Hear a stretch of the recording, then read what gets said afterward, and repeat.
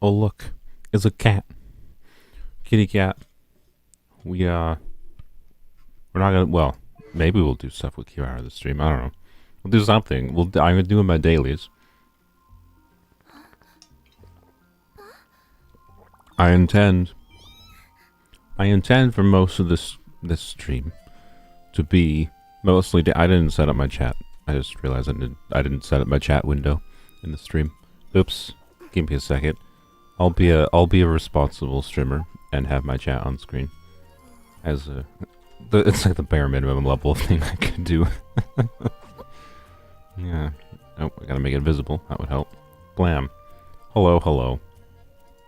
Welcome. It's a cat stream. Not really. It's actually a unit. So yeah, anyway, the I'm sorry is like, I wanted to have a weapons only video out today, and I didn't because of combination of underestimating. I should have not done this. Like, I mean, I have enough experience editing my own like live stream footage, but I did it yet again. I underestimated how much freaking time it would take to go through some of my live stream footage to make a weapons only episode, and on top of that, I also did a lot of Zelda yesterday. I played a lot of Zelda and talked about a lot of Zelda with my friends yesterday. So, and I underestimated how much time that would take to finish the game. So, meow. Anyways, I'm sorry. So, you know what? The person that asked in my Star Reel video to do some more unit reviews, you're welcome. That's what this stream is for. So, whatever, well, Yang can Star Reel me. So anyways, point is, if you want to me to review your units, I will do that today on the stream. Hopefully as many as possible. I'm gonna get my dailies done with, because if I don't do my dailies, the world will fall apart. No, not really, but I would like to get them done. We'll let people join, and then I'll switch into unit reviews. Part of how I want to do this a little bit differently, by the way. If so, I have NA and EU accounts. If you guys have, you know, NA or EU accounts, I would like to like join your world if possible. We don't have to be clear. I can just, you know, look it up on enka.network or in the in-game menu and not go into your world or anything. The reason I suggest going into your world is because part of my idea for how to do this a little bit, if I'm doing like a unit review focused stream, is if you're available, I can jump in your world and, you know, maybe use some characters if I happen to have the characters built. But maybe I can like show you some things we could try, right?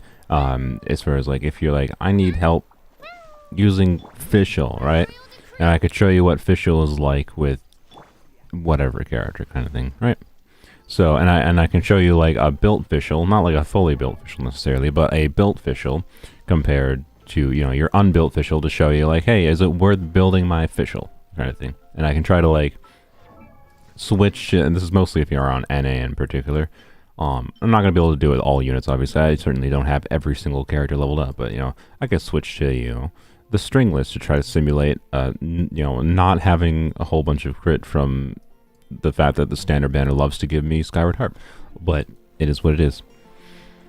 Anyways, so it should be interesting. I don't know if this is a format I'll do in the future for unit reviews, but we'll do it.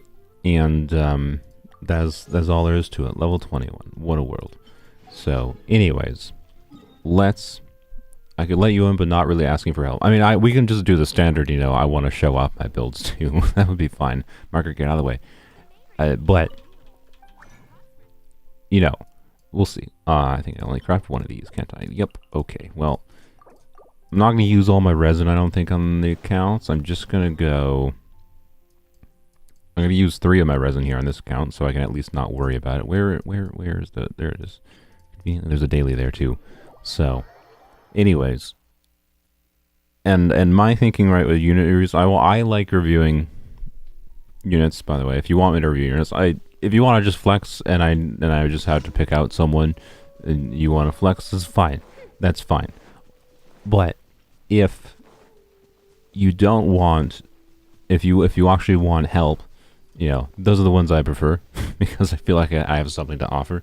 But if you just want to flex, you know, your 9 out of 10 Yae Miko build and you don't mind me trashing on it for being 9 out of 10 instead of 10 out of 10, I can gladly do that. So, you know, I am more than happy to do that. I just think, like, as far as content goes, I have, like, it's more valuable to talk about things that actually need the help, the people that actually need the help, rather than just like, oh, look at my cracked build, right? But, anyways, blam, blam, blam. There we go. Yeah, let me finish my dailies here, and then I'll finish my dailies. Make sure I have my resin unused, and I don't mind trashing my Ganyu. Yeah, let's do it. Finish my dailies here, and then we're going to. I need to do dailies on multiple accounts, of course, but I hate this slave line. Can you get freaking shield? Wow, I can't speak. I cannot speak today. This is what happens when I wake up too late. Anyway, so dailies.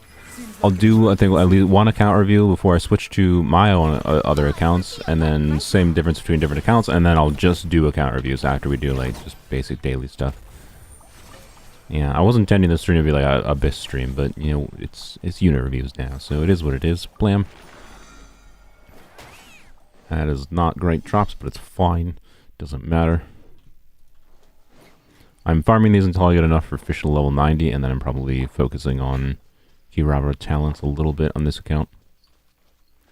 You need some help with your Miko because damage is looking low. You know what, Jivy DX10? And okay, you know what? I'm gonna do 2. I'm gonna do 2 to start. Actually, you know what? I'm gonna do more than I said. This is supposed to be a review stream, which means I'm gonna do more. All right, it's gonna take me a long time to do dailies on all my accounts. I should really have logged in at least condensed resin, because now I'm just gonna waste resin today. It's fine. So you know what? Adiz and Jivy DXN. I'm gonna do your Yae Mikos first, because let's start with something simple for me. We'll start with something simple for me. Can I get electro? There we go. Okay. Blam. Darn it. Yeah, I killed it. I was hoping Kirara would kill it, but I didn't see it. Sad. Okay. Do that. And do one more. Can I get not minimum heroes wits, please? Game. So anyways, by the way, just maybe I should have set up some kind of like pre-programmed thing for this. If you want to put your UID in the YouTube chat, you will have to like put like UID and then put the numbers or something. If you just type in the numbers, YouTube tends to detect that as like just some kind of bot spamming phone numbers or something. I don't know. And it doesn't work. So you're gonna have to put your UID in and then, or type in something and then put like UID with that. Is basically how you gotta do it. No, everything's just okay.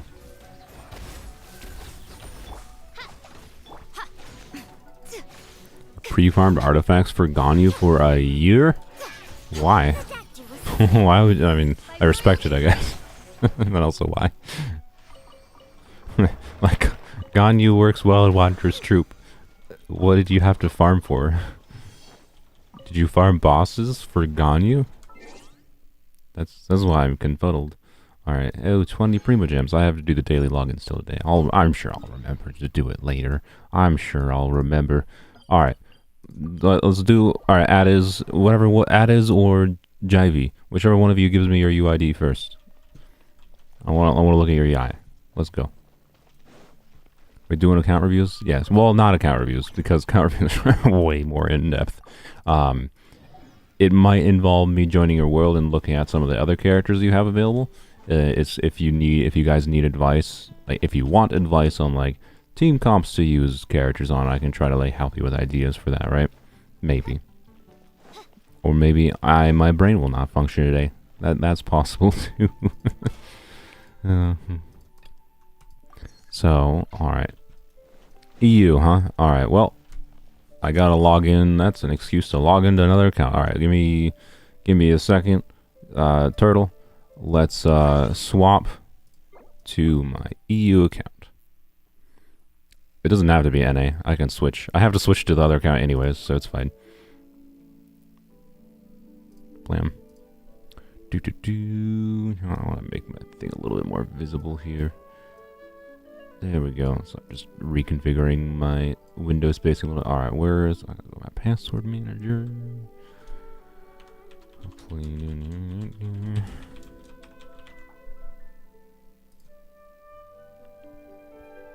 It's my opinion on Kaching.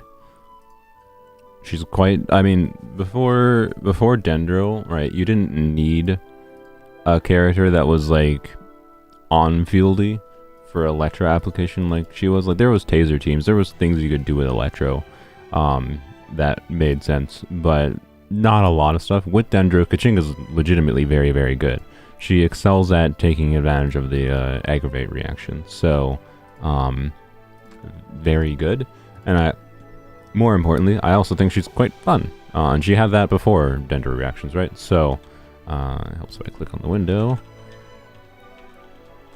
I quite like Kaching, and she's relatively flexible. Stats she can have, she's somewhat EI as far as like building goes. She works well with, like, likes EM, likes attack, obviously likes crit, you know, so, and yeah. No Pyro Goblet Hu Tao. Cloudy, I think I have some advice for your Hu Tao. Get a Pyro Goblet. Yeah, Hu Tao really wants a Pyro Goblet. I'm pretty sure Hu Tao with a Pyro Goblet. I forgot to switch the frick. It's okay, it's fine. I went into the NA account again. Give me a second. I gotta log back out. Which I guess that I'm logging in all. May as well condense my resin. Give me a second. Deal with the third a little bit longer. Got some ideas for a team for Dia. You lost your 50-50 for her. Oh boy. Let me go to the crafting table real quick, and I'll switch to the EU account. I'm gonna have to scroll all the frick way back up for the add is UID. Anyways, I'm gonna have to find a better way to do this. Sure. And this is the thing. I did this on a whim. I didn't set up any bots for this to make this organized, so I apologize. This is gonna be chaotic, and I apologize if anyone wants me to look at stuff that I don't get to. All right. There we go. Crafted resin on this account, so I can not worry about this account for a while. And now go to the EU account. All right, there we go. Sorry, par for the delay. Turtle, go away. Okay. Yeah, I'm pretty sure Hu Tao, the Pyro Goblet, is one of those things where, like, even a bad Pyro Goblet is probably better than any other goblet option for Hu Tao. I'm pretty sure, but I haven't done calcs on it. As far as Dia teams go, she's not great. She's not a great character. The only Dia team I've really enjoyed using Dia in is Mono Pyro. I do Bennett, Xiangling, which I would hope you have Bennett and Xiangling, and then Kazuha is I use, and Kazuha is definitely the best. Sucrose is probably a close second, but definitely worse. I'm gonna be joining other people, so I'm not gonna let people into my co-op. Oh frick! God dang! Why? Okay, it's fine. It's fine. I'm just gonna craft 3. Just craft 3. It'll be fine. All right. Okay. Let's go to Addis. All right. You just got Yae, so she needs some improvement. All right. Sweet. That's actually a good. This is a good one. I like starting with this kind of one. Because, yeah, if you just got a character, and particularly if you're just wishing for Kirara or something, and then you got a Yae, and you're like, I don't know how to build this character, I think that's kind of what I like to do. All right, YouTube says this would be a good time to insert ads. I disagree. If I got more actual relevant value out of ads in live streams, maybe I would. But anyways, you're welcome for having no ads in my live streams. If you feel like supporting me, just donate or something, either through Ko-Fi or Super Chat. If you Super Chat me, I will definitely look at your units.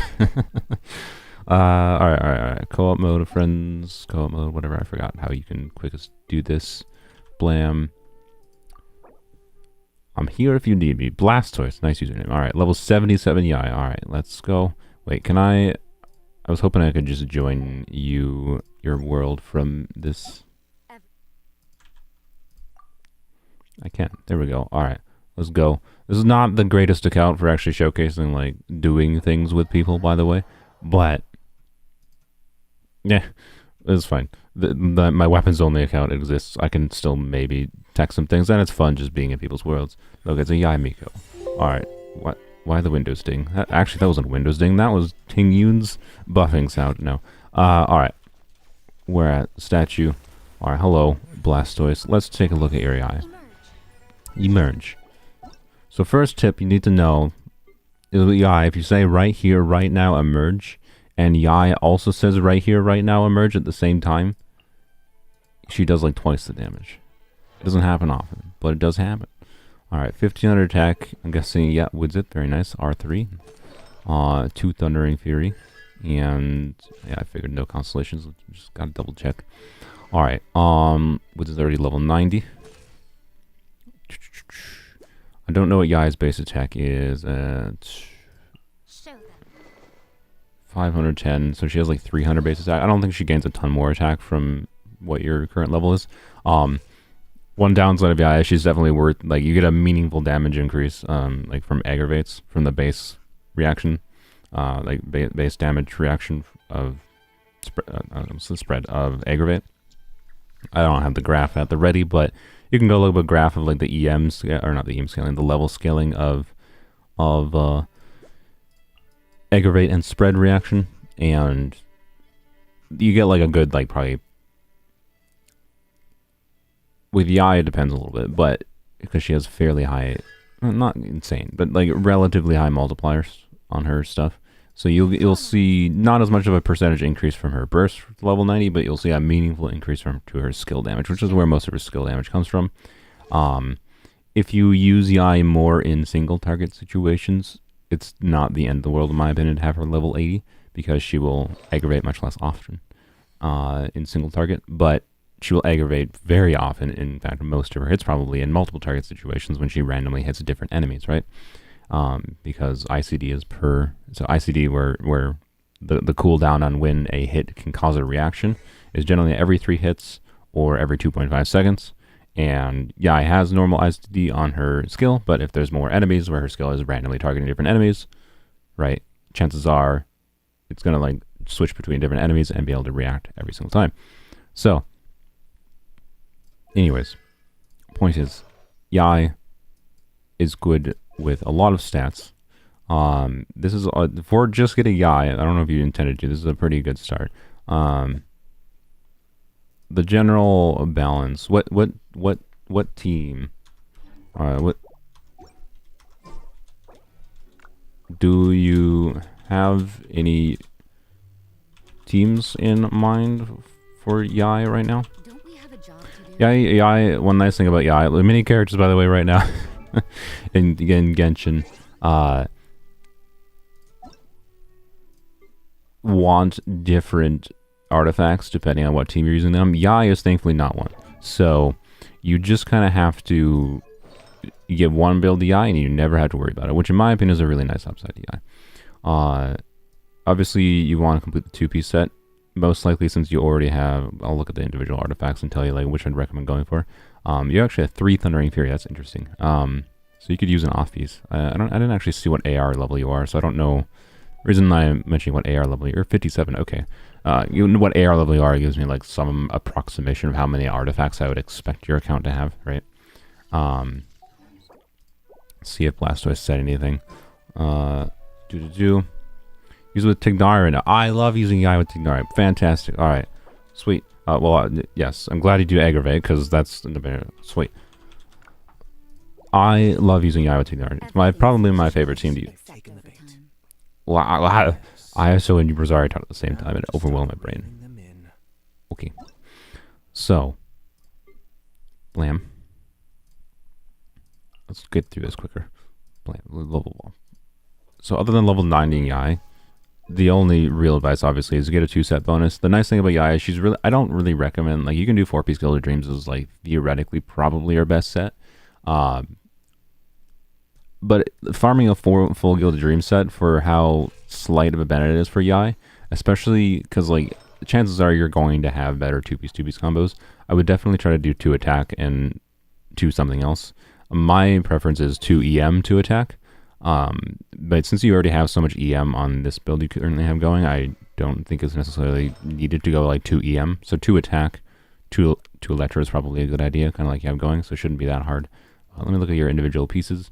That is quite good. That, I mean, being that you can use an off piece, you don't need 3 Thundering Fury pieces. This piece, I would imagine at AR-57 you have a better piece that could be used. That is very high stat value, but a little bit low in crit rate. I think we're seeing why you're low in crit rate. Go figure. I assume this is a crit rate circlet. This is a very good crit rate circlet. One thing with ER, it's kind of interesting on Yae. On a Yae and Tignari team, it depends what you're doing with Yae and Tignari. So you have like a couple options, right? You have, I don't have Fischl in this account. With Yae and Tignari, that core there is strong. My preferred Yae Tignari team is, I usually use Kuki on Deepwood Memories so that she can shred Dender resistance for Tignari's damage, which is definitely necessary. And then I use Kazuha for Swirly Whirlies. Although Sucrose is arguably better, like a C0 Kazuha versus a Sucrose is probably better on a Yae Tignari team because Sucrose's EM buff can benefit Tignari and Yae at the same time while also doing VV Shred for Electro. I use Kuki because I like having the healing. If you want a higher damage potential though, like you could do a Fischl Yae team, right? And Fischl and Yae together work really well together and does quite a lot of damage.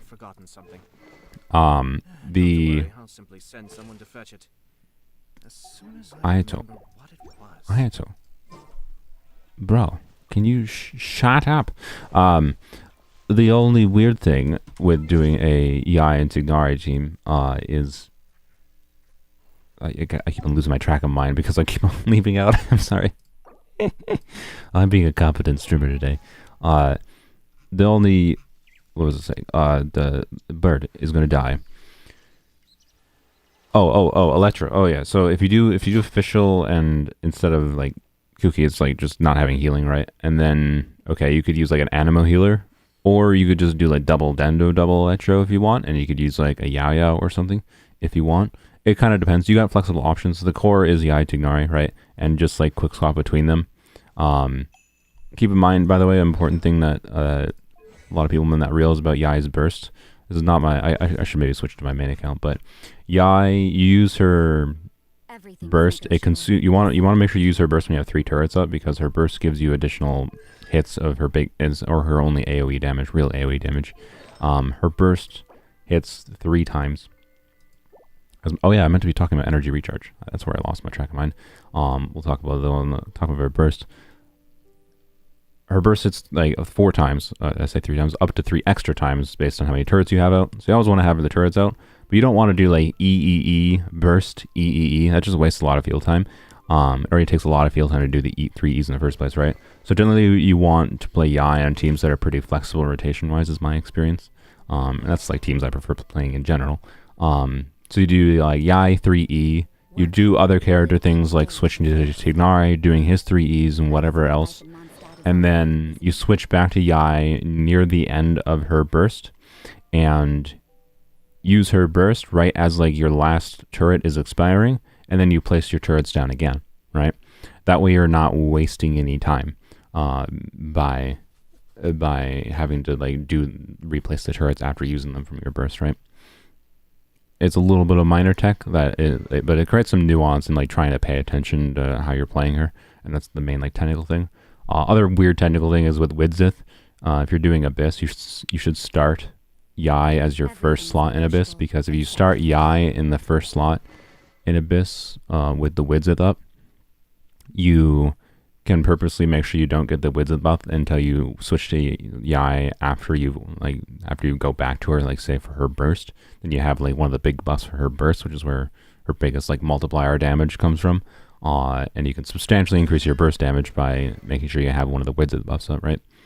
And so you can put Yae in the first slot of your team in Abyss with Widzith specifically. That's another minor little tech thing. I don't usually use that, but anyways, I'm sorry for not getting my weapons only video out today. So Yae is flexible. As far as energy recharge goes, the reason I was bringing up the whole official thing is official's an extraordinarily good battery. And even with Yae's like 90 energy cost, she's not very energy hungry with official. But having a few ER substats is good. She also has a very high cooldown, like a 30-second cooldown on her burst. So depending on how the team rotates, you're not going to like burst every rotation. But also, like, again, Yae Tignara teams is more just like keep on doing the things as they're available and less than doing specific rotations, right? So it's just like use your burst as it's available kind of thing. And just make sure you time it well with your turrets, and that's kind of all you need to do. So energy recharge isn't useless is my point. But I also have, generally speaking, considered it mostly dead. Because if you're not using Yae with official, to be honest, you are only at most going to like get her burst every other rotation, and I tend to mostly just save it situationally when I see enemies grouped up enough. I'm like, alright, let's see if I can switch to my burst, use it now to try to nuke them down, kind of thing, when they have a little bit of left, a little bit of health left, kind of thing, right? So, the reason this is so in-depth, by the way, is because I'm very used to using Yae. I've used this character for like a year. I probably will not have this in-depth of commentary on certain other units. So, anyways, as far as your specific build goes, point is, you can sacrifice some ER. Probably. That's basically what I'm saying.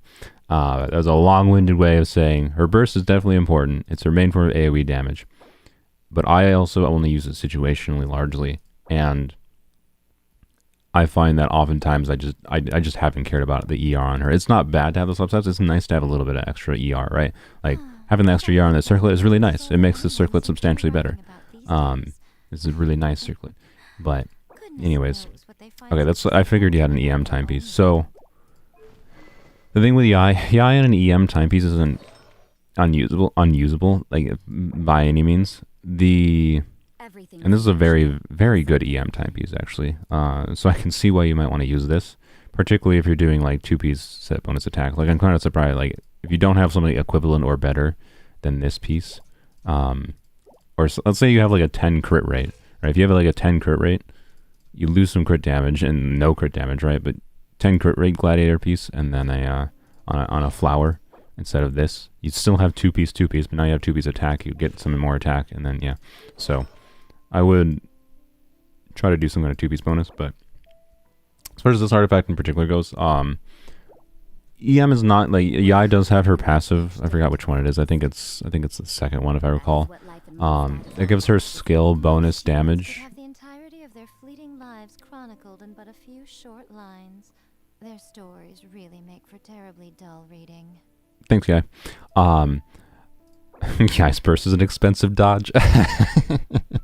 I mean, yeah, I've certainly used characters' bursts for iframing before. I understand. But yeah, the thing with Yae and EM is, right, back to the thing I mentioned where like you do like EE, you do right here, right now, emerge with Yae, and right here, right now. Oh, you almost did it, Yae. You do the right now, right here, emerge with Yae, right? Let's say like I'm the enemy and Yae's are targeting me. It's only one target, right? You have the thing where it's not going to react every time because there's ICD, there's internal cooldown on how often it'll actually apply electro to my character. If it's not applying electro, it's not going to react, right? So if Yae's turrets are targeting me, zap, zap, it'll do, zap, zap, zap. Only one of those are going to react, which means the other two, the two that didn't react, those 2 hits that didn't react, right? 2 out of 3 of those hits that didn't react are going to only basically be attack scaling, right? And the only addition, and therefore the only benefit you get from those non-reacted hits from Elemental Mastery as a stat on your Yae is from her passive, which is not like, it doesn't insanely increase it. It's like a nice upside. EM timepiece isn't unusable, but in single target situations, it's definitely worse. It's worse than attack percent. And chances are, I would hope you have, if you have that good of an EM timepiece at AR-57, I would hope you have a AR or an AR, some kind of good attack percent timepiece, right? Is my thinking. Like, it doesn't have to be insane. I have like a 30 CV attack percent timepiece in my Yae. I'm not saying it has to be 40 CV, but like something similar-ish to the one you currently have, right, on your Yae, is probably going to be an upgrade. and it increase and when with Tignari Yae are more single target focused in the first place anyways too, so again, it makes more sense to have attack percent, and attack percent is not that much worse in aggravate situations. So the only benefit is basically EM will give you higher aggravates and can outperform in multi-target situations if Yae is, you know, reacting a lot more with her bolts, right? If every single hit is getting a reaction on Yae's turrets, then EM is better. But for flexibility and not having to worry about it, I just recommend attack percent, right? And it's not that much of a downgrade for EM versus attack percent. You have a Thundering Fury attack timepiece. I mean, you don't need to do Fire Thundering Fury. There's like, no, I mean, okay, technically, 4 Thundering Fury is better than 2-piece and no 2-piece. Like, you do get bonus aggravate damage. There's just no reason to do 4 Thundering Fury for the skill cooldown reduction specifically. But you do get the aggravate damage bonus. I think it's like, what, 20%? And I believe it's an additive bonus, so a 20% additive bonus, yeah, a damage bonus conferred by aggravate is increased by 20%. I'd have to double check. I'm actually not sure if this bonus is additive or not. Point is, additive bonuses are not that amazing. That's relatively small, but it's not nothing. It would be better than doing 2-piece, no piece. You don't have any no other attack timepieces like at all. Not even like 20 CV. Like one thing with artifacts, right? Plus some EM or whatever other stats. Because like, if you have like a 20 crit value piece, right, and it has like 20 crit value and 60 EM, that's an extraordinarily good piece. So, yes, you do be other DPSs needed. Yes, that eternal issue of Genshin. Okay, yeah. So EM is fine. I would recommend attack, particularly in single target situations. Like if you're using Yae Tignar together and you're using her against a boss, attack is just better, right? So you switch to the attack one. I can check it out, yeah. Yeah, and then just try to like maximize your EM and substats. EM and attack percent substats, right? Is kind of all it comes down to. Other than that, and honestly, I think that's kind of all I have to say about your Yae. I don't think I actually looked at the goblet, by the way, and the timepiece is not changed because it takes a while for Genshin to update. But regardless of what it is, it depends. It depends on how much worse it is. The fact that you do get some amount of bonus from the Thundering Fury 4-piece set for bonus damage, even if the skill cooldown reduction doesn't matter for Yae, is good.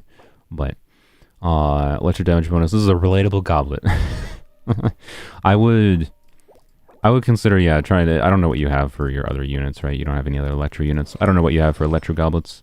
I would consider using a off-piece goblet or flower with your existing build, and then trying to go to attack. Basically, because you have this good circlet, and Emblem of Sever Fate is forever the best domain in the game, I would recommend farming Shimenawas. And then if you get like a good Shimenawa's, like just a decent Shimenawa's attack percent timepiece, you're kind of good to go there. And then you can use an off-piece goblet or flower, right?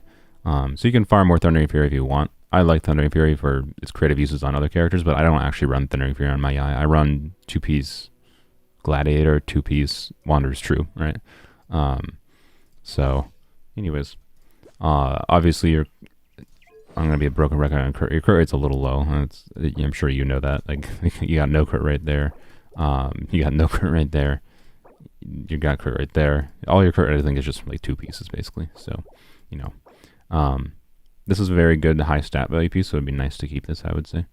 But this is a 4-line. 1, 2 low crit damage rolls, sad, but high EM rolls. It's 2 crit damage rolls, 2 EM rolls. This is a 4-line too. So yeah, this is a very, very good piece. The damage value on this for your Yae is extraordinarily high. It's just unfortunate that like you don't have any other good Thundering Fury piece to pair with it. So like my advice, probably if you're focused on Yae specifically, you already have Shimenawas, would be farm for Shimenawas. You can get, hopefully, you get either a Shimenawa's timepiece or a Shimenawa's feather or a Shimenawa's goblet to do 2-piece Shimenawas, and then you can strongbox for like the last 2-piece, right? or for trying to like improve your flower on Thundering Fury, right? It theoretically shouldn't take you that long to get a little bit more of a better Thundering Fury flower, right? Kind of thing, especially if you're strong boxing for it. Ayato and Tignar have your best artifacts. That's fair. So, anyways, EM is completely usable for timepiece on Yae. It's not unusable. It's just the value goes down and is definitely worse when you're in single target situations. For like versatility's sake, I definitely just recommend attack percent timepiece. But if it's what you got, it's not a bad option at the very least. So that's something. It's at least usable, and it's a very good artifact too. So it's nice to be able to get used to it. So I don't blame you. It's just when you're not in AoE situations, which this current Abyss cycle is very AoE. It has both single target and very AoE, so like this is actually an Abyss cycle where it kind of makes sense. So, and then as far as teammates with Yae and Tignar, it's just whoever you want. Fischl can make it easier to burst every rotation and whatnot. So, I mean, just because of Fischl's insane energy generation and her off-field performance, but it's just determination whether you want any other sources of damage or healing, like Kuki or whatever. I like using Kuki instead, just because the healing is nice, and she's decent at having Deepwood memories.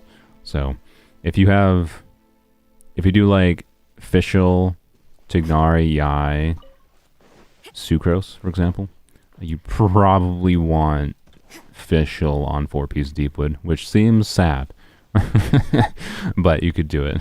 You would just put your DPS oriented Deepwood memories pieces on Fischl would be the idea. But anyways, I don't know. I think that's all I got. I talked way more than I thought about Yae. Alright. Thank you. Any last questions?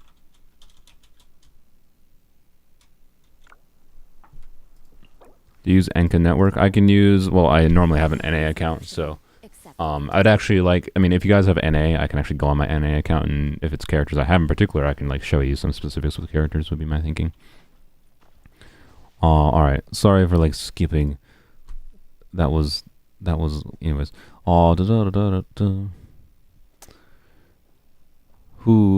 you get a review? I mean, if you want for sure for me to review you, because there's a lot of people asking, I will definitely review anyone that super chats, because that's just a simple way. Otherwise, I'm just going to scroll through the chat here, and any of them that catch my interest, I will review. So probably not another Yae, because I spent 20 minutes talking about Yae. Should I farm for her now, or should I level her to 90? I mean, I'd say first level 90 is the biggest and easiest improvement. Talent level matter too. Talents matter too, of course. I triple crowned Yae. You don't need to triple crown your Yae, but she does gain a meaningful amount of increased damage from her talents, I would say. I would not necessarily say it's necessary to go past level 8, but you do get a noticeable increase. And then after doing level 90 and talents to whatever degree you want talents, I would just farm. Then I would recommend just farming more Shimes for her after. Thanks for watching. And yeah, enjoy your Yae. She is probably, I literally think I've used, well, okay. No, I haven't technically used her in every Abyss, because I've always taken like weird teams to Abyss and not necessarily always use Yae. But almost every single Abyss I have used Yae in since I got her, including when she wasn't like as meta with Dendro or whatever. So I quite like Yae. She's not perfect, she has flaws, but she's nuanced, and I don't know. She's in a fairly healthy state of like a character you can get a meaningful amount of value out of if you like her, but you don't have to feel very pressured to pull for her, because she's not like that incredibly amazing, right? Which I think is a good state for a character to be in. I don't think anyone needs a crown. Crowning like, I love this character. Yeah, I agree. Honestly, I'm of the opinion that this is slightly changing when they're doing miserable abysses like this one, where shaving off literally a few seconds by having your talents a little higher might matter. But amount of time it takes to, and resin it takes to get like talents, and you know, resin being like Mora, and the talent material costs and the like material farming, that doesn't cost anything other than just your time. It doesn't cost any real world time. You can just farm the bosses or the enemies, which is not that bad in my opinion. But leveling anything past level 8, in my opinion, is generally speaking not super necessary. But yeah, of course you can repost your UID. So, anyways, if you want to make, I'm gonna scroll through some of the chat here, find someone else to join, and let's see. Yeah, I like you know, anything you need help with, I would like to look at. If you just want me to show flex, I could do, you know, we could do flexes, but flexes I'm not gonna spend that much time talking about. All right, let's see.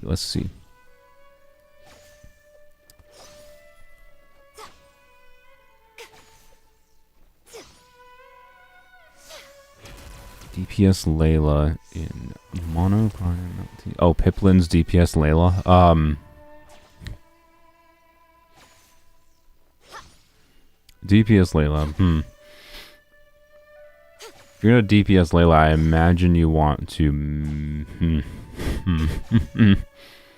probably melt, right? So it's mostly just like stack as much crit stats, get some EM. I think she has normal ICD, and she doesn't start firing her stuff on her skill until you like build up stacks of it with other character skills. So it's a little bit weird. I don't know enough about Layla to comment on a lot of the nuances of it, other than like playing her in some kind of, you're using like Layla in like the melt core instead of like you use Rosaria. You're slotting in Layla in those melt teams, right? So Piplin, that's my advice. I'm saying this because I'm interested in looking at it, but I think I'm gonna try to look at other people's, particularly because I think I've seen Piplin stuff before. What? Anyway, unit review is more like Yae guide. Yeah, I'm sorry. I like Yae. Anyways. Alright. Is it just EU accounts? No, I can switch between NA and EU. Alright. Okay. Let's... Oh, someone just... Well, there we go. Hu Tao and Ganyu that you're very proud of. Alright, Tomas. Fine, we'll do Tomas quick. I think Tomas is probably just flexing, but let's see. You know what? Flexing is easy because it's fast. Let's go. Oh, I have to leave. Whoops. And then I think I'm going to look at, I'm interested in seeing, I think someone asked a question about Ayaka. I think I saw multiple people ask about Ayaka.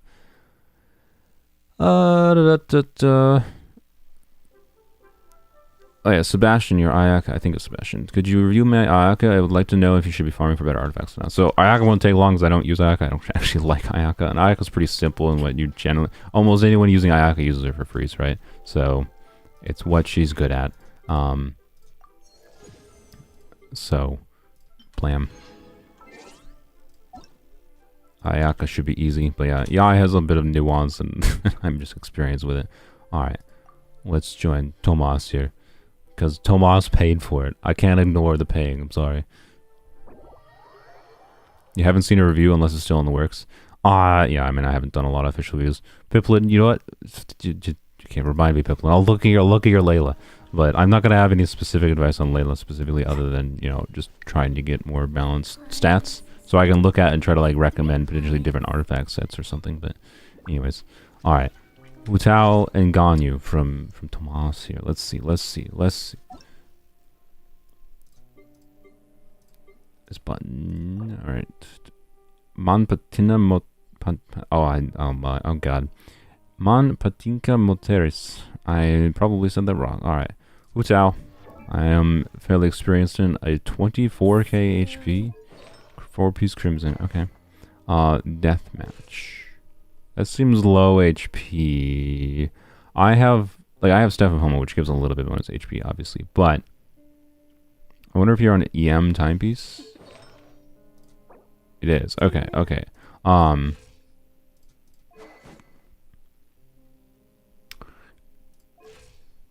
EM timepiece on Hu Tao.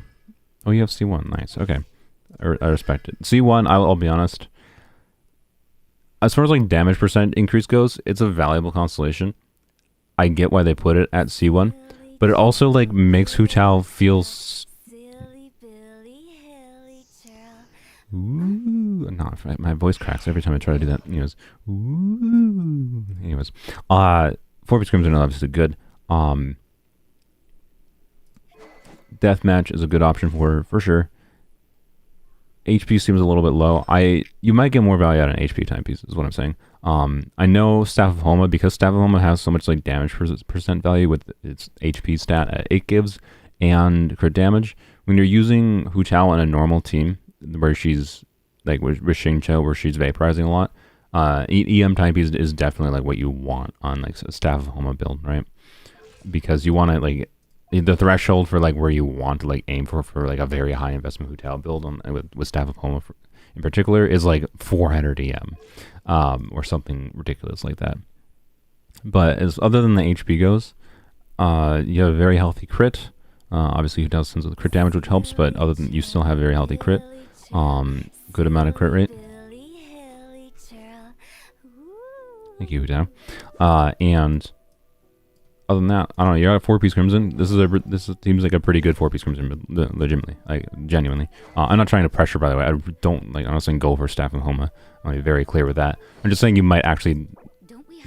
This is not a bad EM timepiece because EM timepieces are pain, but you might actually get more value out of an HP timepiece, and this just might be what you have. You have an onset. Is this 5-piece Crimson also? What is going on? Why do you have 5-piece Crimson? Is this just a flex? Is this just a 5-piece Crimson? Oh my god. Okay, screw you. No crit on this. That makes yeah. Okay, that's fine. I mean, honestly, you still have 70% crit. It's not the end of the world. Honestly, for your build, I wouldn't even recommend Staff of Homa because you'd have to refarm so many things. Staff of Homa on Hu Tao is such a pain in the ass because she needs so many crit rate substats. Like, she needs a crit rate circlet and then a whack ton of crit rate substats so they get a balanced build. So anyways, this is actually a really good timepiece, I'd say, being that you're getting a lot of the crit rate you need from... It's not the end of the world, right? To not have any crit rate. When you have a healthy crit rate. Wouldn't be bad to have more, but it's certainly not the worst Hu Tao I've seen, I don't think. So this is better than I would say many people would give it credit for, even if like some people might say it's copium, in my opinion. Assuming you are playing Hu Tao on a team where she reacts a lot, right?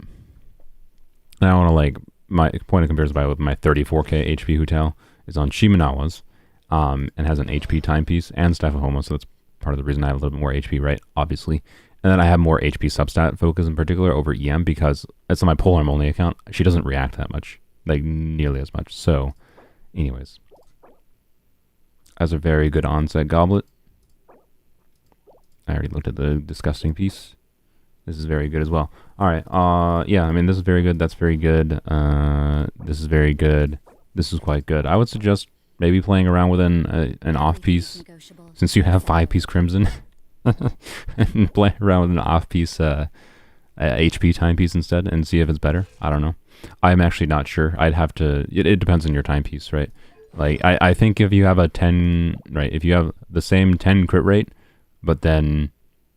I don't know, let's say you have a 40 CV. Like, it's very possible. Like, I've gotten 5 million... I don't know what AR you are. I've certainly gotten... You're only 56. Okay. There's a good chance you might not have a good HP timepiece. You just might have never gotten one. But if you happen to have gotten a good HP timepiece to use an off piece, you have the option testing it. So, yeah.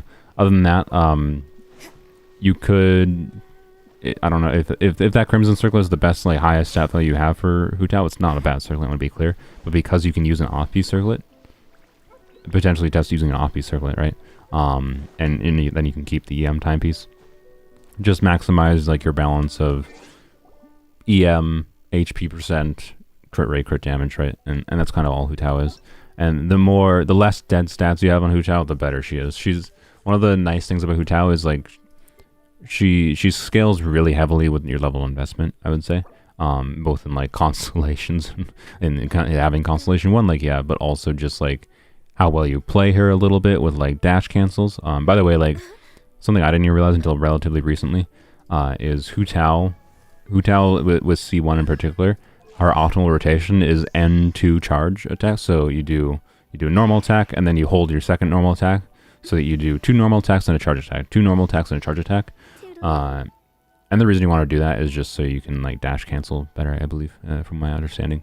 So I don't usually bother with it that much, but yeah.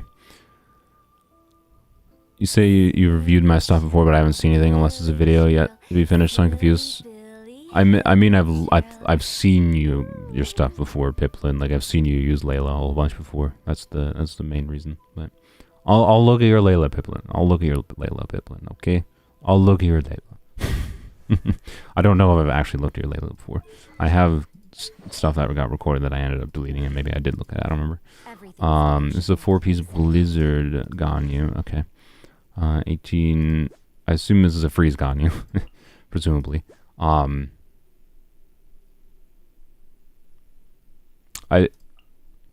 I'm not sure what Ganyu needs in like a normal average freeze team for ER, but I'm pretty sure Ganyu wants to burst up in a freeze team. So it's possible. Aqua. I thought this was almost for a second. I forgot. Man, Aqua looks so freaking good in Ganyu. Why does Aqua look so good? God dang. This is a really good Ganyu build. I think that's all. For a Blizzard Stray, it's a very, very strong Ganyu build. Looks like you have... That's pretty good. Don't we have a job to do? Yep, pretty good. I mean, very good, obviously. It's just... Crit damage. Yep, we have way more crit rate subsets than I expected. But I guess that's not that surprising. You were at 38. Crit damage, attack percent. That's actually kind of... Because you have so much crit rate in your other stats, you actually... Crit rate would be basically a dead stat in your circle at this point, so it's actually not bad. And cryo damage, well, that's... You... Very strong. Quite good, like a very good timepiece. Very good. Relatable. I like it. It's not bad, actually, to be clear. Anyone that poo-poos this, right? So you have crit damage, you have 2 attack rolls, and like the attack is better than the crit rate in this build. And then the EM is not that useful in this build because you're doing freeze. But the flat attack, right? The flat attack is probably equivalent to something like... This is probably at least another 2 attack percent rolls. It's probably how the math works out. We can actually just check real quick, right? So people undervalue, I think, sometimes the fact that like a flat. The reason I'm pointing this is like flat attack can be the difference maker between one artifact being better than another artifact option that you have very often, I would say. And oftentimes people treat like flat attack rolls are just dead rolls and you throw them in the trash, right? And they're not. They do something. And like if we look at So the way that, like, just in case anyone's not aware, attack calculation works in Genshin is you have your base attack, which is your character's base attack stat, added to the weapon's base attack. So this is 542 base attack from Aqua Simulacra on top of Ganyu's base attack at whatever level she's at, and that's 877, and that's the number that your attack percent stats are using, right? So 877. I'm going to take an average roll of like an average attack percent roll is a little bit higher than 5%. So this is minimum attack percent rolls, right? This is 2 minimum attack percent rolls, but I'm going to say a 5% attack roll. So 877 times 0.05 is 43 attack. So on Ganyu, and this is with your 5-star weapon, which means characters with a higher base attack and a higher base attack weapon get more value of attack percent relative to flat attack, right? So anyways, a 5% attack roll. So a 5%, if this was attack percent 5%, this would give 43.8 flat attack. Let's actually just check what this is, 0.82. So 877.82. So this attack percent roll is giving your Ganyu 72 flat attack, like exactly 72, which means this flat attack here is almost the same as having another 8, is just under having another 8%, right? Attack. That's not nothing. That is something, right? Like that definitely adds damage that gets scaled up, right, meaningfully from your character's abilities. So, anyways, yeah, the only comment I would have is maybe you need more ER on a freeze Ganyu, but I don't know exactly. She doesn't have a high. I know she has a 60 burst cost, if I recall correctly. It looks like a very, very strong freeze Ganyu. So, yeah.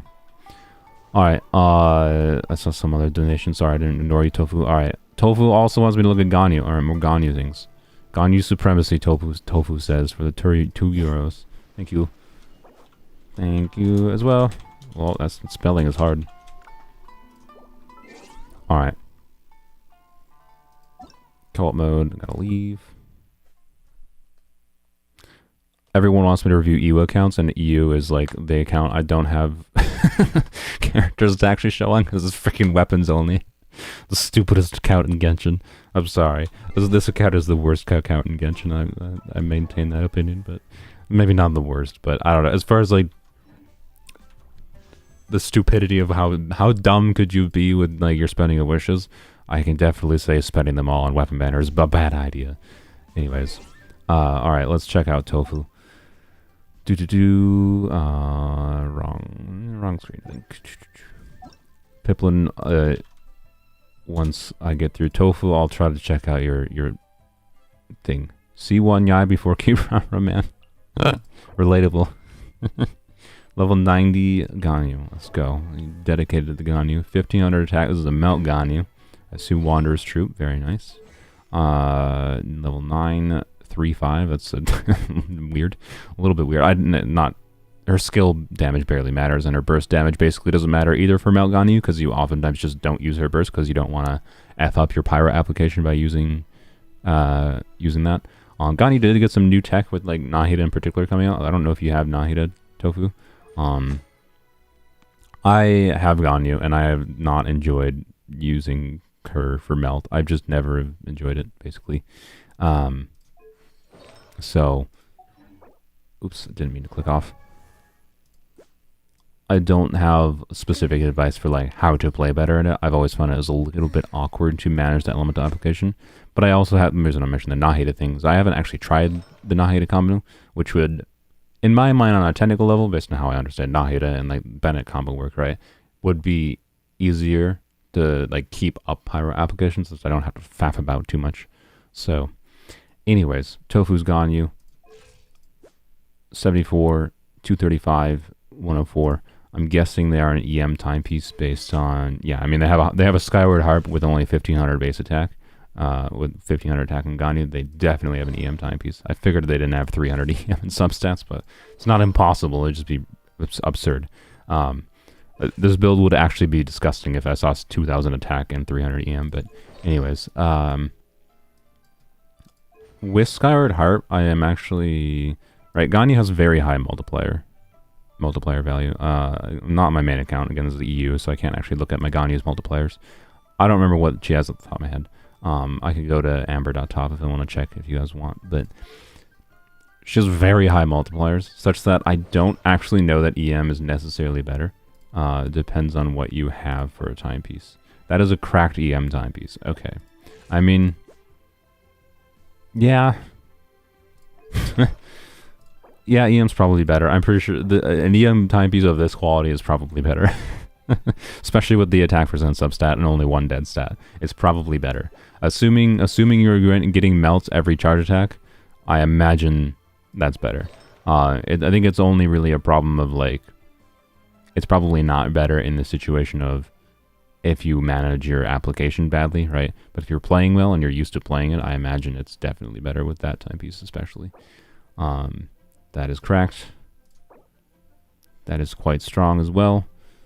Ganyu, by the way, gets, this is Ganyu's base crit rate. I believe she gets a bonus 15% crit rate, if I recall, from one of her passives after you do one charge shot.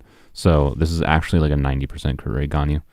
So having no crit damage, point being, or crit rate on this piece is not the end of the world. But this is probably the worst artifact you have, and it being a feather is kind of funny, is what I'd say. That is disgusting. Screw you. I would love that goblet on my account, but it's fine. My lack of any good cryo goblets on my main account is definitely part of the reason I have barely done anything with cryo characters. I don't remember what my cryo goblet is on my Ganyu, honestly, but it hardly matters. That is gross. That is gross. And I thought this was gross.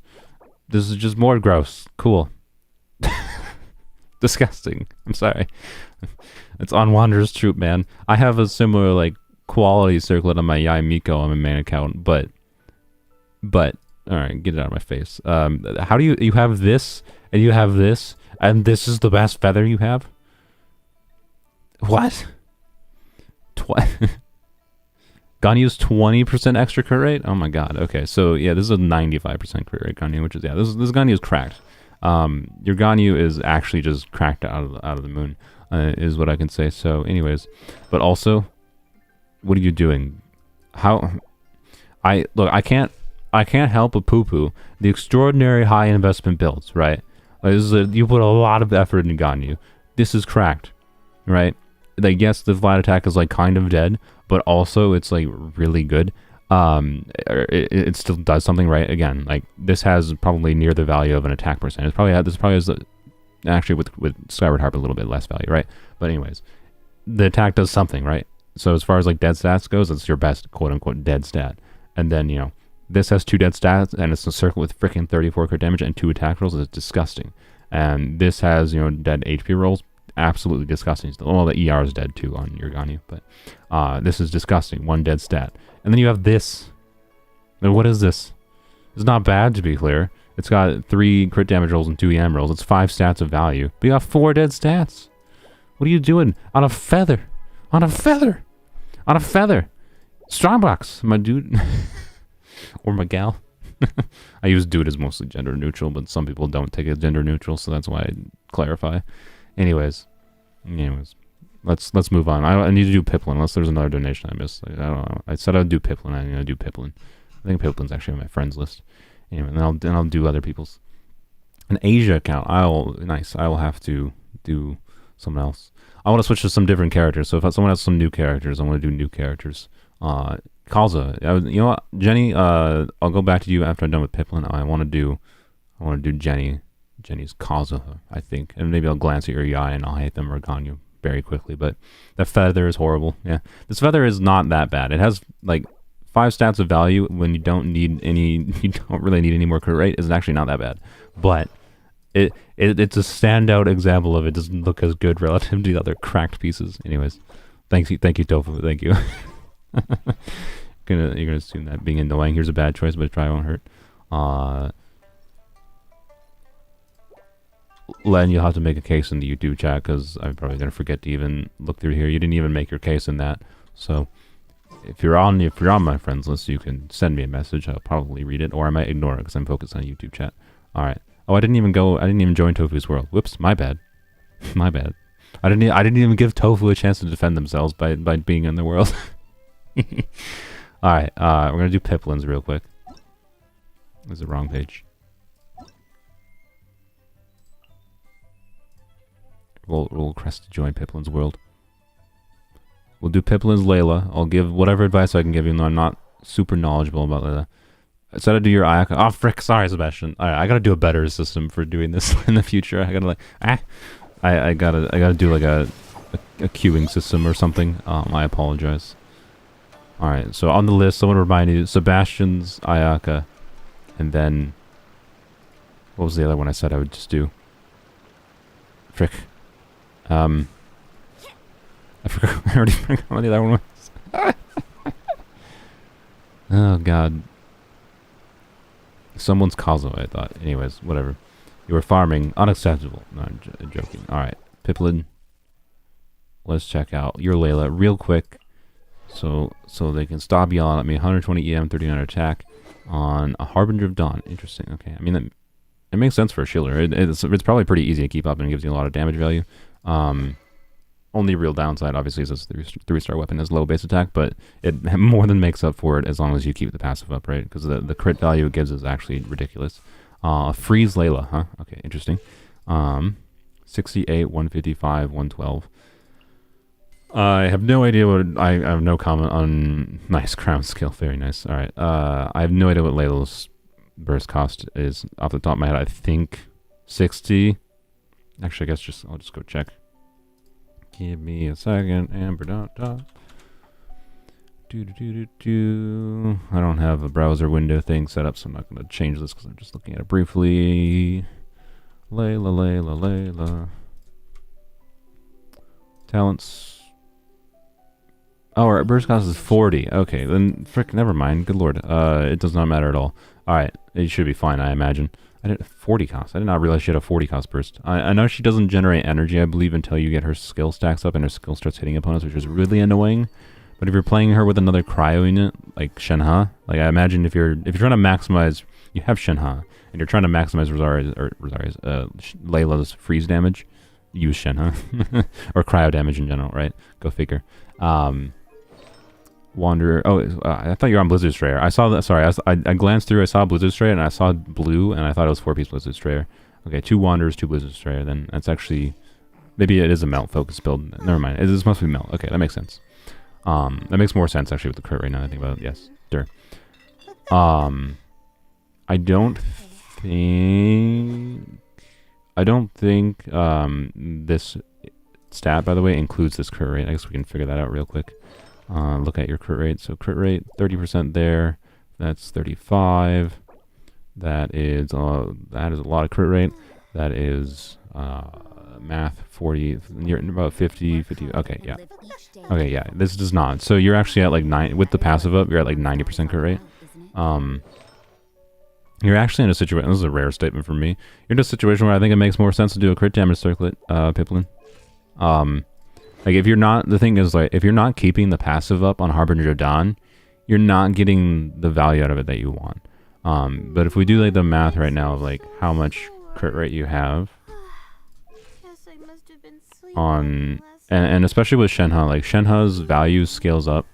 Like you get more value out of Shenhe's buff based on your damage percent stats, and that's most relevant would be like your cryo damage percent, which is hard to get a lot of stats in other than your goblet, and then but you can get it from like Kazuha from external characters, right?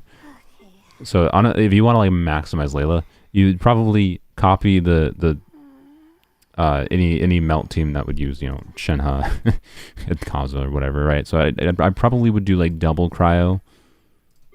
Or would you, oh no, you're doing Shenhe. No shit, dumbass. I'm a dumbass.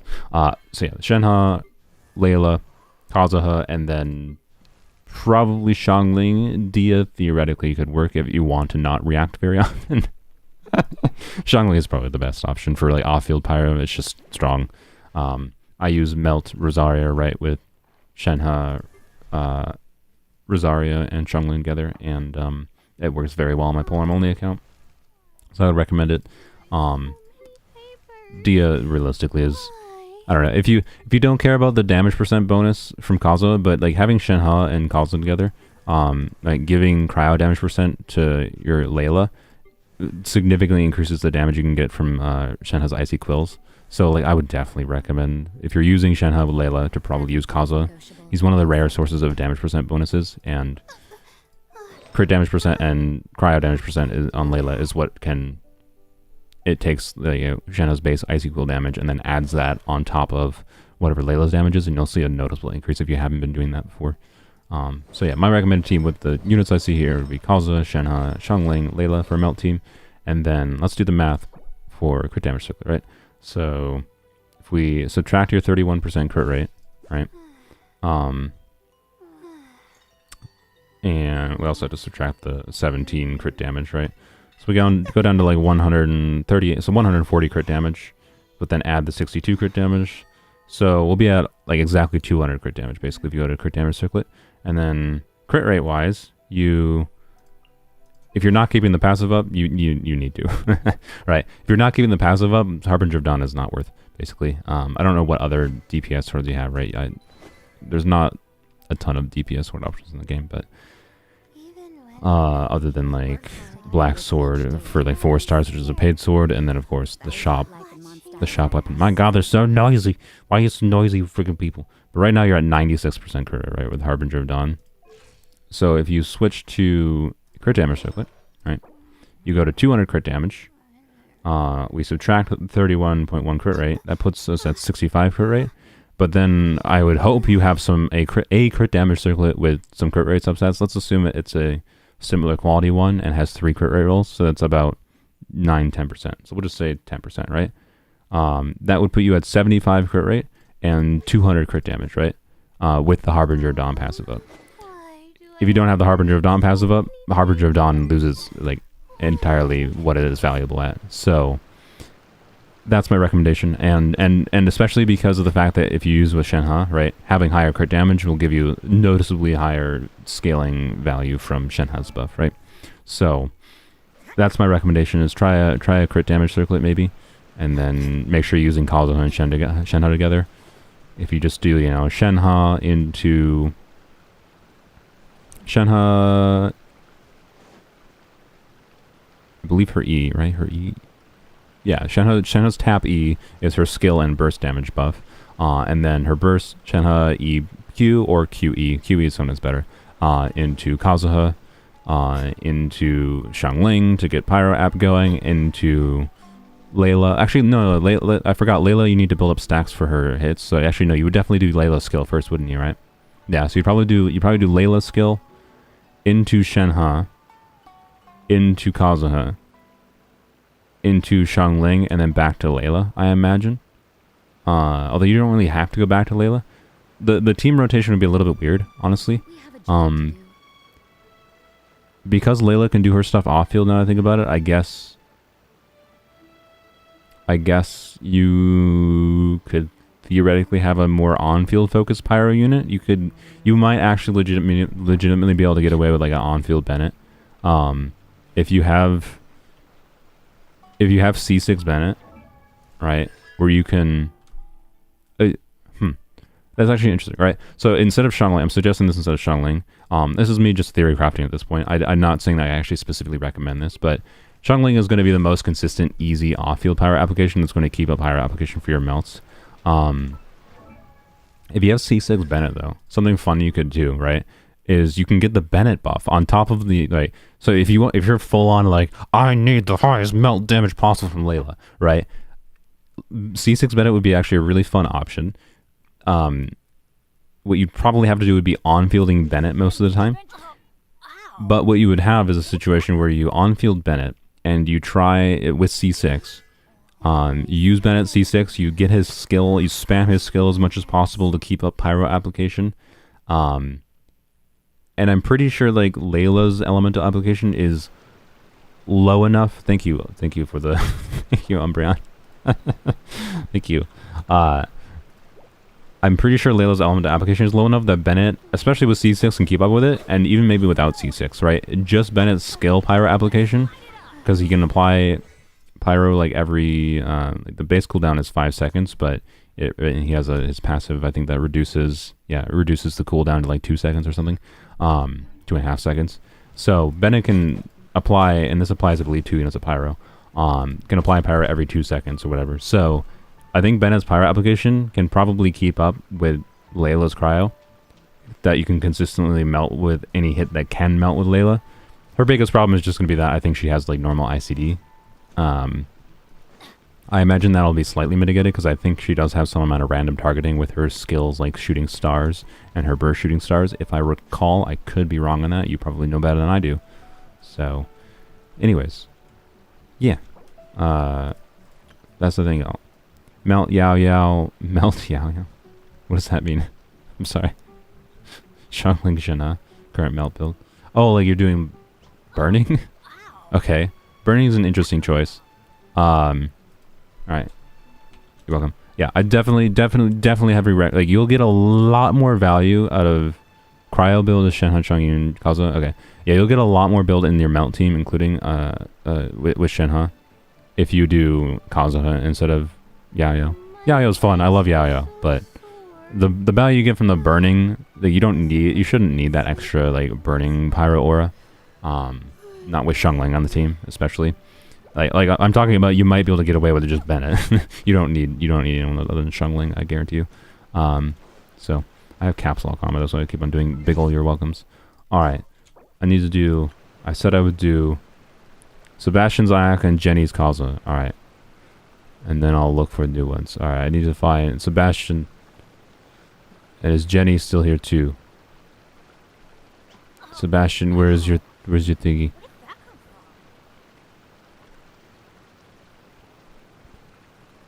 Sebastian, are you still here? I'm sorry.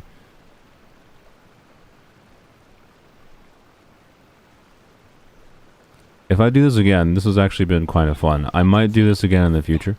I will definitely have to set up a better system for this. I cannot find Sebastian. Hopefully Sebastian comments again. I guess while I wait for Sebastian, I'm gonna open up a notepad, I guess, actually. Here, let me open up a note. I'll create a manual queuing system. And if there we go. If I see Sebastian or Jenny, I don't remember what was Jenny's username. Jenny. So, oh yes, Jenny. Resend your UID. Yeah, I have no idea. I don't have any queuing system. I didn't like copy people's UIDs and put it in a note. I am going to now. So anyone I say I'm going to do, I'm going to copy your UID and then put it in.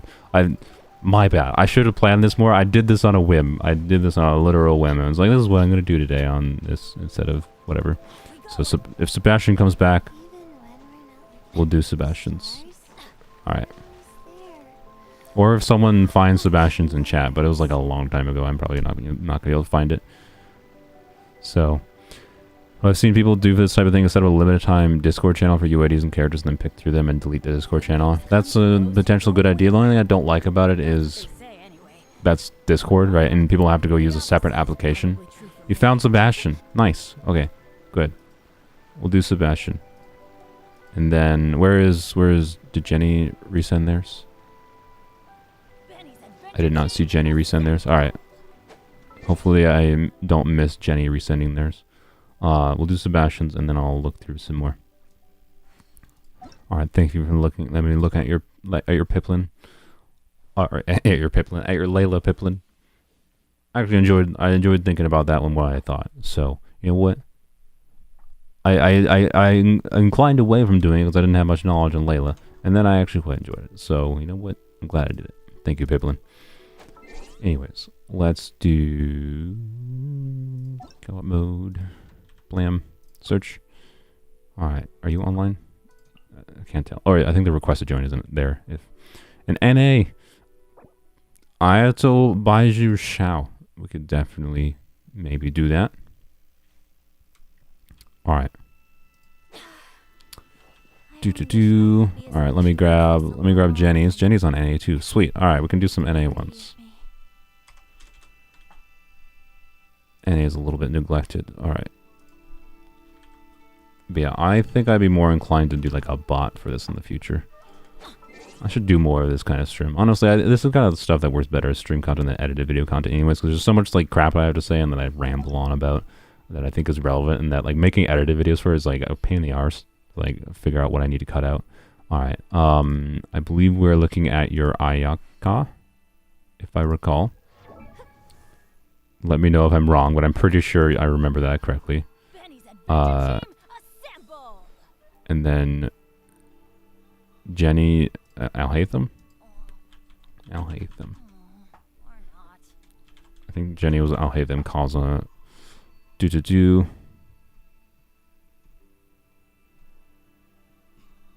Alright. A blade embraces its duty, as a jeweler cherishes their gems. You have a Miss Splitter, I see. Alright, 2k attack, Miss Splitter. 0 EM, that's the ideal amount of EM. Because EM is obviously a dead stat on a Blizzard Strayer, normal build for Zarya. Very nice. Alright, Miss Splitter Gamer. Very nice. So you took the risk and hopefully it paid off and didn't take you 200 summons.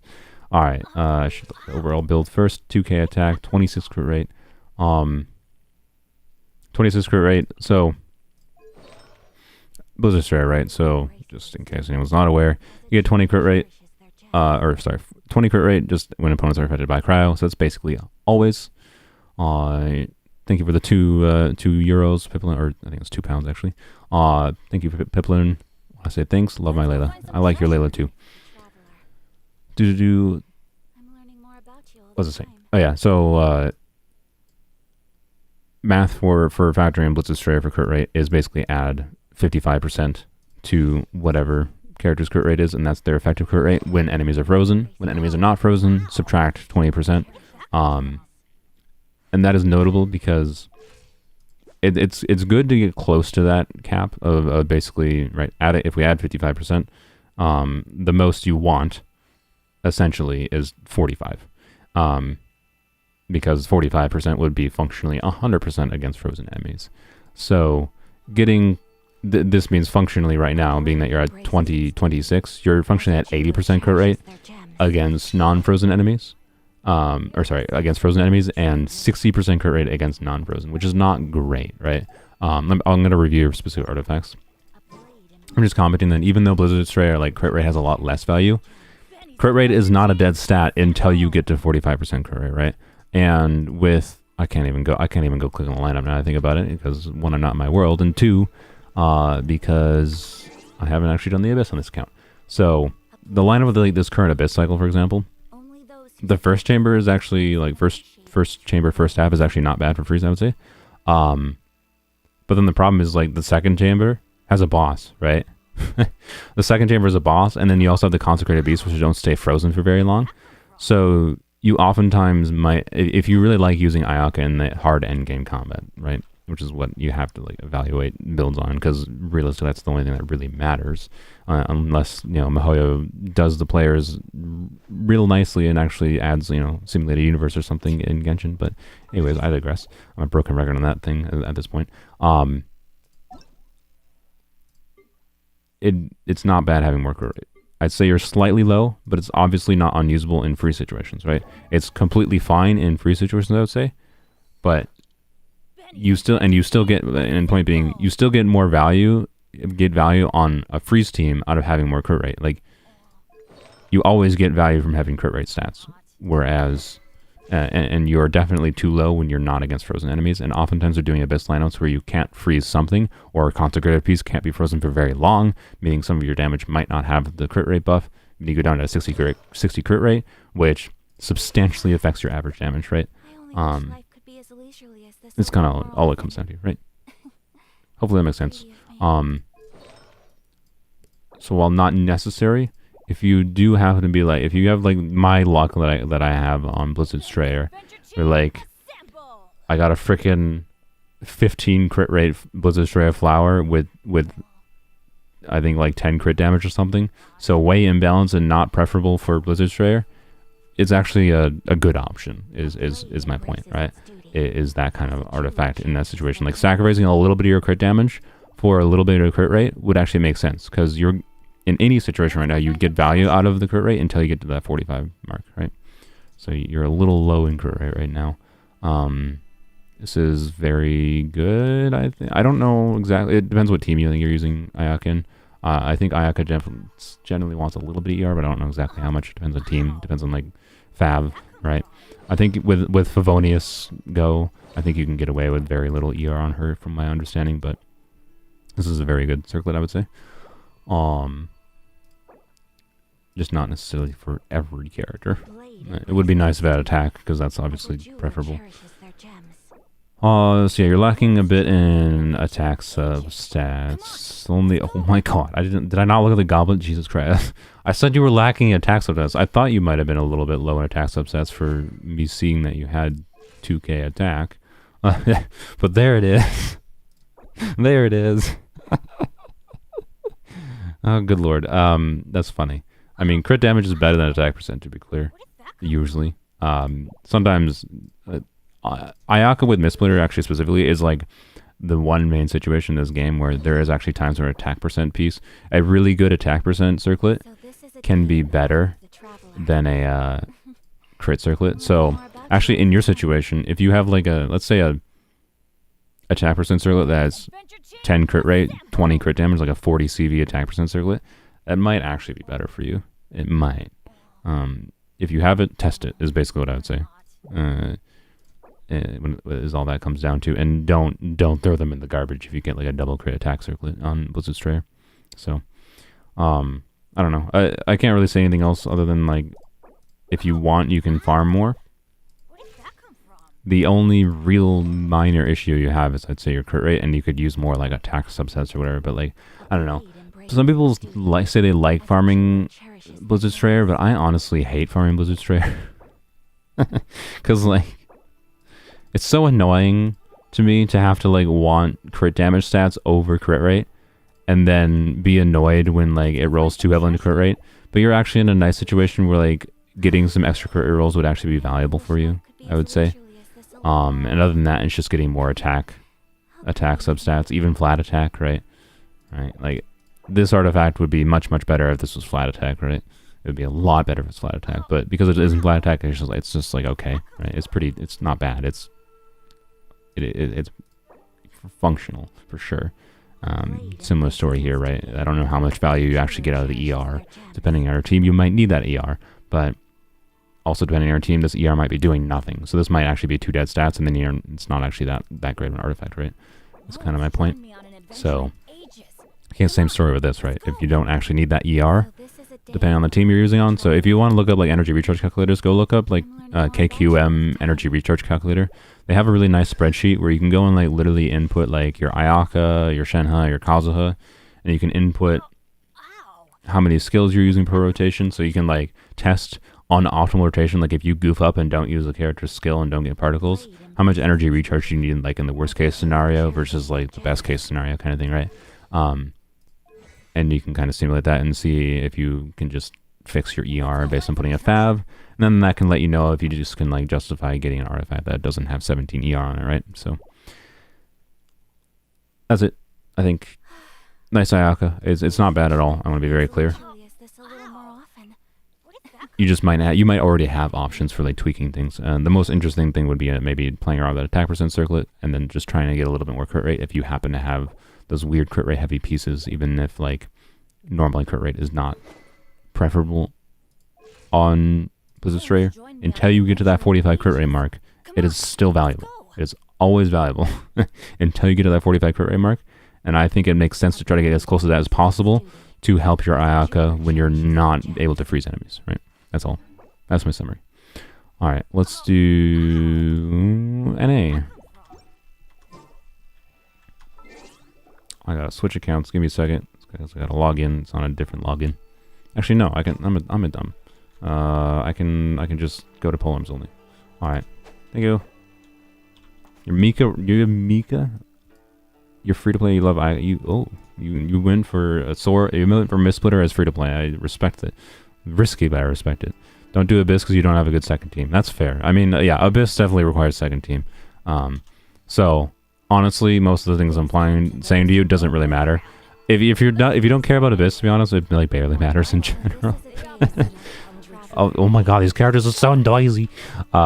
Most of these things I'm saying hardly matter if you don't care that much about Abyss. But once you get to that point, it will definitely matter a bit more. That's kind of all. So some of the things I'm saying don't necessarily apply to you, I guess. All right. I'm not looking through chat right now to choose any UIDs. I want to get through the ones I have. I have 2 in my list queued up.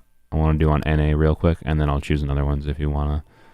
Because point being, if people keep on sending messages, I'm not going to necessarily see all the ones that are 5 miles back in the chat, right? So I guess to try to like refine this process a little bit, I'll try to remember to state when I'm on the second UID here. So the next one I'm doing on NA, looking at Kaza and maybe an Alhaitham, and then after that I'll do one more on NA that I have queued up, and then I will try to remember to let you guys know. You can then submit your stuff. Right, that's my idea. But like right now I'm probably not even going to see it, so it is why I mentioned that. Alright, let's go to my other account.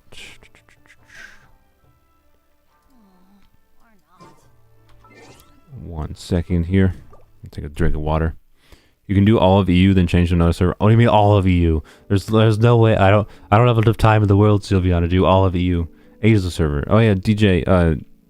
Let me do yours. I do want to actually look at your Asia stuff because I haven't looked at many Asia accounts in general. All right.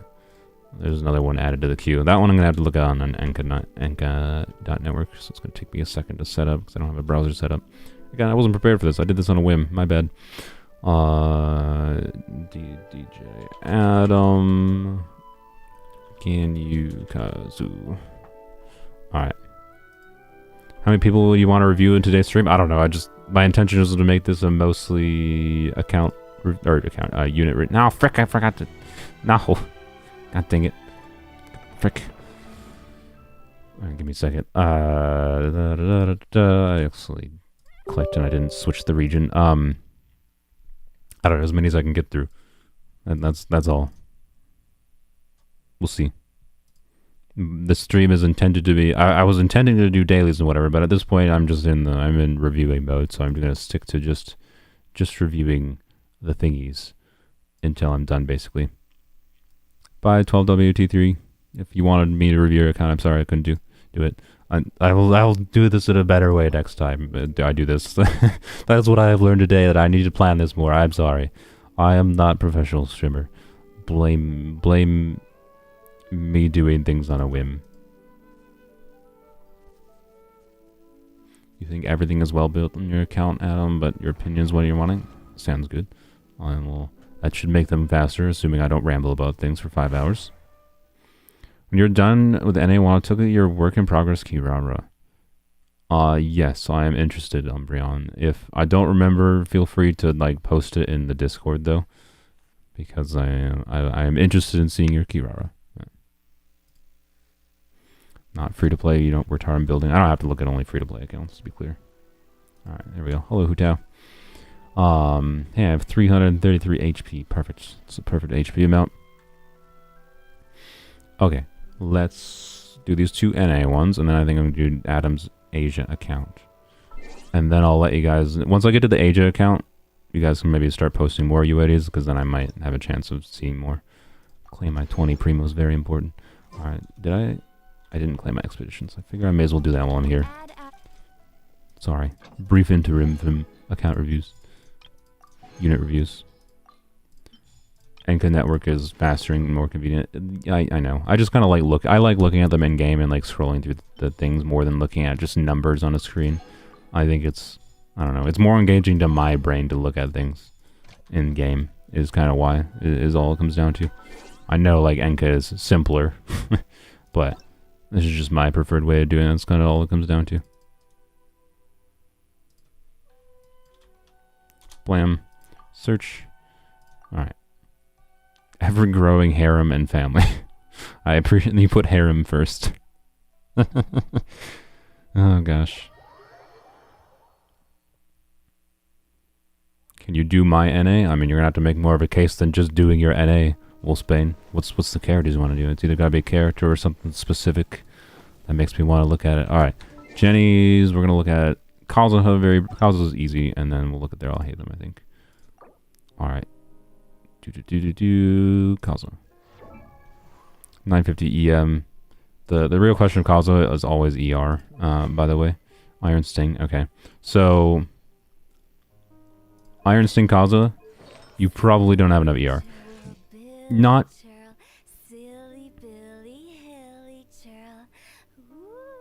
Hutao noises are a reason to use Enka Network.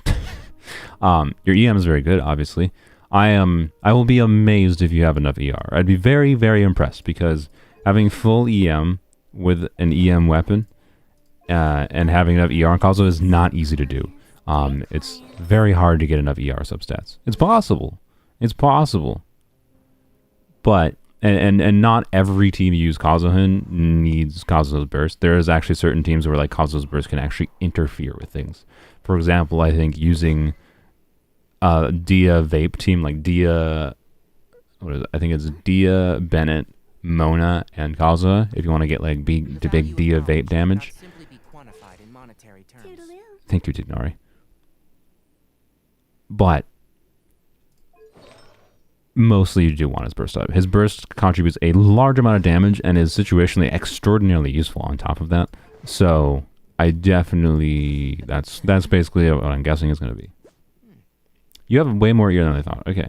To give you credit, you have way more ER than I thought. You also have a lot of crit rate. Wow.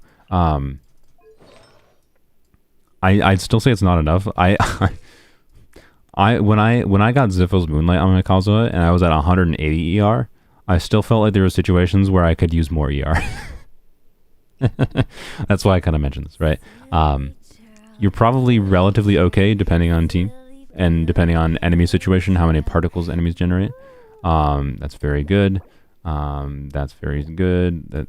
That's disgusting, actually. But anyways, that's very good. Wow. That's very good. Wow, how do you have so much crit? Frick. And that's very good. Yeah. It's very good. It's hard to make much improvements on your artifacts. I'll be completely honest. It's very hard to get EM artifacts at this quality. So, but also your Kazuha doesn't have 1500 defense like my Kazuha. Get wrecked. Every one of my freaking EM pieces rolled defense percent. I'm sorry. Anyways, yeah, my Kazuha has 1500 defense. It's great. Anyways, I'm never changing it. I cheat with my Kazuha with Ziphos Moonlight. I'm not saying pull for Ziphos Moonlight, but you still actually might be in a situation where you should use Fab Sword, especially because you're in this situation of you have a whacked. Kazuha doesn't actually need that much crit rate with Fab Sword. He's a freaking perfect Fab user because he hits a whole bunch of enemies at once with his skill. So even with like 5-10% crit rate, he hits Fab consistently. But your crit rate with a Fab Sword Kazuha, man, you'd be getting Fab procs every single time. And then you have more than enough ER, you're always bursting. Like, you don't even have to think about it. You just always burst, and it'd be fantastic. So, or if you want to have fun with Sack Sword, you could do... Sack Sword would be less beneficial for the rest of the team, for giving the rest of the team energy. But Sack Sword gives you the double jump, and that's fun. So if you want to do that, you could do that as well. That's my only suggestion, is if you... I would hope you have a Fab Sword leveled up already, right?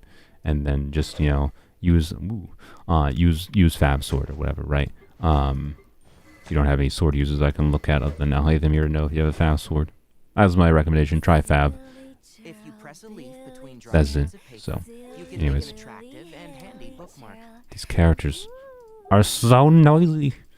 Oh my gosh. Okay. Alright. Oh, look here. I'll hate them.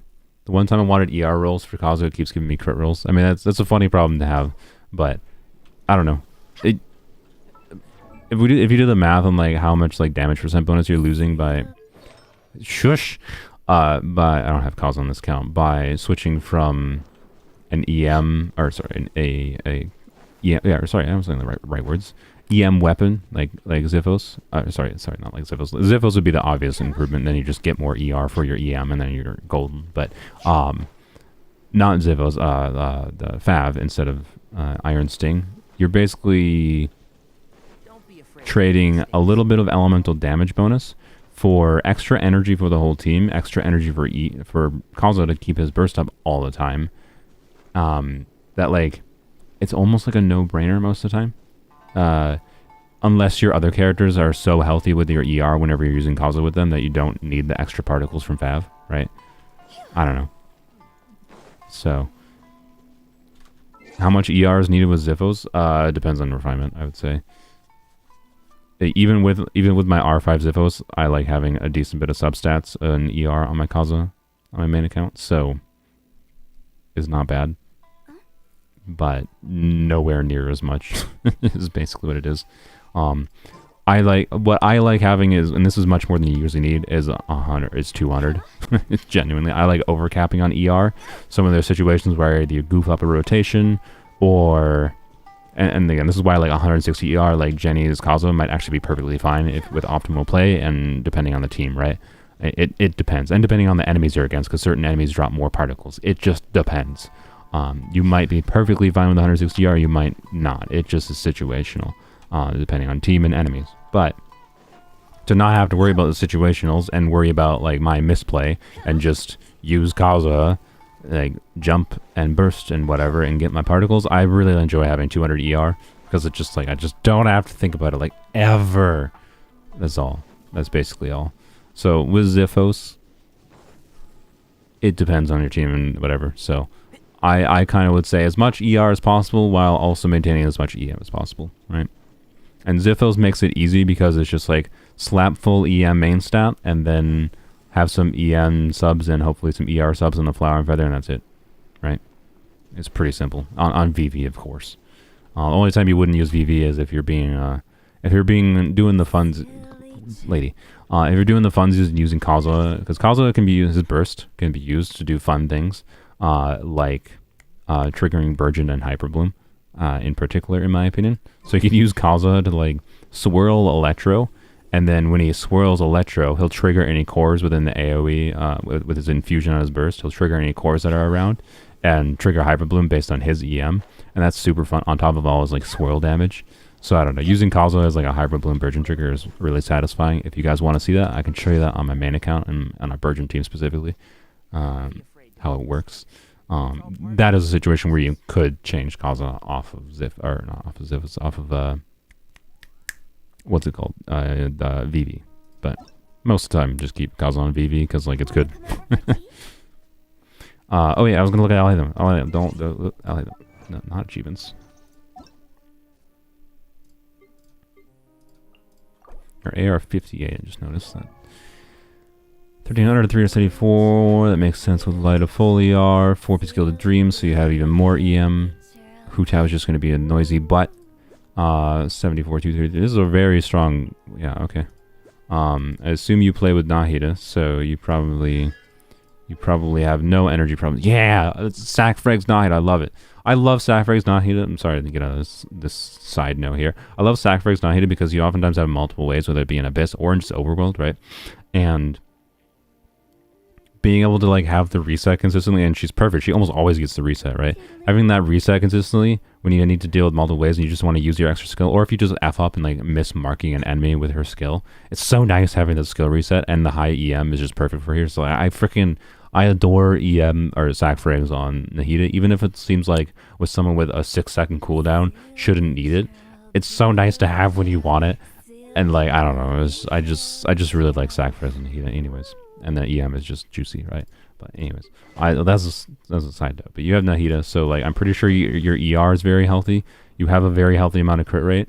Like getting enough crit rate with Lo-Fi on Alhaitham because he doesn't ascend with crit. He ascends with Dendro %. By the way, this is a scam. Like you'll see some theory crafters say like Dendro % or whatever is better theoretically than like crit ascension, or because the logic that like theory crafters might use, right? This is bad logic in my opinion, and I don't see many people mention this, so that's why I mention this. Damage %, right, is, yes, like the reason like people might call it good is because, and like call damage % ascension good, is because you can't get it anywhere else, right? You can't get damage % anywhere else except for like from artifact sets or from like Carrot. I don't know what's giving me 15% universal bonus here, by the way. Either from character bonuses or goblets. That's the only stat that, on an artifact that gives you damage %, elemental damage %, or characters like Kazuha, like rare characters that give you elemental damage % bonuses, or whatever other effects, right? Point is, you can't like intentionally, it's harder to intentionally get damage % stats. So someone like Alhaitham, people will say, oh, it's better having I've seen people say that before, right? Oops, that's me. It's better having Dendro damage % on Alhaitham than having a crit ascension, because you can't get those stats elsewhere. And especially when you can't use someone like Kazuha to buff Dendro damage %, that's not technically wrong. The problem I have with it is, do you really think Mihoyo designed these characters without accounting for the damage they get from their percentage-based ascension in mind? They did. They do with any stat they give for ascension. They balance him around, and other characters around what stat they give them. And in my opinion, like attack %, HP % ascension are the worst offenders.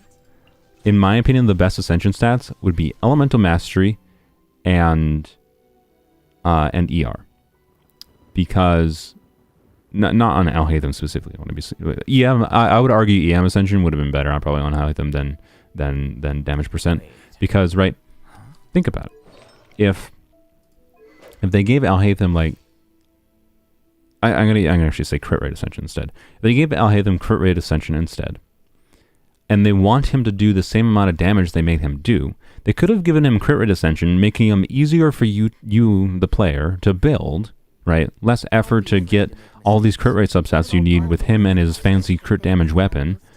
And they could have given him crit rate ascension, which make it a lot easier to build him, but he could still do the same damage by having his scalings be increased. Because functionally what they do is they know they're giving him Dendro damage ascension, so they tune the scalings accounting for a damage % bonus they know he has. Like, they balance it around that. So if he has crit rate ascension, they could have made him do the same damage, but he has crit rate ascension, making it easier for players to build, and then he just has a little bit higher scalings. That's it. So anyways, your algorithm's cracked. It was a very impressive algorithm. That was a side rant. Screw you. Wow, this is actually disgusting, by the way. This is genuinely a disgusting build. Protect the most important things. 1, 2, 3, 4, 5, 6, 7, 8. You have 8 dead stats. 8 dead stats, and some of them are flat attack, which is not doing nothing, as I've said earlier. Only like 4, 5, 1, 2, 3, 4, 5 truly dead stats, and then 3 like half dead stats. Okay then. Your algorithm is cracked. It's actually disgusting. But anyways, that was a tirade because even damage percent ascension, which is better to be clear, damage percent ascension is definitely better than like attack percent ascension, obviously. But like it especially annoys me when like they do like HP percent ascension. Like Kirara and Candace having HP percent ascension. They absolutely just lowered those characters' base HP in accordance to them having HP ascension, right? Such that when you have a character built a certain way, that you have a certain amount of HP that they intended, right? Whereas if the character has ascension stats that are useful, in ways to like make it easier to build characters, like ER, EM, and crit rate, it's much better. And then crit damage is the same as damage percent, by the way, where they easily balance what they want a character's performance to be around their damage percent. So like all their scalings, MiHoYo can adjust when they're developing a character around what bonus they get. So it's annoying. Anyways, your item's freaking cracked, Jenny. It's actually one of the most disgusting items I've seen. I want it out of my sight. All right, I'm on to the next NA one real quick, and then once I do the Asia one, you guys can submit some new ones. So free Alito, if you want me to review someone, try in a little bit once I read my chat more, because I gotta be reading chat to like pay attention and add something to the queue, you know. Right now I'm busy actually looking at things in game. People's actual units. Alright. Once the snow is thick enough, we can eat it. No, I gotta say it like chat. Once the snow is thick enough, we can eat it. That's not great, I don't think. It was fine. Alright. Okaya. Okayas. I don't know what way are you? Kawaii Kochan. Okay. You said you're AR-57. Alright. You said Ayato Baiju Shao. Okay, Baiju is easy. Let's look at him. Really easy. What? Really? How do you have 2 HP, 2 HP? You have what? You have 54 HP. What in the actual F? How? I have 45k HP. 46k HP on 4 pieces Deepwood on my Baiju. I don't think Ocean Nude Climb is the best choice necessarily on him, but it's not horrible. Okay, what? Okay, well that. Where's your ER at? I really hate how ER, like, Baiju is someone that should have ER Ascension. Right? Baiju, if I recall, Baiju ascends with HP. He's actually a perfect example of MiHoYo being like, Baiju should have ER Ascension. I'm sorry. Like, make him easier to build, MiHoYo. Right? He's way annoying to build for how simple he should be. He is way ER heavy, in my opinion, because there's sometimes where you might want to use him as solo Dendro, and as solo Dendro, his ER needs are absurd, and even with double Dendro, his ER needs are still pretty high. You need more ER.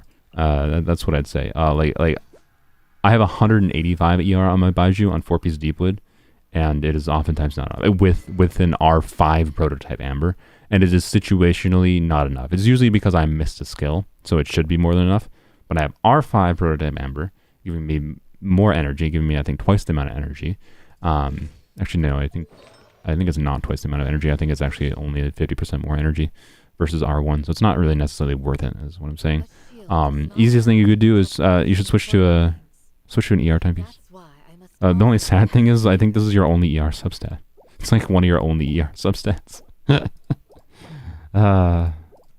Yeah, you have very little ER other than you have 2 ER rolls other than the 2 ER rolls from your timepiece. So yeah, you need more ER substats. Ocean Clam is not a bad choice. If you're using on Baiju on a team where you're doing a meaningful amount of dendro damage, say like a Bloom team or just a team that has like a dendro DPS character, like a Tignari or an Alidum or whatever, right? I don't know. I'm not saying that's like necessarily you'd want to use Baiju, but there are situations where you'd want Baiju on 4-piece Deepwood, so like for not having to think about what artifacts you use on Baiju, I think it's just easier to do 4-piece Deepwood and you sacrifice a very small amount of his buff because notably, by the way, his dendro damage percent buff caps at 50k HP, so there's not really any reason to go past 50k other than more healing, like at all. So, and you're getting a slight little bit of damage from Ocean U Clam. Like, it's not useless technically, but it's also like, No matter what it takes. it's not great. Like, you really just need ER. Like Baiju doesn't do shit. Like, he can just heal. You can just use a skill every now and then and heal, without having ER up. But like, you really need some ER. You really need ER. That's it. And oh yeah, and the only time you do non-deepwood basically on him is in like if you're using like Sino Aggravate, right? Where you're not doing any meaningful amount of dendro damage, so you don't need 4-piece deepwood on anyone. Therefore, like Ocean Uniclam 2 HP combinations is technically better. But yeah, first and foremost, meet his ER requirements before anything else, because without his burst up, he ain't doing shite. Another alternative, by the way, to doing an HP timepiece, or sorry, ER timepiece, you could do Favonius Codex, and then you need a little bit more crit rate substats. So if you happen to have, like, I know these Ocean U Clams look like Kokomi pieces if I've ever seen them, by the way, but if you happen to have some like Ocean U Clam pieces with some crit rate substats, or like you have an off-piece circlet right now, you have an off-piece circlet that has like 15% crit rate or something stupid, right? In particular, use that, right? And kind of off to the races. But anyways, I had more thoughts to say about your Baiju than I expected. But yeah, you need more ER, like a lot of ER. It depends on teams a little bit, heavily, but I can pretty much guarantee that's not enough. What else? I'll look at Baiju or Xiao, or sorry, Baiju or Xiao, Ayato or Xiao.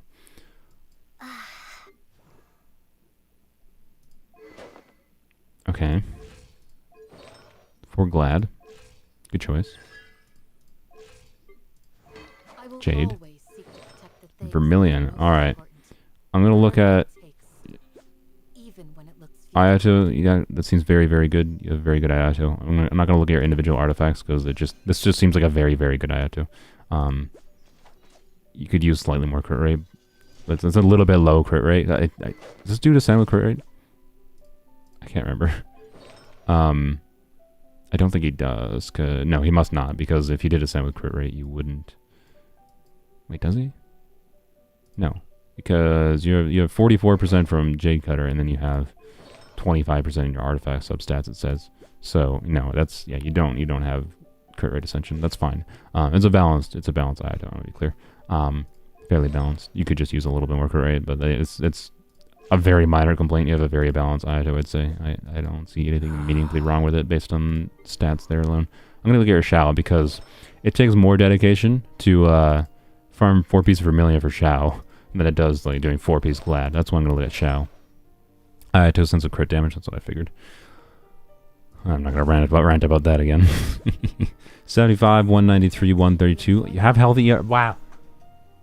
A rare Xiao main, or not necessarily main, a rare Xiao user who not only did they do 4-piece Vermilion, they understood they needed ER.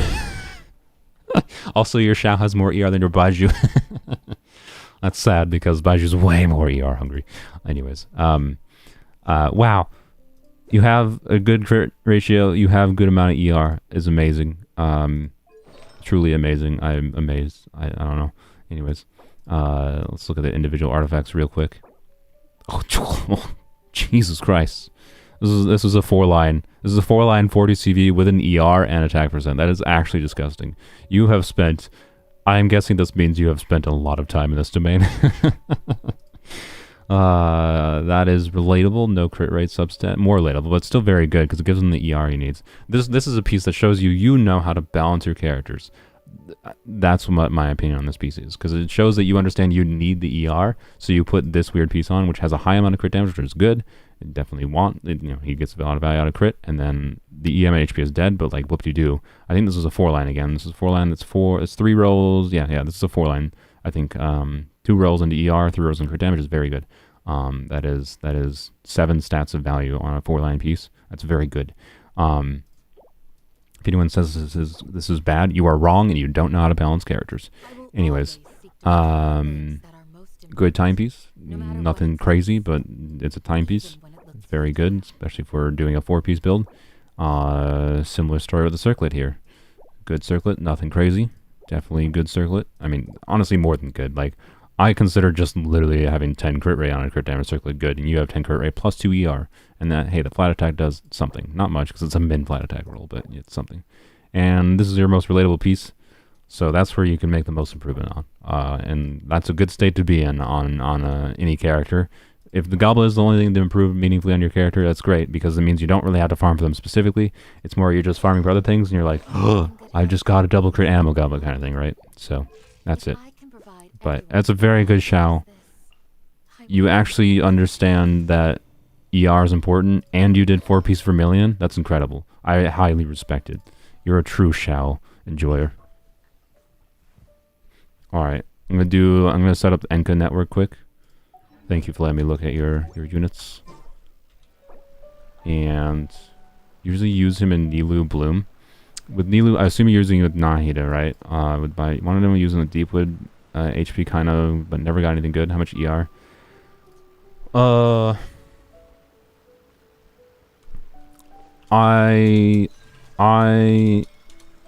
If you have some HP Deepwood pieces with crit rate and hopefully ER, but not necessary,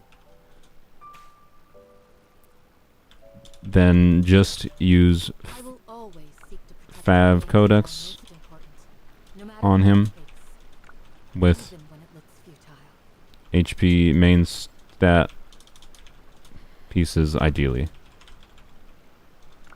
with crit rate subs for Fav. If not enough crit rate, then you use crit rate circlet.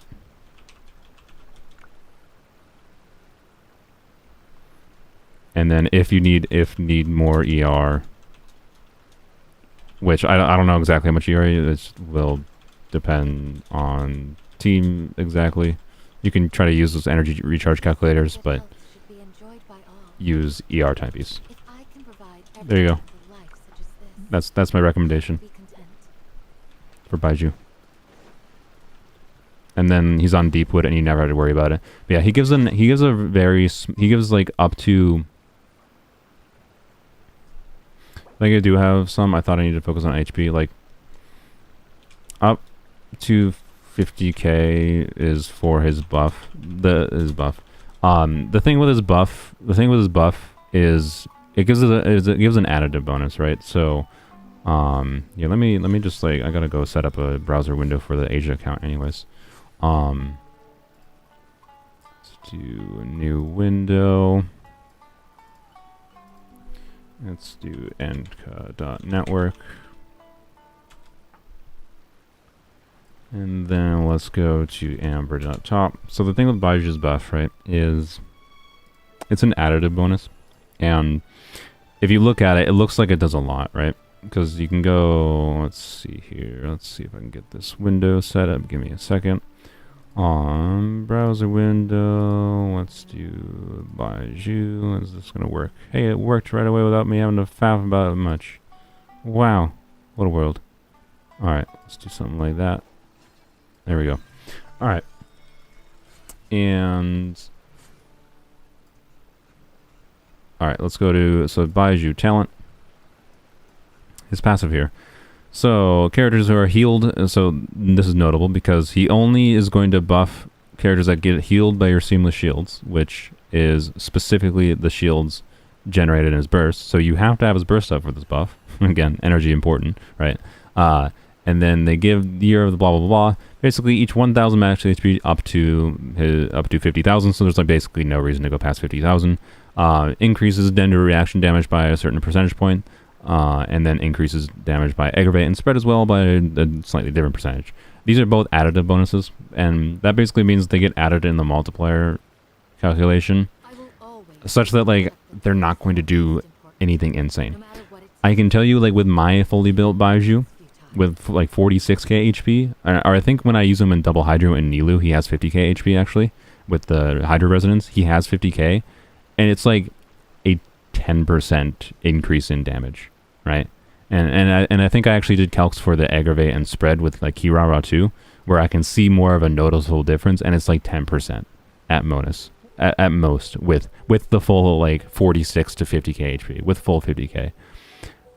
But the thing is, that's like per 1,000, you're losing a very small percentage of that total like 150% to 100 bonus, the additive bonus that you get, right? So this means that going to like 40k HP by putting more ER on him to meet his ER needs, like he's not doing this buff at all, right? And notably, he's not doing this buff at all if he doesn't have his burst up. So like, you need to meet his ER needs first and foremost. And this passive does, by the way, fucking nothing. So, yeah. You get the point. He needs ER. And that's it. That's it. Let's go. So, yeah. Just... And you can cheat with Fav a little bit. Right? Put Fav Codex with some crit rate substats, and you're kind of good. If you're not using Fav Codex, don't put crit rate substats on him. He doesn't need them at all. If you're using Prototype Amber, like I use Prototype Amber on mine, I just have enough ER substats. Like I have a lot of ER substats on my. I could log into my main account, I guess. Here, let's see. Sorry, I'm gonna finish talking about Baiju because I'm talking about it, so I'm gonna finish. Baiju is boring, but I really dislike how kind of god-awful annoying he is to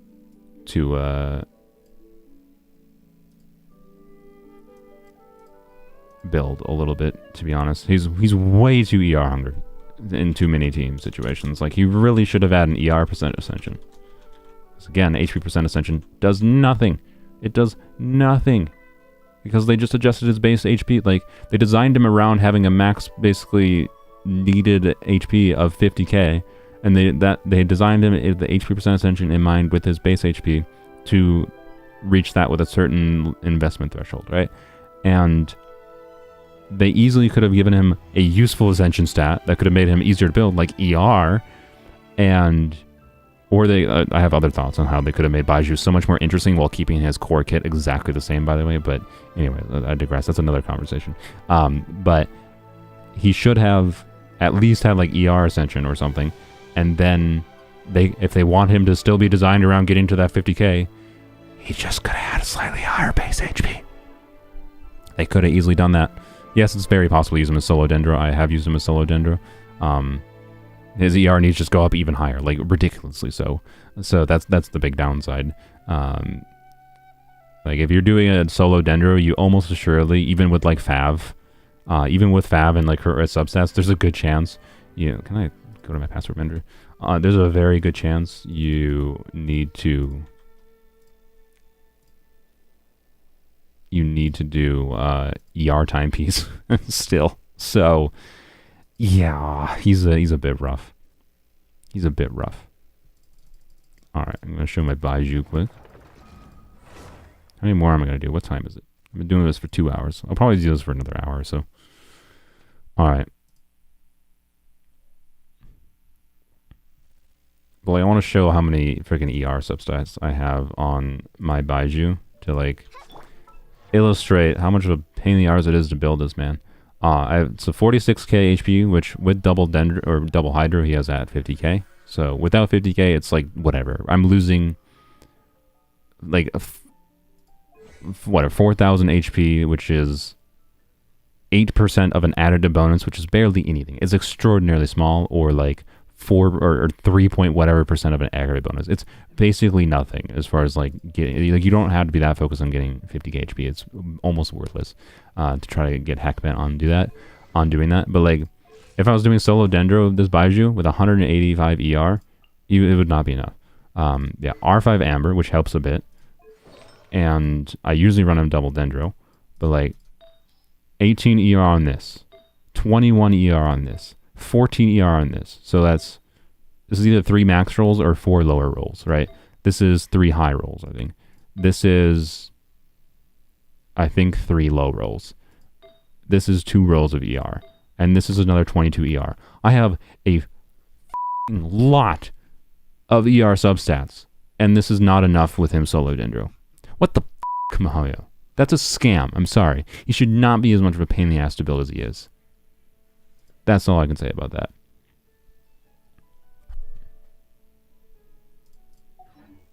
Are the reviews still piled up? Not really. I'm doing one Asia one, and then I'm going to do some new ones. So I will be doing some new ones shortly if some people want to. I'm going in the crafting menu so that characters don't have voice lines. Alright. Let's let it be background music. Alright, bring the browser window back. Go to my browser. And then... This is the wrong browser window. And then go to Enka Network.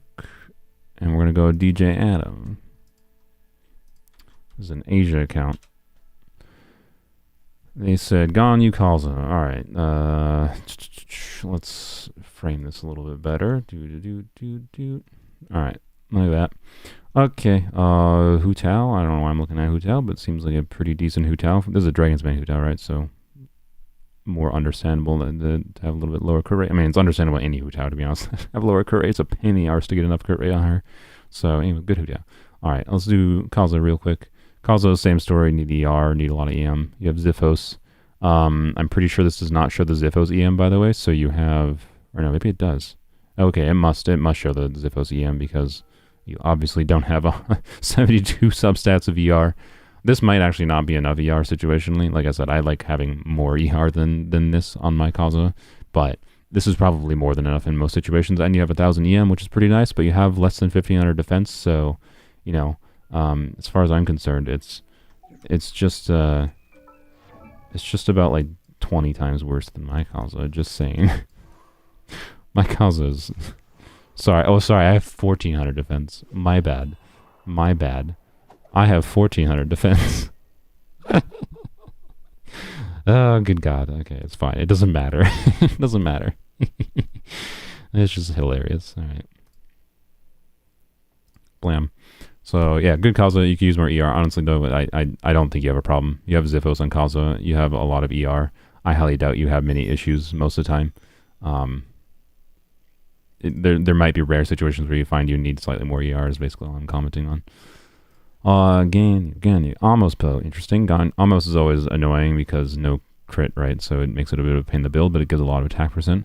You are running 4 Wanderer's Troop, so I assume a Melt Ganyu. You have a good bit of EM and substats. Nothing crazy. Very, very good attack percent timepiece. That's gross. A very disgusting feather.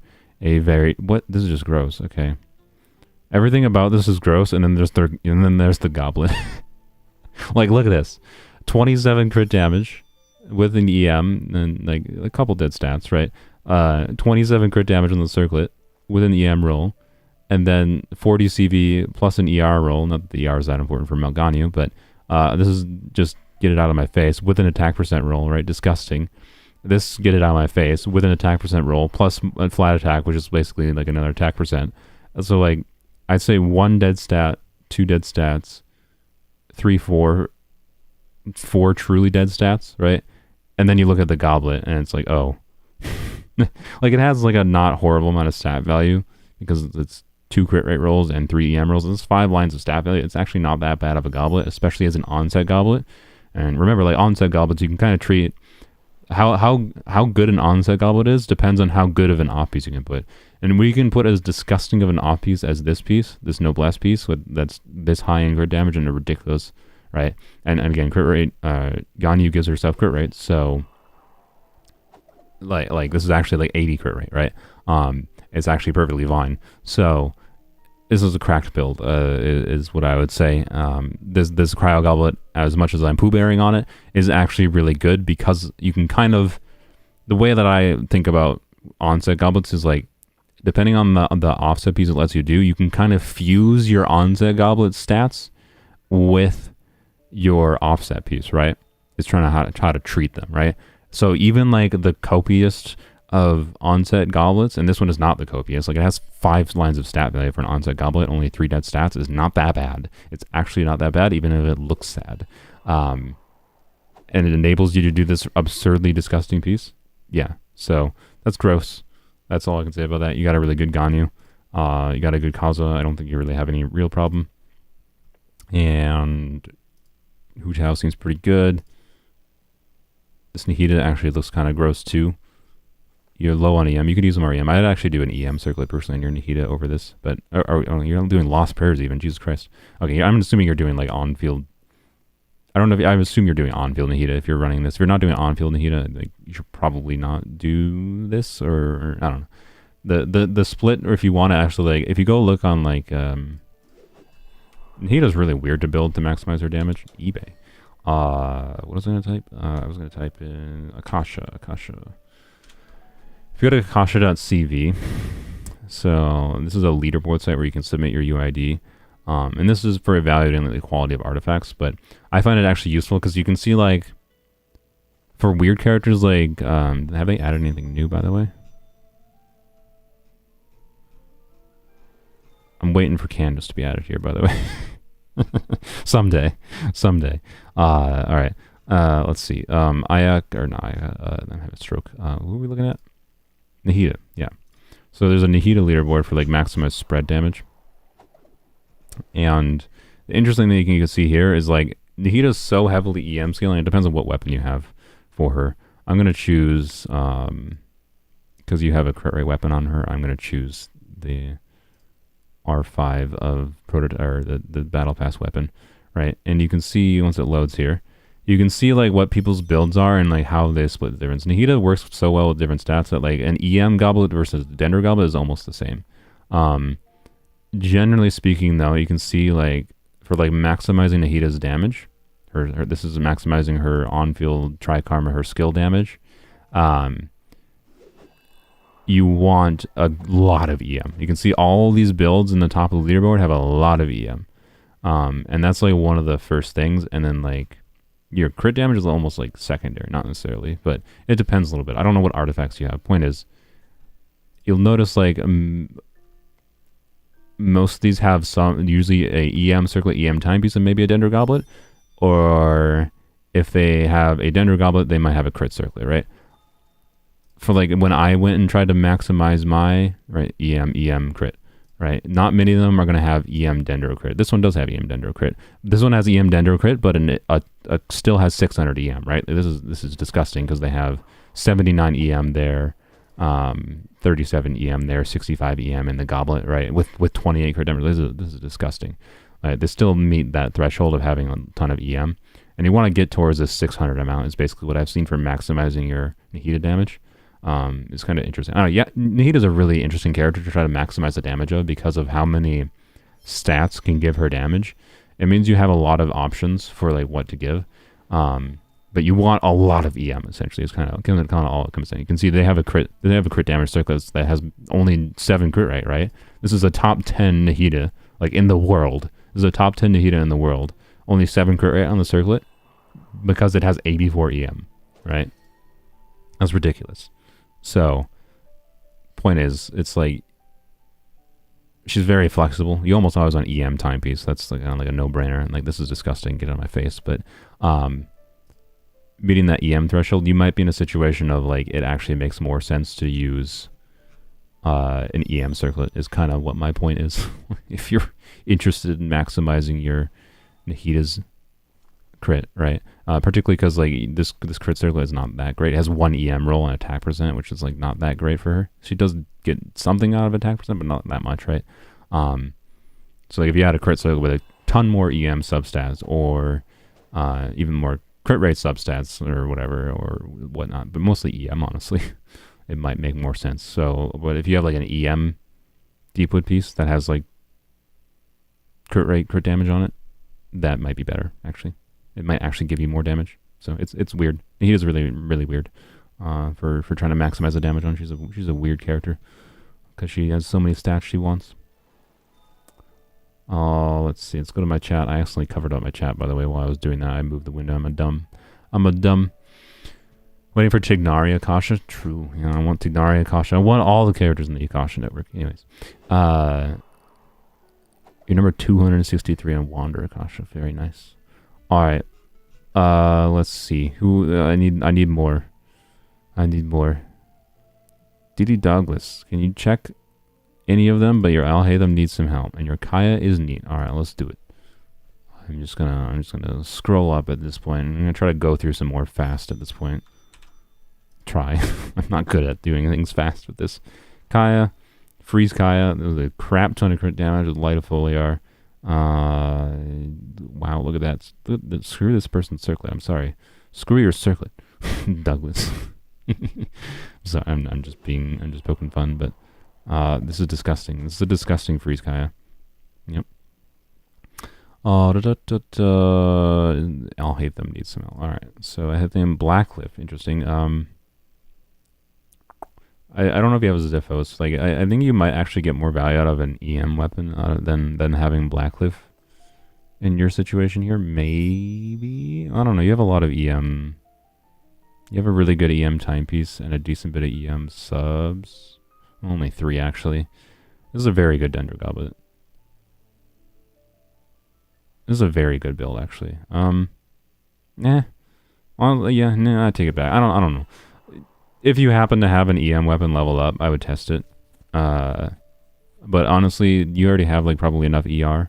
I don't think you really need much to improve here. There's not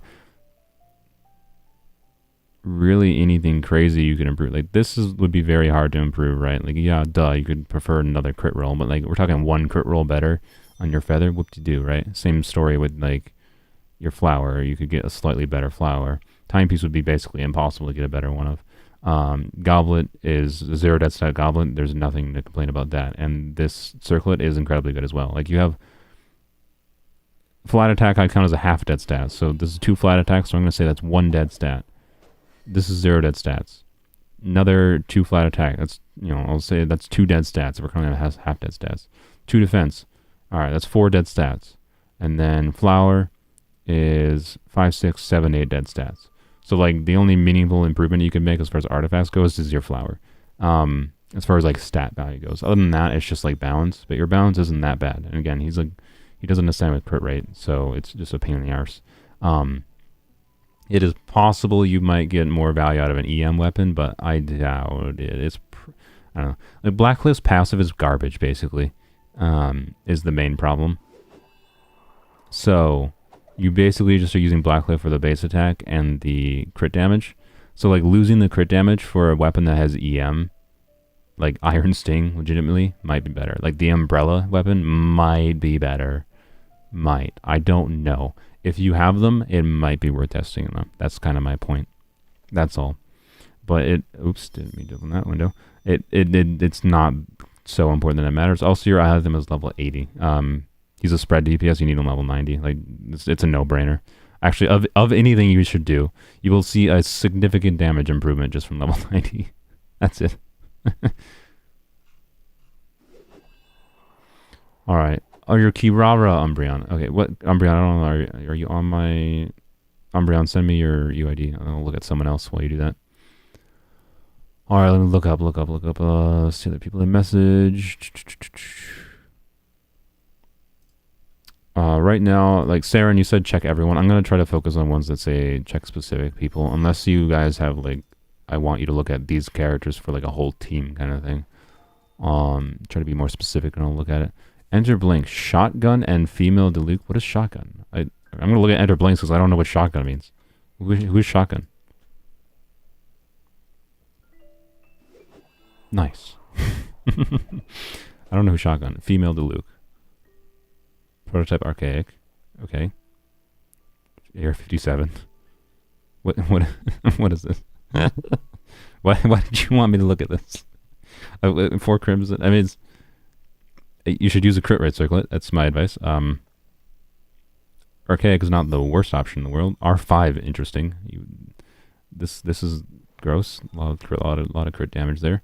You're slightly lacking in crit rate. Just slightly. Obviously, this goblet isn't actually as bad as you might think. Right, a bunch of EM. It's the only goblet you have, I'm guessing, or you're using a better goblet than someone else like Dia. Actually, you are using a better goblet than Dia. That's funny. Not that much better. It's also got crit damage, which is not what you need in your Diluc. Yeah, you need a crit rate circlet. You can put a crit rate circlet on, and it instantly becomes a lot better. And that's all I have about your Diluc. I don't know who shotgun is. Who's shotgun? Dia is shotgun. Female Dia is. Oh, okay. I thought female Dia was just like they were joking about Diluc for something. I don't know. Female Dia being or female Diluc being Dia makes more sense. 59. You're on 4 of the. Oh no, I'm sorry. You got scammed. This set is like not even better than Emblem. I'm sorry. This set is not even better than Emblem. I don't even think it's better than Emblem with her weapon. I think it only really has a chance of being meaningfully better than Emblem with her C1. It's a good build, honestly, for being a 4-piece of the new set. Like this is gross. Although, also regrettably, you have an HP timepiece without C1 Dia. She scales more on attack than HP. Shotgun is Raiden. What? Is Ganyu or is it Raiden? I don't know. Hamayumi Ganyu. Is this freeze? This is freeze. Okay, yeah. This seems pretty good for Hamayumi Ganyu. Yeah, this seems like a pretty good freeze Ganyu. I have nothing super meaningful to comment on that. It's nothing insane. 956 flat HP. Nice. Honestly, for this having this much crit, it's kind of surprising you have that much flat HP. That was definitely a 4 line.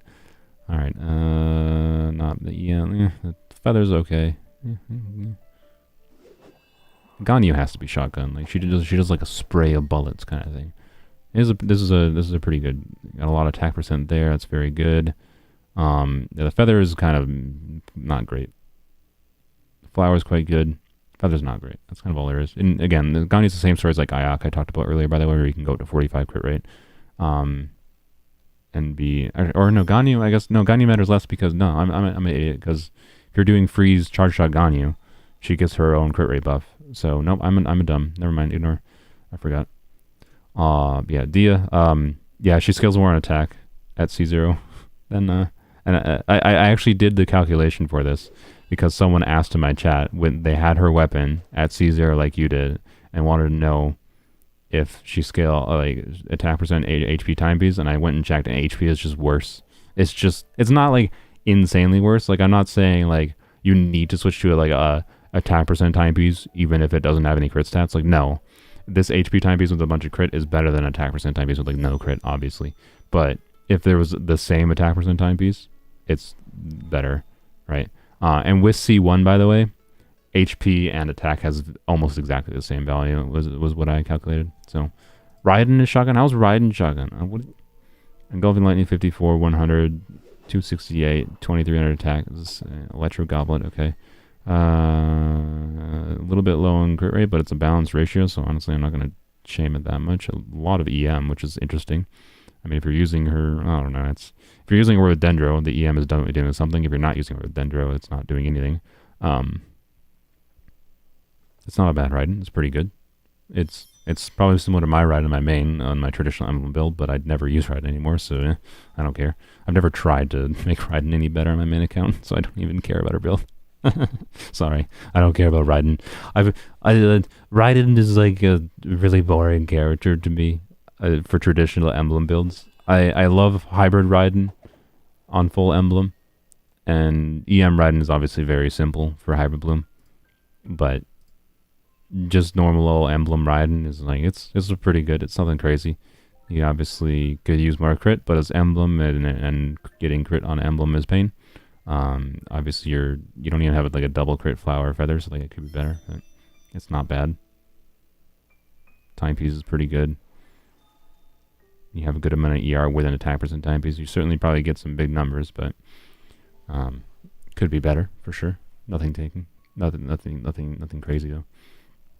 But yeah, I don't know. For 4 pieces of the new set, this D is not bad, other than the fact that you will never burst, and the fact that you have an HP. Actually, this is attack percent. I was looking at the crit. I didn't realize it was an attack percent circlet. I mean, okay. All things considered, the amount of crit you have without an attack percent circlet is impressive. I will say that. A lot of it's coming from the weapon, but also you have no ER.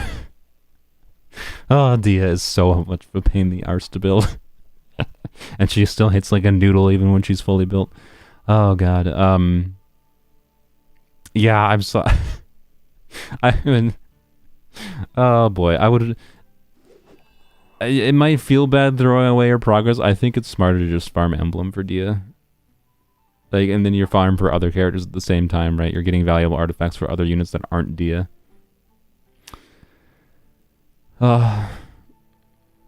Please look at your Raiden. She uses Staff of Scarlet Sands. Let's go find Vicky. I'll do it. Vicky, I need your UID. If Vicky has a hybrid Raiden, I need to look at your hybrid Raiden. I haven't looked at anyone else's hybrid Raiden. I'm gonna scan through my stuff here. Sorry.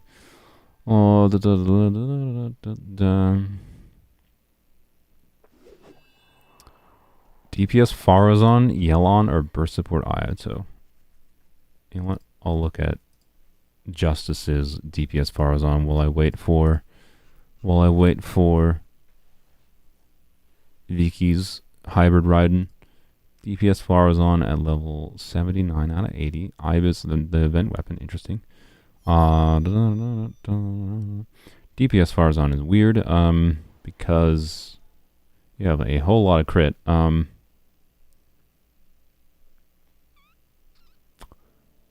You got a lot of crit. The weird, right? Farazan is Animo, so if you're focused on, I presume with 2-piece VV, you're focused on Animo.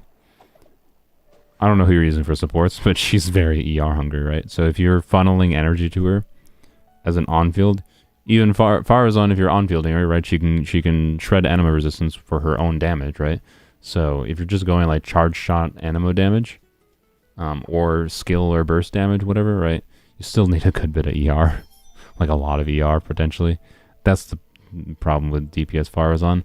If you want my recommendation for like a weird fun build to like on-field Farazan the most, I actually would recommend you can look up Thundering Fury Farazan, or you do you really want C1 for this, which is not ideal, but you do basically full EM Thundering Fury, and you use Farazan's skill to swirl Electro on enemies to trigger like Hyper Bloom cores.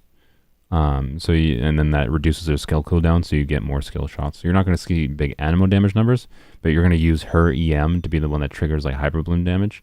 And it's just a really silly, like fun variation of like, not like easy to play necessarily, but it's a weird variation of her.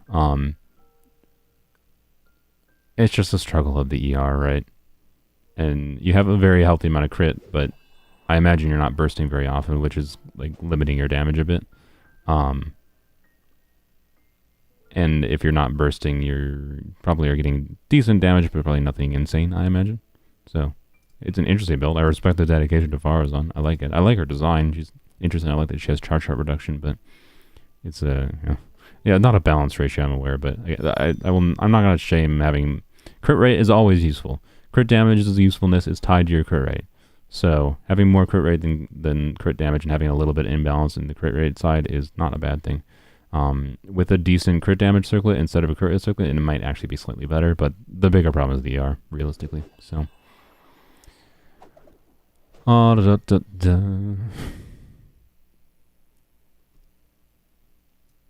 All right, Vicky, and let's look at your Raiden real quick.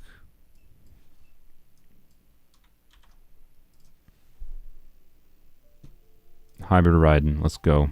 This is not Hybrid Raiden. No. Vicky, you betrayed me. I've been just betrayed.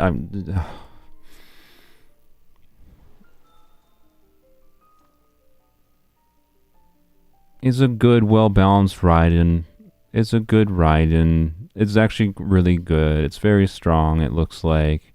The only like problem with a Staff of Scarlet Sands Raiden, a traditional Raiden build, is trying to make sure you have enough ER, but you have obviously ER timepiece and a good bit of ER substats. So you, in most situations, you should have enough ER, and it's ER with a good bit of bit of crit. This is probably better than many people's catch Raidens for sure, is what I would probably guess. But also, I am omega sad. Attack too low. I mean, they're running an Electro Goblet with an ER timepiece. It's not that weird. And also, they do get some bonus attack. By the way, I'm pretty sure the bonus attack is not factored in on Enka from the Staff of Scarlet Sands passive. So they're more like probably 1700, 1750, maybe 1800 attack. Or probably more like 1700 attack is my guess. After the Staff of Scarlet Sands is up to max stacks. Only real problem is like Raiden has to be on field to get that max stacks, but that Raiden normally does that in a traditional build, so it shouldn't be that much a problem. So the attack stat is actually higher than you might think because of the Staff of Scarlet Sands passive. But anyways, it's a good build. It's a good build, but I was betrayed. I was betrayed because I knew Vicky is like a regular viewer of mine, so I figured they might be using Staff of Scarlet Sands on a hybrid Raiden build. I wanted to see EM main stat, and like I wanted to see like, 60, 70 crit rate, 150 crit damage with like 800 EM. That's what I wanted to see, and like 200 ER. That's my dream build for Raiden. I'll probably never get it on my Polearm account, but it's my dream build. I'm not a crazy far away from it. But anyway, about 70-150 is an unrealistic ratio, while also keeping ER for a full EM build, to be clear. Like, you need god tier artifacts. But like 60-120 with like 800 EM and 200 ER is actually doable, and I think that's similar to what I have right now on my hybrid Raiden build, and I love it. It's so fun. But it's not necessarily better. I want to be very clear. It's not better. It's not something I recommend necessarily farming for, but it's something like, because people farm Emblem of Crapton anyways, you might be able to do, and it's super fun if you have a Staff of Scarlet Sands. So just have a really big attack stat. Like, my Raiden has over 2k attack with her how much EM she has because of the Staff of Scarlet Sands passive, while also having a good amount of crit and a crap ton of EM and keeping her burst up. So she bursts and aggravates, like her normal attack aggravates during her burst at like 20 to 30k, and she still hits for like 80k on her big hit with an aggravate, and then also gets like 25 30k hyper blooms. It's like ridiculous. It's stupid and fun, and I love it. Anyways, so I am sad. You betrayed me, Vicky. But it's a good ride. It's a good ride. Alright, why isn't your UID showing Umbreon? I have no idea. Are you trying to send your UID without any text with it? That would be why. Alright, I think Luna has been messaging Raiden Yoimiya again a lot. So you know what? I'll do yours, Luna. I respect the dedication. And then I think, because I want to finish my dailies, I think I'm going to cut it off. I'm going to do 2 more after this. 2 more people. I'll do Raiden Yoimiya from Luna, and then I'm going to do 2 more. That's when I'm going to cut it off, okay? Raiden 56, engulfing.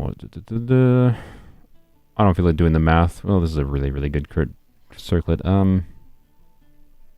Yeah, with how good this... Yeah, I don't know, it's weird. With Raiden, like, I get having lower crit rate, basically, so I'm not going to even bother with the math on whether or not... Mathematically, it's possible crit rate circlet might be better in your situation. But because Raiden, part of the point of doing Emblem Survey is seeing that big initial hit, I completely get having slightly lower crit rate. I did the same thing, and I would do the same thing if I did traditional Emblem build in Raiden, so... Decent, relatable ER timepiece actually. Not that decent. It's not horrible. It's relatable. Decent goblet. Cracked feather.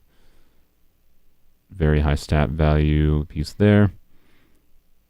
You might actually, by the way, so with engulfing, you only need like normally only need 200 to 230% of ER, because engulfing gives you free ER, right? So this is actually like 290% ER Raiden, which is way more than you need. So if you, especially if you have an attack percent timepiece, if you have an attack percent timepiece with ER substat, especially, I almost guarantee you an attack percent circlet or timepiece, not circlet, is going to be way better, right? So in particular, like I mentioned, fixing your crit rate a little bit. Let's say you have, let's say the dream, like you have a 4-line attack percent with ER, and it has like 30 crit value. Let's say 10 crit rate, 10 crit damage, right? Like not great rolls, but 10 crit rate, 10 crit damage, and you got like 1 ER roll. That is probably still going to keep your Raiden's burst up most of the time, I imagine. It should still be fine. Might depend on your team a little bit and depend on the enemies you're fighting and how much energy you generate, but it should still be fine, I imagine, with engulfing. And then you have way more attack and more crit, right? Because crit attack percent timepieces are generally easier to get than ER timepieces with crit, so yeah. Of course I do. You have a 10 crit rate, 20 crit damage with 9 ER. Wait, Luda, I was being like more realistic. Luda, I was being realistic. I was saying like if you have a 30 CV with 1 ER roll, you have a 40 CV attack percent piece with 2 ER rolls. Oh my God, use that, Jesus Christ. If you have a 40, like we can actually, what is that? If you have a 40 CV, then you have like 100 and you would lose. Oh, this is a 12. Oh, I thought this was crit damage for some reason. So your crit rate is actually be about the same. So you're actually losing a little bit of crit rate. That's unfortunate. But you're gaining crit damage, so it's still a gain in crit value. So, and then you're gonna see way bigger damage, and you should still be able to keep your burst up. So, yeah, Umbreon, if you want, just send your thing in Discord, and you can ping me if I forget to look at it. I want to see your. I forgot what you even wanted me to look at, Umbreon, but I want to look at other people's that don't comment as much. I'll remember yours, Umbreon, so you can feel free to ping me in Discord if you want me to look at your Kirara. You're leaving the umbrella, and I must say, Saluna doing these on a Sunday when all domains are open is a big brain move. Fair. I didn't even think about that. I just did this on a whim. All right. What did I think? Oh yeah, you want me to look at Yae Miko. All right. Thundering Pulse, very nice. I was checking to see how many signature weapons you have. No, just the characters you really like. Looks like. All right, cool. I like it. I respect it. All right. 20 crit rate. You should use crit rate circlet. That's all. Assuming if you're doing a vape Yae Miko, this is not the worst. But having 40, I'm like 80% sure Yae Miko ascends with crit rate, right? Or no, she must. No, wait, 10. No, she does. Yeah. 14, 13, 20, 27. Yeah, she ascends with crit rate, and you have 47 crit rate. That is sadness. You should definitely use a crit rate circlet, especially because this, like, if this crit damage circlet had like 15 crit rate, I would get it. I would understand using this crit damage circlet with a 15 crit rate substat or something, but just with like 2 attack percent and some EM. I'm assuming with these EM substats you're using, I would hope you're using, because this is like a little bit sad if like you're not using Vaporize, right? So I'm assuming you're doing like a Vaporize Yae Miko. I like how you have this flower, by the way. This 40 CV flower, and then you have this feather. 3.5 crit rate, 7.8 crit damage, 97 flat defense. Very nice. I love it. This is a relatable build. Pyro Goblet is not that bad. I mean, it's goblets. It's pain. Timepiece is not that bad, accounting for vaporizing. Yeah, switch to crit rate circlet. Like, yeah, you're gonna see less big numbers, but Yae Miko does a lot of small hits, right? So unlike Raiden, where like you can play the RNG game on her one instance of a really big multiplier hit and be satisfied and fine with low crit rate.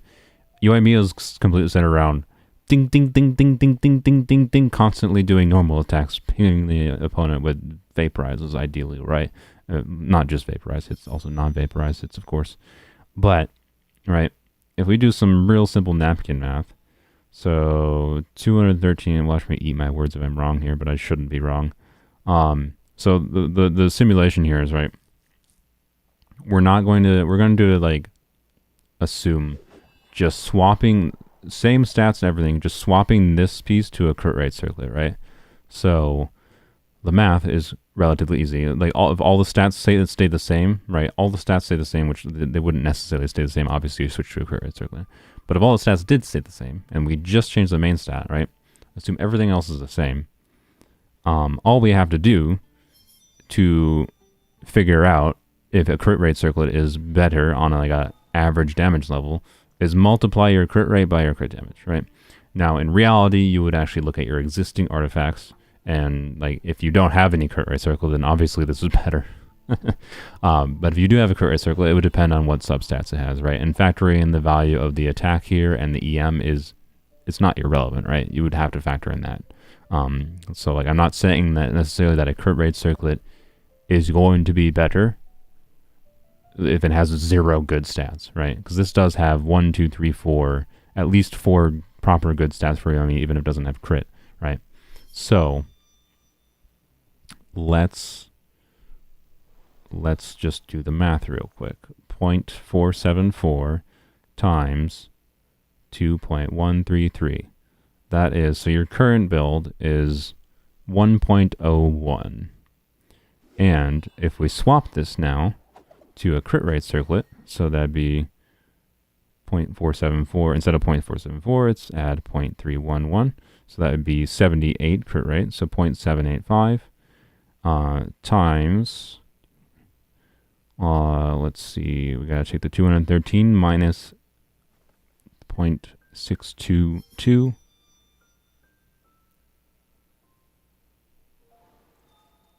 Watch me eat my words. No, I'm right. Good. Yeah, and the reason for this, right?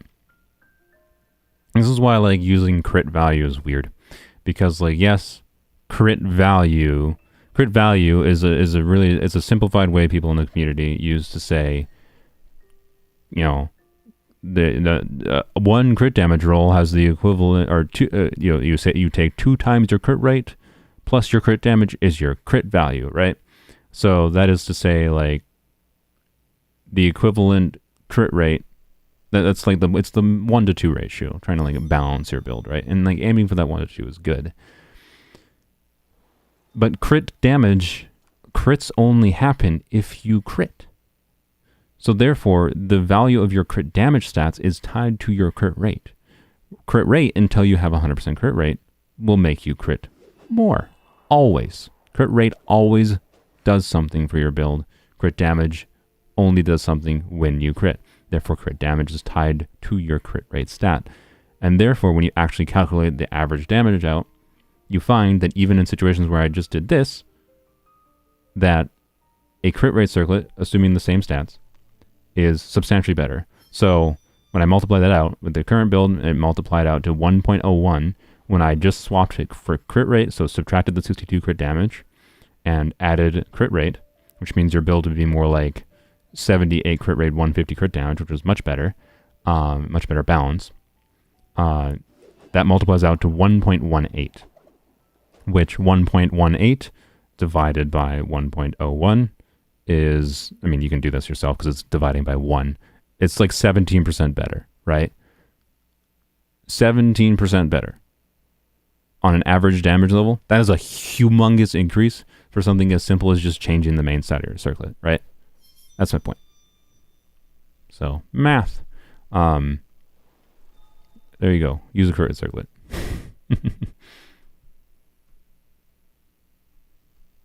Soul should redo this tomorrow for real. Maybe, but if I do this again, I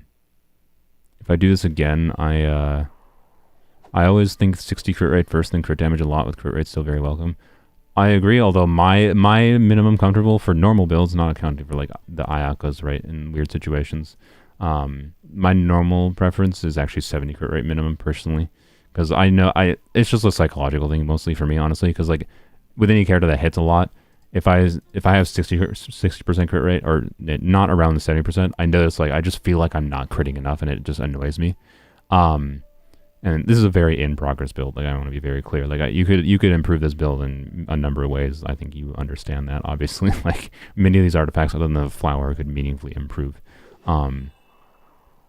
But something as simple as changing the circlet is the most obvious increase in average damage. So, but yeah, this is Omega sad feather relatable, the oldie 100 flat defense. But anyways. People out here coming to the crit rate more important than crit damage guy with a 50-200 split. Yeah, like obviously this situation is a very obvious one, but there's more subtle ones where like not Ayaka. There's more subtle ones like this actually is a weird example, right? Like where if you swap similar crit value for similar crit value, and I'm not saying you have the same quality of circlet, right? But if we swap similar crit value, where we go to like 85 crit rate on Yelan and 100 and what would it be? Let's actually like do this. This one might actually not be the case, right? But let's do the math here. It's 180 crit rate on Yelan, or 180. Don't do 180. So we basically would be adding 20 crit rate. So this is more simple napkin math. So we're gonna say 85% crit rate, and then we're gonna assume you have 20 crit damage on a crit rate circlet. So you're losing 40 crit damage. This one might not actually work out but it also might. So the point is swapping same crit value for same crit value and seeing if it's better, right? So it'd be, let's see, 0.646 times 1.557 is 1.005. That's easy to remember. Versus 0.85 times 1.15. There are situations where it's, wait, did I do that right? 20 crit damage. Yeah, that's about right. Oh yeah, so actually in this situation it's actually slightly worse. It's almost exactly the same in this situation. But you get the point. Sometimes it actually is better, and it's almost always the same, even when it's really imbalanced, right? So even if we did something imbalanced, right, where if this is a crit rate circlet, and it's like 85 crit rate, 120 crit damage, where people would say, that's very imbalanced. You need more crit damage. You don't actually need that much more crit damage, right? Because like, if Luna's Yelan was in the situation here of having 85 crit rate and 120 crit damage, or 115 crit damage, like I just mathematically simulated, it's like 3 or 4% worse than having this crit damage circlet. Even though people would say this build looks a lot better, it's only a couple of percentage points better, right? And that's because crit rate always gives guaranteed value, but crit damage does not. Crit damage gives guaranteed value that increases in value based on your crit rate. So, I digress. Yeah, in this situation, the crit damage is better. I want to be clear. This is actually better than if there was an equivalent crit value piece on this Yelan that's crit rate. But, it's not that much worse, right? It's not that much worse, is my point. And people tend to not understand that because everyone in the community just says, balance your stats. And like on a mathematical level, it actually doesn't really matter that much to do the 1-to-2 ratio. Like it does matter. And that's what you should like aim for. But hitting a certain threshold on crit rate, I'd say, is very important. First, over being hell-bent on a balance, because having not critting and having a whole bunch of crit damage stats makes, like, every time you don't crit, you get no value out of your crit damage stats. This juicy 62% crit damage you get in your circlet, 35% of the time does nothing. That's the basic way to think about it, right? But to be clear, if you're the way you find satisfying in the game, like I don't like having like 90% crit rate most of the time because of two psychological reasons. When I have 90% crit rate, I get really annoyed if I see a non-crit. Like, so I'm just like, not actually, I don't get really annoyed when I see a non-crit. What I get really annoyed, like I actually have a build on Yelan right now. I'm sorry, I'm getting on this tangent for so long. I have a build on my Yelan right now that has 92% crit rate, and I get really annoyed. Not when I see one non-crit. That's the wrong thing. Not when I see one non-crit, because one non-crit is like whatever, 8% chance, you see it happen. But Yelan, I have 2 uses of her skill, and this build on Yelan is 4-piece Gilded Dreams, and I've made it to do nuking with her skill. Right? I want consistent big nukes. Like the team I used in Yelan with this build gets like, if I set up properly, consistent 300k nukes. It's real satisfying. So if I see 2 non-crits in a row, I get mad. So I actually, like, in situations where I meet, like my preferred crit rate is actually like 80 to 90, right? Like, I prefer 80 to 90 because that's where I, like, find psychologically where, like, I see crits enough that I'm like, yes, I'm always getting the damage I should be getting. But when I see non-crits, I don't get that upset. And, yeah. So anyways, I like 80 to 90 crit rate, but I don't like, psychologically, I don't like having too much crit rate because it annoys me when I have a lot of crit rate and I don't see crit. But yeah, anyways, balancing your stats is annoying. That's all. But yeah, like I want to be clear, like, example of like this 92 crit rate, 219 crit damage on an average damage level is better than if I switch it to my preferred one, which I'm not using right now because Kirara has it. If I use this one, which has lower crit value, 82 crit rate, 236, this is actually my preferred build for Nuke Yelan. Simply because it gives slightly higher damage number, and I get less mad at seeing non-crits. But on a mathematical level, it's definitely worse.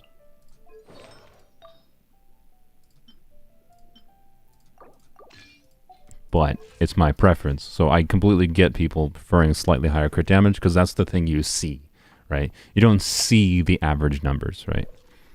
You see the crit. So I completely get people prioritizing crit damage a bit too much, but I harp on it because it's to a degree that many people don't.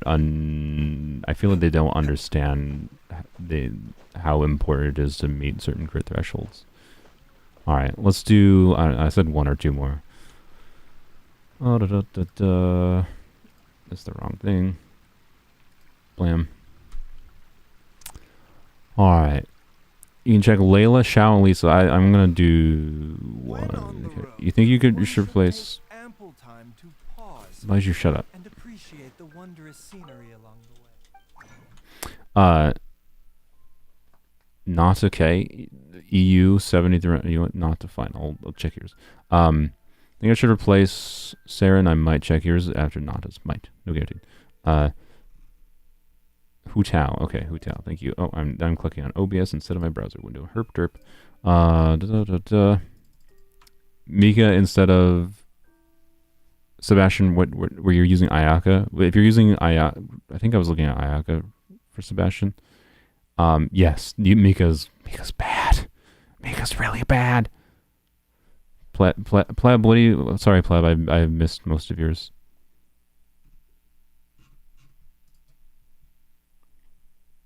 Alright, Homa. Let's see, Homa, see... Okay. Okay. Nat just wanted to brag. You have done nothing in this game. You have done... Actually, you know what? Okay. The thing is, when you see a build like this, the goal is to nitpick everything possible. You want to brag to my viewers? That's fine. You're welcome. Success. Ooh, wow, do crit damage. I'm sure your Hu Tao gets very big numbers.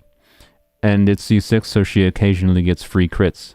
I will give you kudos for having C6 Hu Tao and not ignoring crit rate. Like, that's actually genuinely impressive. The fact that you have 60 crit rate and 300 crit damage is very impressive. I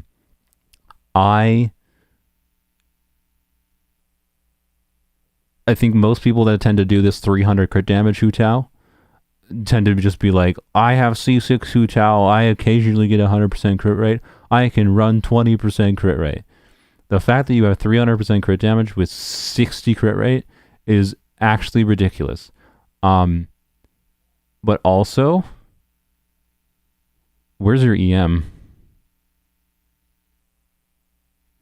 Where's your EM? It's impressive. You've spent like a ungodly amount of time on this Hu Tao. I respect it. I respect the hell out of it. You've only got 1, 2, and the HP is honestly half of a dead. Flat HP is half of a dead stat. So 1, 2, ER is mostly dead, I think, on Hu Tao. So we'll say 3, 4. On this low investment, I'm just going to count ER as a dead stat. 3, 4 truly dead stats, and then you have a couple flat attack, which aren't completely dead, and a couple flat HP, which aren't completely dead. But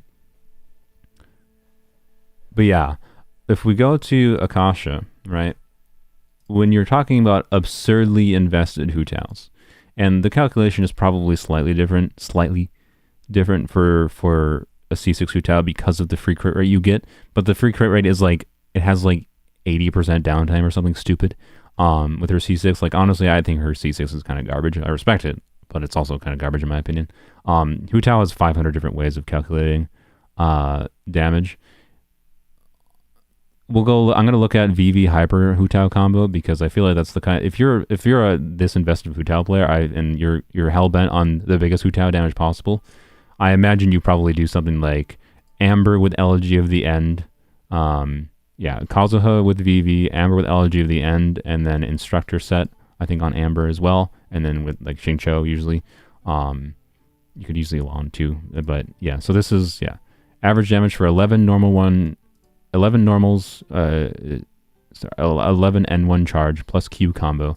Elegy, Instructor, Amber, C0 R1, Kazuha C2 R1 at 1000 EM, and 4-piece burst uptime 4-piece burst uptime 1 at 3, and other sets 2 at 3. All right. So this is like the most like absurd damage you could see out of your Hu Tao, which is like the best representation of what your Hu Tao is, right? Obviously, these Hu Taos still have more crit rate than you, but they're not factoring in C6s, so that changes like the crit looking at. But I was going to say most of them have EM. They actually don't have that much EM. Oh, crap, I'm eating my words. Why don't they have much EM? Oh, actually, I'm dumb. I know why they don't have enough EM. It's because when you do this, all right, I don't know. Okay, I was trying to shame it. I was trying to figure out a way to shame it and using Akasha as proof. But oops, the Akasha just proved me wrong. In hindsight, this is obvious. The reason this is obvious is because when you're talking about this level of investment with super high damage stats, right? And abusing like instructors to give EM, and abusing Kazuha's elemental damage % bonus, which increases the value of your crit damage stat, like how big the number you'll get from your crit damage stat, is like no duh. It makes more sense to focus on crit than anything else. But for the lesson for other people, so yes, if you're doing this weird hyper niche thing, it makes sense to do crit. I bet you some of these still have, this one has 292 EM, this one still has an EM timepiece.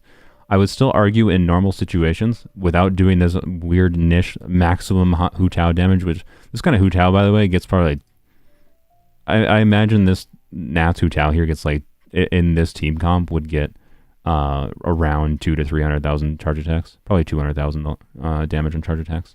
But anyways, ridiculous.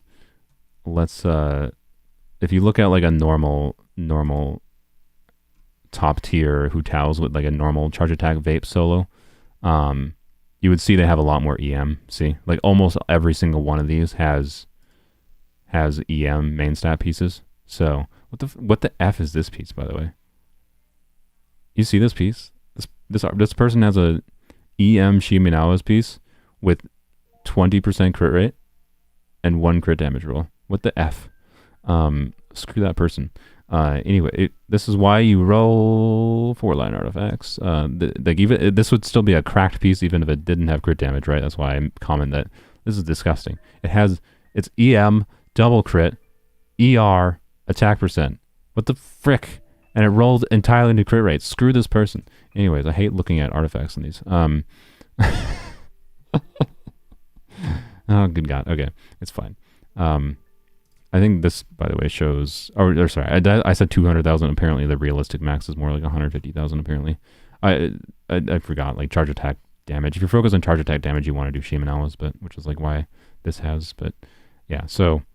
Anyways, if you're abusing all the external buffs, it makes less sense to focus on EM, is basically what we learned.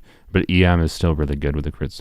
And in normal situations with Hu Tao, EM timepiece is better, right? Like, all these people use EM timepieces. Every single one. Every single one, right? In a normal Hu Tao situation. But in the specific situation where you're abusing getting a whole whack ton of external buffs, it does make sense to use an HP timepiece, I think. So,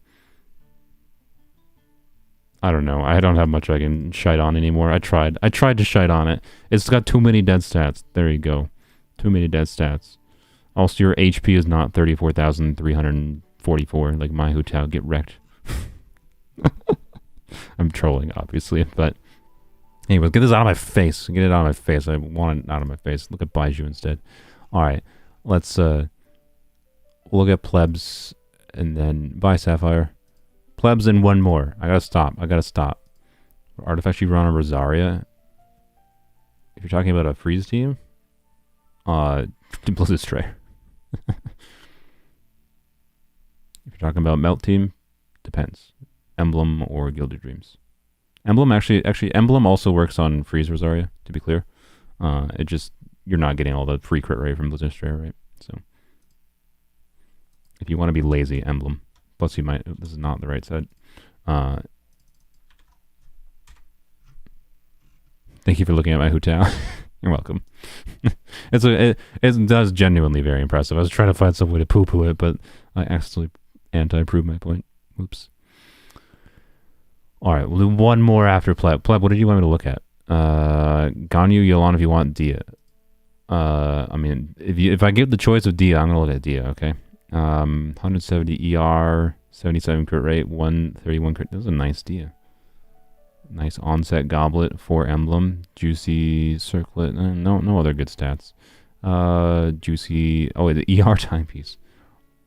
I mean, ER timepiece with. Okay, ER timepiece with an attack percent weapon makes more sense. I'm running an ER weapon, Skyward Pride, with an attack percent timepiece on my Dia, but yeah, Dia is just a pain in the arse to balance and stats of, and you have a very good balance. Have a good amount of ER. I'm assuming you play Mono Pyro. I think this is still not enough ER in a Vape Dia team, but I'm assuming this is Mono Pyro Dia. I highly prefer Mono Pyro Dia. I find that team is really satisfying to play, and Dia feels like she does something more often than not in that team, and sometimes kills herself, and it's hilarious.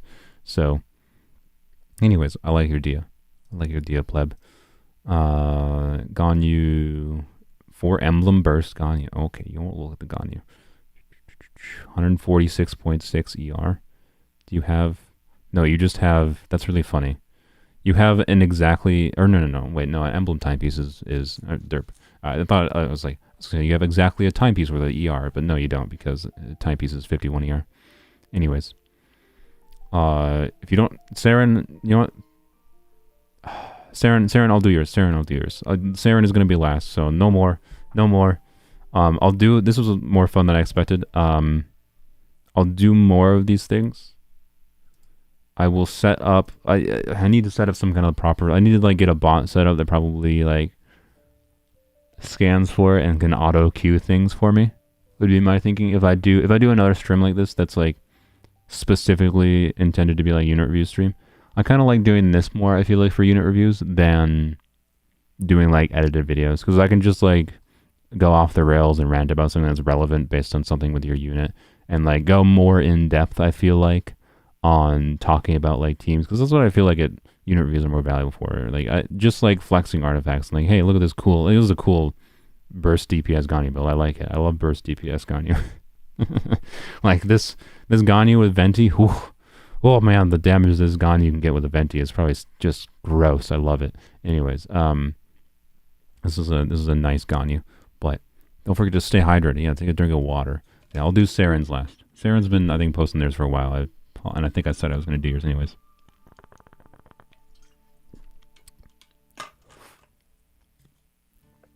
kind of look at. Oh man, I'm seeing other people in chat that want me.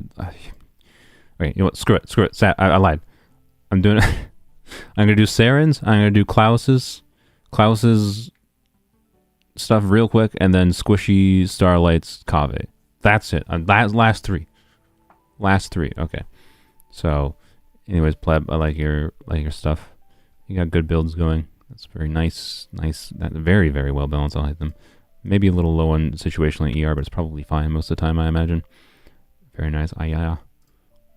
That's with the Amenoma, so that's a lot of crit damage with an Amenoma. That's really good. And very well balanced. That's a very, very good Fabulon. Jeez. And Chonley. I don't know why am I looking at all these. These are all real good. Your official's worse than mine. Get wrecked. It's not that much worse. It's actually pretty good. But anyways. Also, your Dia's level 80. You're not a true Dia main. What? Pleb. Level 90, the poor lady. She needs her 0.2% more damage from having slightly higher HP. I'm not actually being serious. If you have better things to do with your Heroes Wits, don't level 90 Dia. But also, you don't actually enjoy Dia if you haven't level 90 her. Just saying. Okay. Let's look at Saren's real quick. I'm not necessarily gonna look at all of them, by the way, because I do want to I'm doing too many. We're already over 3 hours. Shao, Layla, Lisa. Layla depends on how you. Okay, I'm guessing. Is this another Melt Layla? Or is this Freeze Layla? This is Physical Layla. I didn't even look at the freaking sets. Oh my god, Physical Layla. Okay. If you're doing Physical Layla, I definitely recommend Yunjin, because I assume it's just because you like normal attacks. This is not a built Yunjin, that's for dang sure. Yunjin, by the way, easiest way to build her is do 2-piece of Husk set and 2-piece Emblem. Guides might say, oh, our best set is 4-piece Husk. Yes, but it's a pain in the ass to build 4-piece Husk and farm that just for Yunjin. If you happen to have Ito and you wanted that, and you happen to get a bunch of Yunjin pieces while farming for Ito, cool. But otherwise, just do 2-piece Emblem, 2-piece Husk. It's much, much easier to farm for, much easier to balance her stats for, because she needs quite a lot of ER while also having, main stat pieces. But anyways, whatever. Point is, if you like doing physical, the value of doing physical is the same structure of physical is what I enjoy about it is seeing characters' normal attacks, right? I enjoy just, oops, let's go back to the game.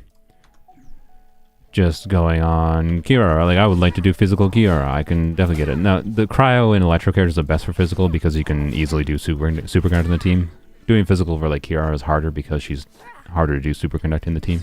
But if you just seeing normal attack animations, so is, in my opinion, the most relevant reason to do physical.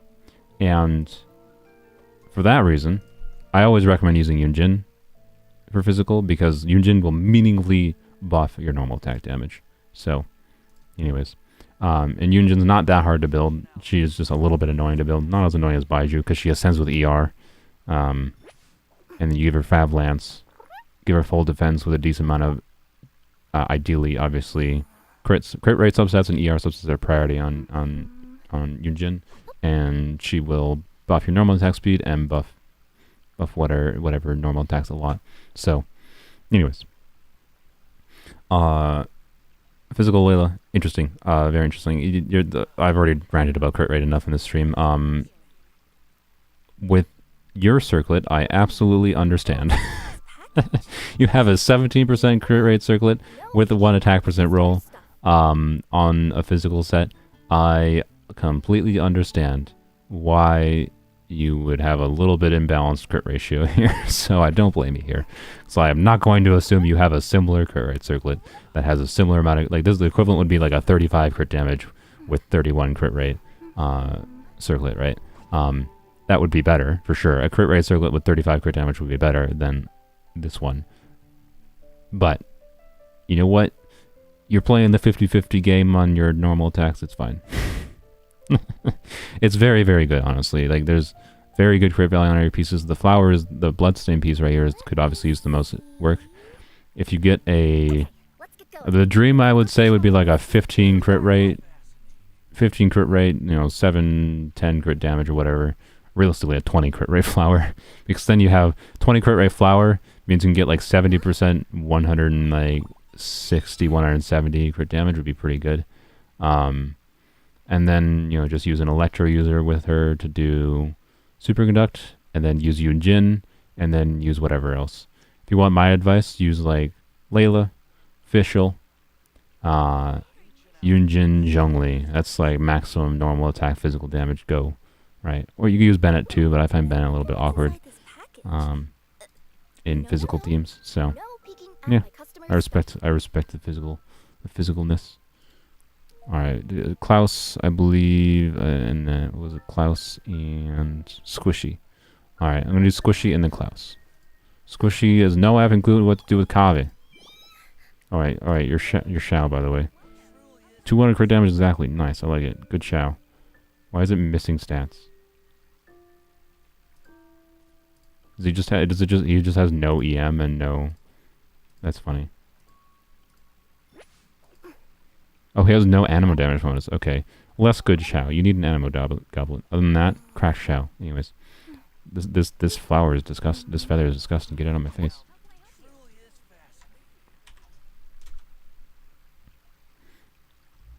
All right, Kaveh. So Kaveh is weird. You're using Fab. You have C4. Interesting. 174 ER. What do you want to do with Kaveh? Is honestly the question. Kaveh is.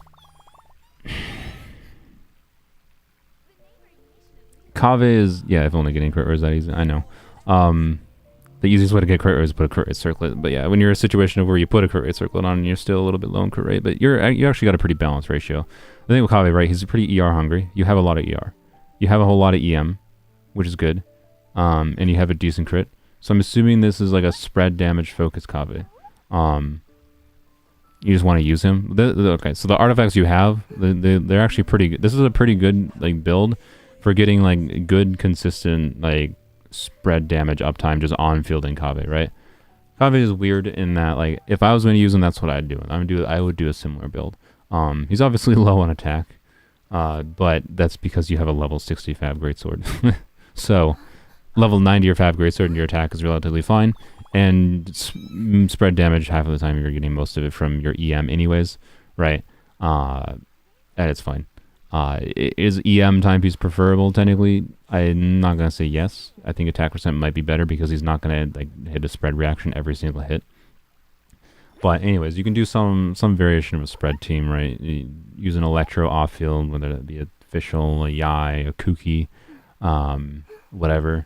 You could use him with this amount of EM that you have too. You could also do what he's intended to use with, right? And you can throw a Hydra on the team, and you could I don't know. You could use him as like a Hyper Bloom driver, right? In this team, and he would occasionally be the one popping the blooms, but he has a decent EM stat, and he would be hitting decent aggravates with quicken uptime. So you could use like Hyper Bloom driver where you'd see decent spread damage from him, while being able to also just like apply Dendro constantly.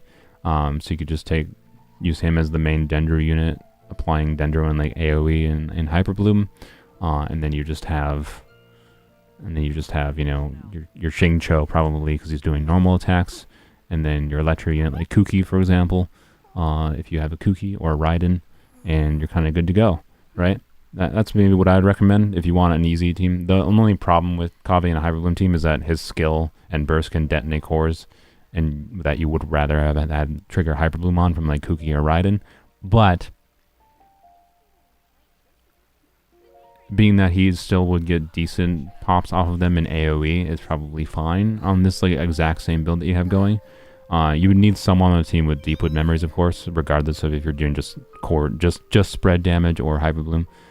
If you want a well-performing team that probably feels good seeing a lot of numbers, but also gets some decent damage out of your existing build, which actually seems pretty good because you have a heavy ER, I imagine, and good crit to keep Fab procs. I don't know. It actually seems like a really good build, honestly, for using him as an on-field driver for anything, as long as someone else is on 4-piece Deepwood. If someone else is not on 4-piece Deepwood, Kaveh should be on 4-piece Deepwood, but he's also not the best Deepwood holder, I don't think, because, well, I don't know, he uses his skill every 6 seconds, so he's not the worst. He could keep up the Deepwood passive at this point, so. Anyways. Yeah, you use Baiju, I guess, with that team. You could do Baiju, Kaveh. You do like Baiju, Kaveh, Yao Yao, or yeah, not Yao Yao, sorry. My Yao Yao brain. I got all Dendro characters, by the way. You like the green, I respect it. You do. You have every one of them. Is this? No, this is not every Dendro character. There's Dendro main traveler's not here. How many Dendro characters are there? Let's get going. The next location on my list is really far. How many Dendro characters are there? Dendro. There's 1, 2, 3, 4, 5, 6. There's 8. Okay, you have every Dendro character. I like it. I like it. All right, respect it. Yes, the grass. So yeah, I don't know. Kave's weird. He's weird, but interesting, and I quite like him. So I like what build you got going. I'd recommend some weird hybrid bloom variation. Is probably where he'd feel best for a team that functions properly. But if you just want to focus on his damage, you can do more of a spread core, right? You could literally do like this exact team probably. Let's switch my window off. There we go. You do this exact team probably that I'm using with Kirara, right? And you could do it with Kaveh instead of Kirara, right? And just do spread DPS with Kaveh. Like realistically, Kirara or Kaveh are not contributing the most of the damage in this team. It'd be Yae, Fischl, and then Baiju's just here for healing and buffing. And you could replace Baiju with, in this team I could easily replace Baiju with Nahida, but the joke of this team that I like is I call it animal attack because it's all animals. But you could easily do the same core team, right, with Aggravate, Double Electro, and then you're on fielding Kaveh or Kirara in my case to do as much spread damage as possible with them. And it's fun. I don't know. I like it. It's simple, fun, and lets you get satisfaction out of using the fun on-field character, right? Yep, that's I don't know. Dendro units are flexible. You can use them in all kinds of creative ways, so it's hard to make any specific recommendations. All right, one more. We're doing Turtle. We're doing whose was it? Klaus's. Okay.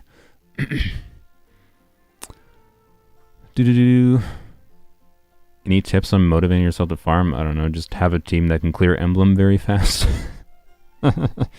so it doesn't take more than 10 minutes if you just need to be lazy. All right. Klaus. I forgot Klaus. Where is your UID? I'm trying to scroll back. What does the title say? June 3rd? Because I'm an idiot and I forgot to update it. Also, it's June 4th. Yeah, I just caught myself, by the way. I was about to say it's July 4th.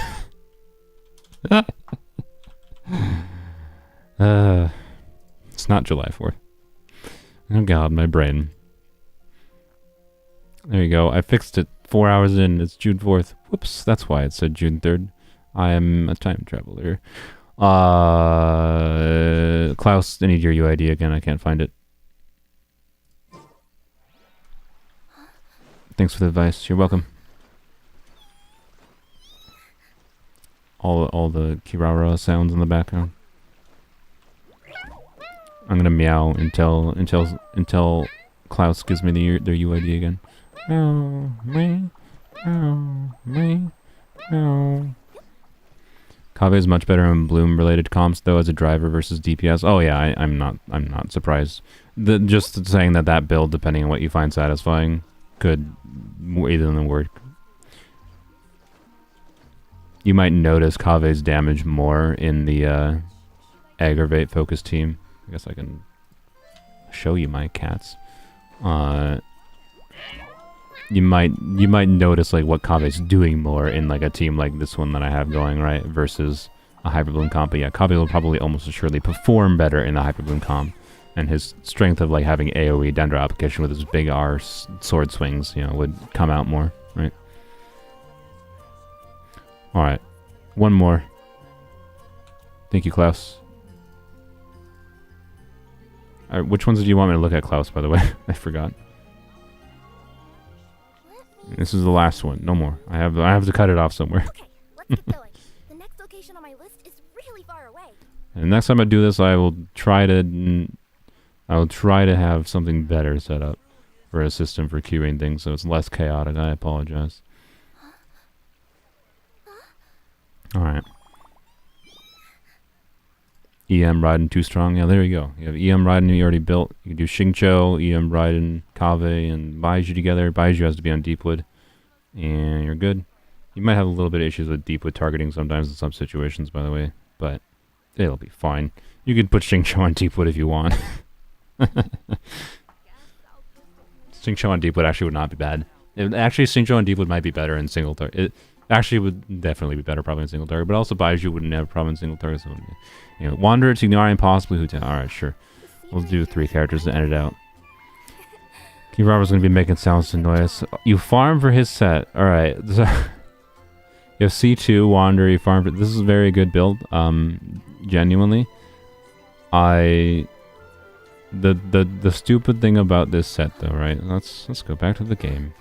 The stupid thing about this set is that Wander, both his set and his weapon, not to like poo-poo you have a really good build or anything, Wander, generally speaking, performs better just with charge attack spam, and both this artifact set increases charge attack and normal attack damage, to be clear.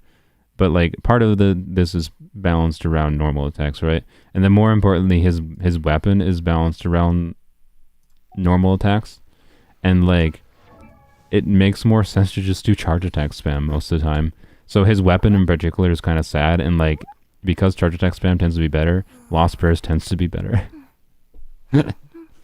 But with your build that you have going, actually, Lost Prayers would be worse because you'd have more crit rate than you need probably. But this is an incredibly impressive build. Where's my mouse? There it is. This is an incredibly impressive build. I mean, like, you have an onset goblet that's like 40 CV. It's basically 40. You have a ridiculously high... You have 2 attack, 3 crit rate on your circlet. That's ridiculous. A cracked off piece. A very good feather. No, this is the worst piece on here, I think, but it's still very good. Like, mine does a lot worse with charge attacks. Well, yeah, no, go figure, because you have the normal attack buffing set and you have the normal attack buffing weapon. I'm aware. It's just weird because like it makes it so that like he performs so well with just like charge attack spam go, and I think that's what's most satisfying when I've used Wanderer on my brother's account. I just like I don't see the point in going for his weapon, but I respect it. And I imagine it feels satisfying to whip out attacks super fast with both his weapon and the set bonus. So, yeah, I don't know. It's a very good build. You've clearly spent a lot of resin. I hope you have full EM and flop. Imagine having this kind of build in Wander, by the way, and not having full EM flop. I assume you have full EM flop. I hope so. And I hope you're taking advantage of full EM flop, because full EM flop is fun. I like seeing 35, 38k hyperblooms. Nilu main, wondering if you... Oh, no, okay. I have a soft spot for Nilu. Frosty, you... Oh, God, the stream never ends. You're the last one I look at. Frosty. Okay, no more. No more. No more. No one else submitted UID. I will look at Frosty's Nilu, though. Okay, we're going to look at Tighnari. Wanderer's Troop. 73, 158 with Ibis Piercer. Nice, good new option for him. You have C2. Oh, I'm jealous. I'm jealous of the C2. C2 may be actually a weird situation. You might actually never. I mean, you can do the math yourself. I would say you can go put it in a calculator if you want. If you have a really good crit damage circlet with C1 in particular, C1 gives you more charge attack. For those that don't know, it gives you more charge attack crit rate. It was I think 15% bonus charge attack crit rate.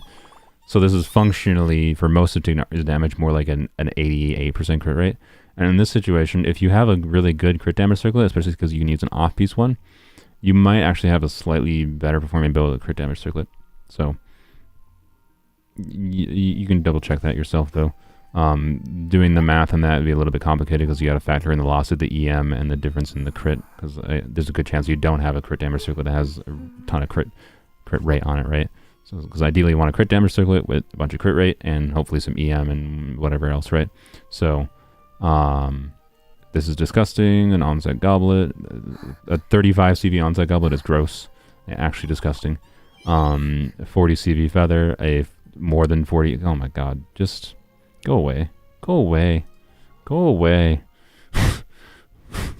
That's disgusting. This is just a gross Tighnari as far as like artifacts go. It's just disgusting. Whatever. You know, Hu Tao. You have Homa Hu Tao. You should probably run an EM timepiece. I talked about that earlier. I completely get not, to be clear, because balancing Hu Tao stats with 4-piece Crimson on Homa.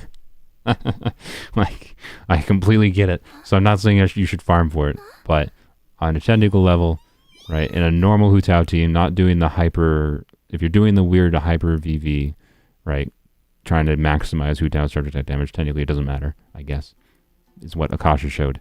But if you're doing like a normal Hu Tao, Yalan, Xingqiu, Zhongli team or whatever, right, with Homa, you would actually get more value out of having EM, assuming you're vaping consistently.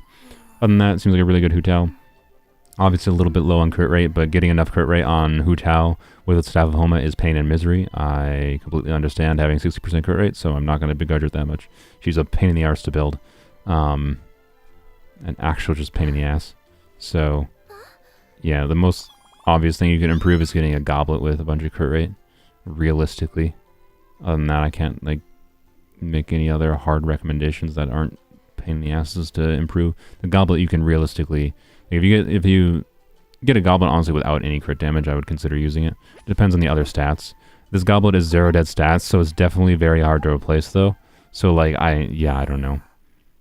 Obviously an EM timepiece, but I don't recommend farming Crimson. Maybe you can do some Strongbox if you don't have anything else to Strongbox for an EM timepiece. But you'd have to still get an EM timepiece with a lot of crit rate and just pain and misery. So I don't know. Your Hu Tao is good enough, and like it's gonna perform well. I highly doubt you care.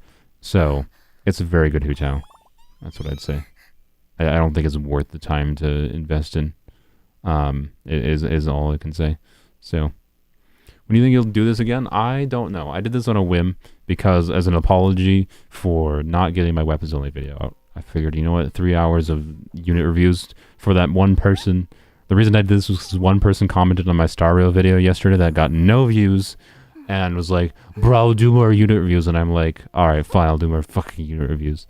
But I'm doing them like this because they're easier to make, and I feel like it's more valuable doing them this way anyways. So, alright, we're doing the last one. I'm sorry, we're doing the last one. We're doing, where is Frosty's Nilu. The cat is so noisy in the background. Not the real cat, the fake cat in Genshin. Harbinger of Dawn Nilu, okay. You are, this is a DPS Nilu. Not C6 DPS Nilu. I think. Still has a lot of HP. Wait, no. What is going on? Is this a hybrid Nilu? Is this hybrid Nilu? I know. Can you make a recommended? Can you recommend a guide on how to make Excel calcs for stat optimization? Look up. I could just show it. Kaching mains KQM. So if you go to library.kachingmains.com, they have a theory crafting library here, and they have. Where is resources here? Resources, tools. No, not tools. Oh, frick, I haven't been here in a while. I'll be honest, their site is not the best. There's some page. Where, There's a page they have that has like a whole bunch of links for like nice Excel spreadsheets that are like made for you for different things that are relevant. I can't remember where it is. KQM spreadsheet.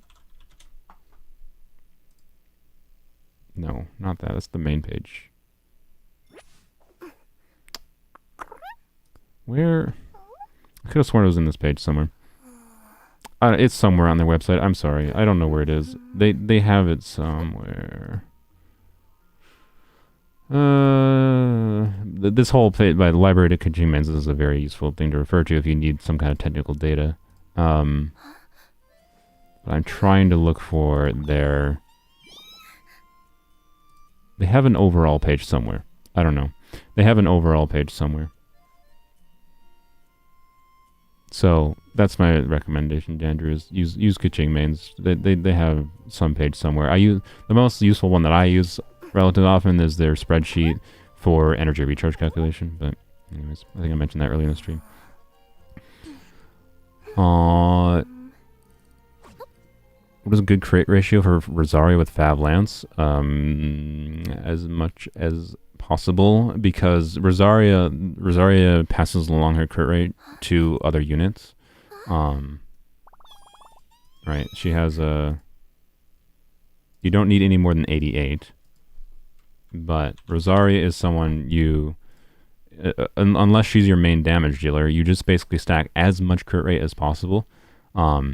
You meet her ER needs, and then you stack as much crit rate as possible. And then for supportive utility, she is buffing your team as much as possible, right?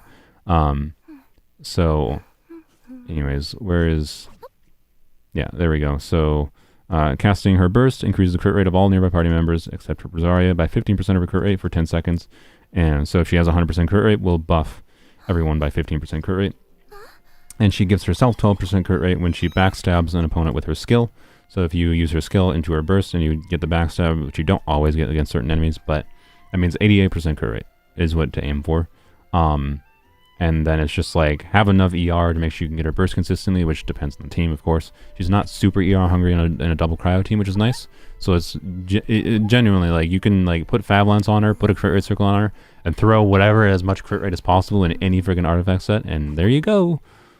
But yeah, Kajingman's the one I was trying to look for. Kajingman's, by the way, has a document for like doing full like team damage calculation, and it's not perfect because that's very situational too, right? But anyways, as far as the Nilou goes, to end it off, if you're doing Nilou in a traditional form, like trying to maximize, if your goal is of a Nilou team maximizing, you know, you have a Kokomi. If you're trying to maximize your bloom damage, right? You have Kokomi and Nahida.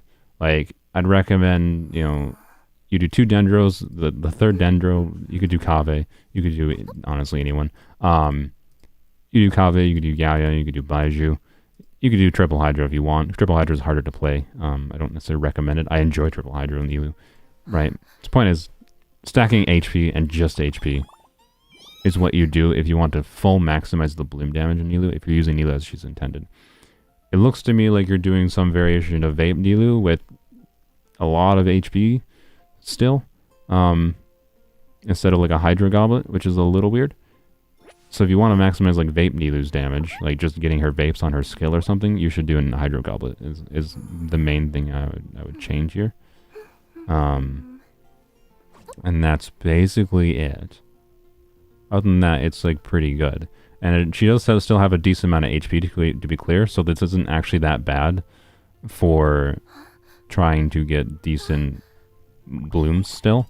But you're not really taking that much value out of having this much crit, other than seeing her burst do big damage, I'd say. But yeah, if you're Kokomi, by the way, your Kokomi, I don't know if you're using a traditional Nilou team at all. Kokomi is probably the one you would want on full EM or near full EM, but yeah. So I ever since I got Nilou, Kokomi has been on almost full EM since I've got her. But let me show my Kokomi build. I hope she still has it, right? Okay, her artifacts aren't quite... Oh, no, that is correct. I forgot I had her on flop now. I forgot I put her on flop artifacts. So this is actually, yeah. She used to be at like 1100 EM with Gilded Dreams.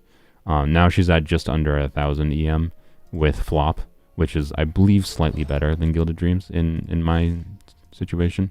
So, yeah, she's got 20k HP Kokomi with sack frags, as it should be, and 4-piece flop. And I will hopefully get 1000 EM on flop eventually. But, yep. I'm working on it. I can't... It's hard to get Flowers and Feathers with a lot more EM. But yep. Nothing that special. It's just EM. Flopping Coco. It's the you know, lore correct Coco build because it's flop. And what is Kokomi? She's a fish on land. What do fishes on land do? They flop around. Floppy, floppy, floppy, floppy, flop. She heals a lot. I mean, I don't know. Kokomi still heals, like, the thing is, like, this Kokomi build that heals, like, 3, I did I level 9 her skill, trying to get the most out of her healing. Like, even with 20k HP, I guess I can just switch to Kokomi. I have to hurt someone, though. Whatever. Whatever. Numbers. She heals, like, 3 to 4,000 or something with this build. And you can try to, like, if you really want HP or healing, you can try to maximize HP substats if you're that heck bent on trying to get good healing out of a full EM build. But, like, my point is, like, I get decent healing out of my EM build, decent enough that, like, I have no reason to go for a healing focus build when she heals so well on not a healing build. And if I really need more healing, in particular, like, the most important time where Kokomi needs to heal a lot is honestly the Nilou Bloom team, where I'm constantly taking self-damage. And my solution to that is put on a healing bonus circlet. So, like, the theoretical best, if you want to make a best balanced one, I don't even have a healing bonus circlet in flop, but I think I do for Gilded Dreams. The theoretical best you could do, I don't think I do for Gilded Dreams. I'm also done an off piece, but I don't know. Something like this, right? Like, do a healing bonus circlet with a whole bunch of EM substats. Like, the dream would be like 100 EM on a healing bonus circlet for Kokomi. You know, on flop or Gilded Dreams is there you go. That's basically perfect. Soul is becoming Sino. Where's Tignari? Not the dad jokes. Was that a dad joke? I guess it was a bit of an elongated dad joke. I'm sorry. Anyways, whatever. I need to do this freaking event on this account. I need to do the event on all my accounts. Ugh. Ugh. Meow. Meow. Alright, I think I'm done with reviews. I'm gonna end the stream with doing my dailies. Let's go. Let's go. Also, first, I'm gonna actually finish leyline farming. Then I'm gonna do leylands. Or, then I'm gonna do leylands. Then I'm gonna do dailies. The reason I want to do leyline farming is because I want to see how many more heroes wits I'm going to need for fish. Fischl should also be on flop artifacts because she's also a fish. Sorry. I have 27 currently. I have none. Alright, perfect. So, math-wise, I'll probably get an average of 10, factoring the reds that I get from that resin. So I'll probably have to do at least 2 or 3 more days of leyline farming to get Fischl in 90. And then I'm going to have 0 more again. Fantastic.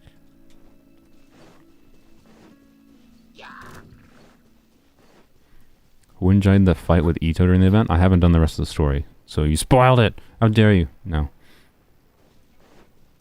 This was fun. I did like doing this. This was actually one of the more fun streams.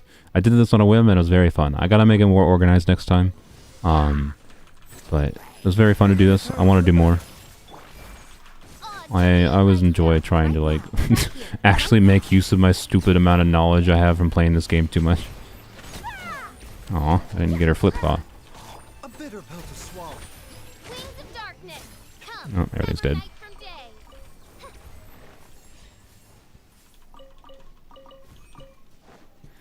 I'm very satisfied with my official build, by the way. I don't know why. Like, it just looks so nice to me. Good amount of attack. Like, she could definitely use... She has 0 EM substats, but she scales so heavily on attack, it actually, like... From what I've looked into, I use Kaching Bands for this. They showed that, like... Attack is generally better than EM.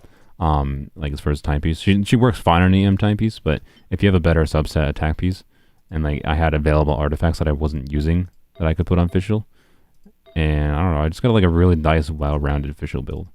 I really love Skyward Heart, by the way. I have R3 because the freaking weapon banner, or not the weapon banner, the standard banner loves to give me Skyward Heart for some reason. But, like, I love Skyward Heart because it gives you crit rate and crit damage. It just makes it, like, so nice to balance builds. It's so, I don't know.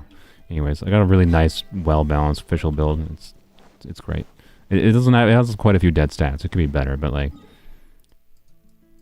getting 80 crit rate and 200 crit damage on a 4-star character that doesn't understand with crit is not easy to have that kind of ratio, and I quite like it. Anyways, shout out to that one guy in the comments. Yeah, I agree. He kind of said it in, like, kind of like, it came off as like a little buttholey tone, like, bro, you need to do more unit reviews. I'm just like, and now he probably doesn't even watch live streams. That dude probably doesn't even watch, or gal, whatever. Again, I treat dudes gender neutral. They probably doesn't even watch live streams. They're gonna leave another comment and be like, make more unit reviews, and be like, go watch my 3-hour stream.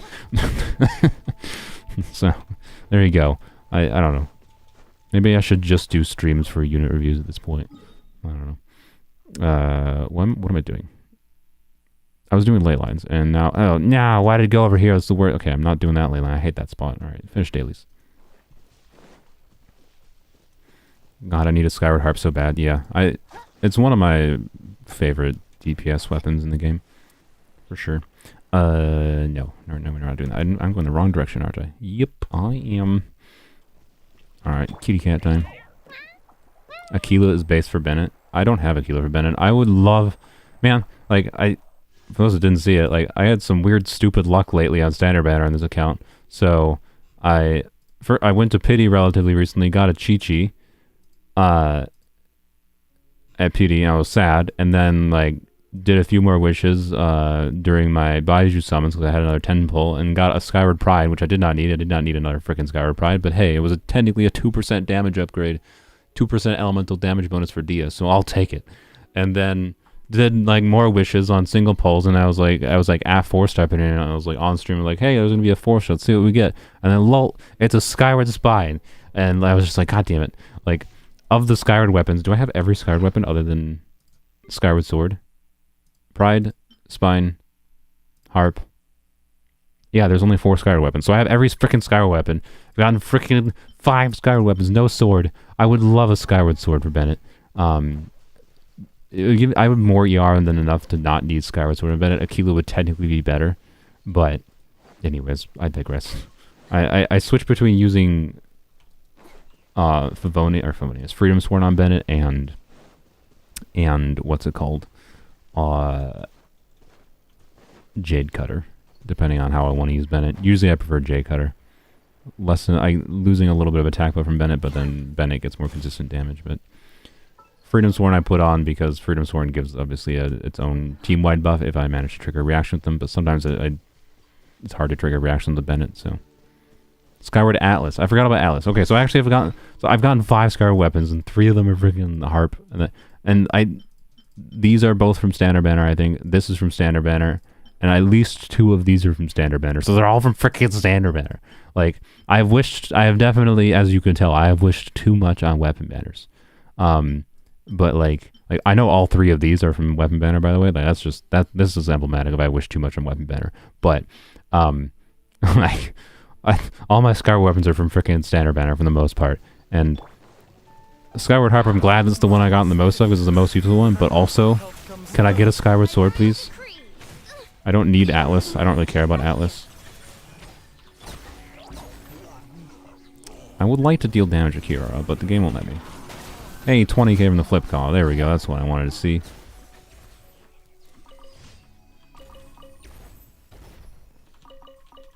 Yeah, sorry. I forgot about Atlas. Atlas is not bad.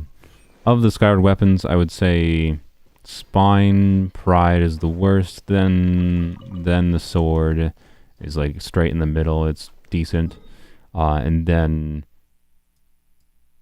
Atlas and Harp are probably the better ones. But would definitely like a sword, but I just can't can't get a sword. It's fine though. It's not really a problem. I'm just whinging about nothing essentially. Ningguang uses the Atlas. Yeah, it's a good weapon for Ningguang. Your most versatile overworld DPS. It's interesting. Samaturo got KO'd in his healing field. Indeed he did. No one can stab the Yae turrets.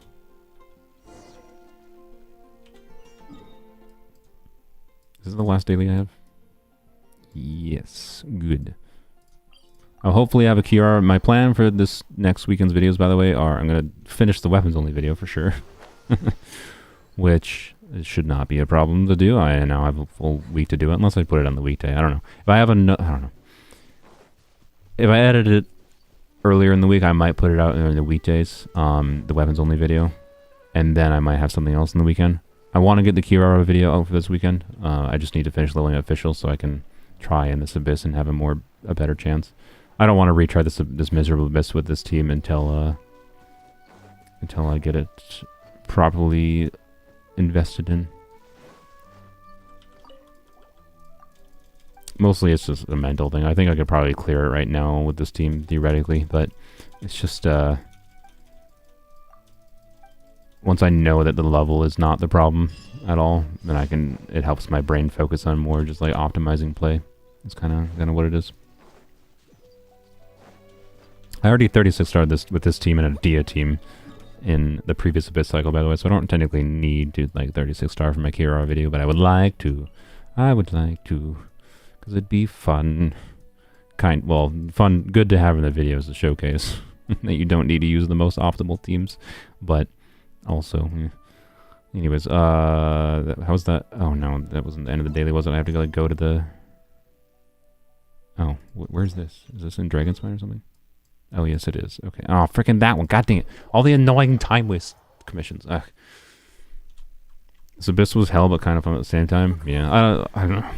I usually enjoy the start of new Abysses, and I did not enjoy the start of this one. And I don't know.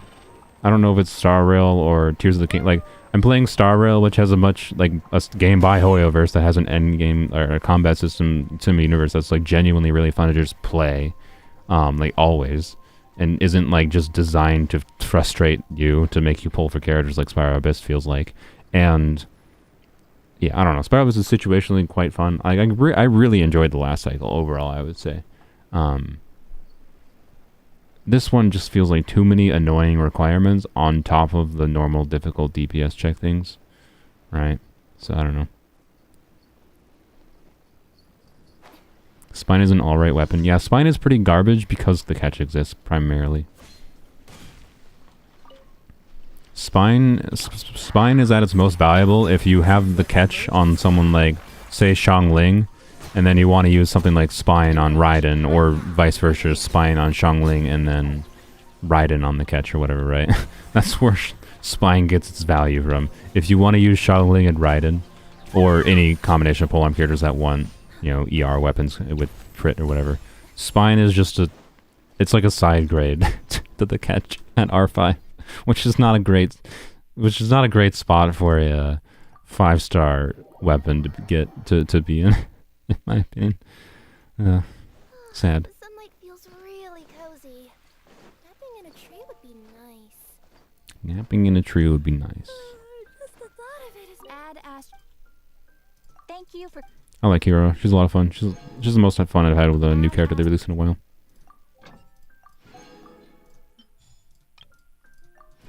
I like Dia too. I wish I got Dia when she first released. I would have probably made more Dia content. Right now, if I make Dia content, right, no one's gonna fucking watch it. So that's why I haven't made anything really with Dia. Well, my Dia content is gonna be in my Kirara video. But yeah, I kind of wish I just got Dia when she came out, because I've enjoyed her much more than I thought I would. She's garbage, to be clear. She's utter garbage, but I love how garbage she is. She's fantastic. Anyway. I hope that makes sense. I'm at a state in my account where having the garbage characters is really fun, and doing silly teams and having a character that just kills itself off field is hilarious. But what am I doing? Ley lines. Where is the leeway ley line? Is it somewhere convenient? That's semi-convenient.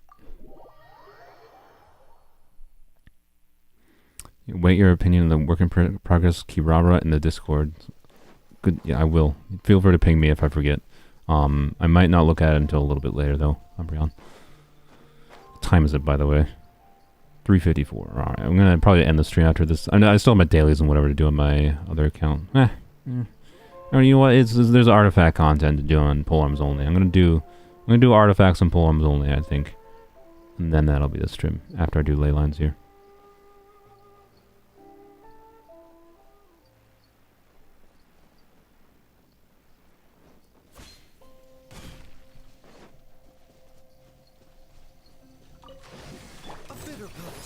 Flies? Really? Odds reveal right now, right here.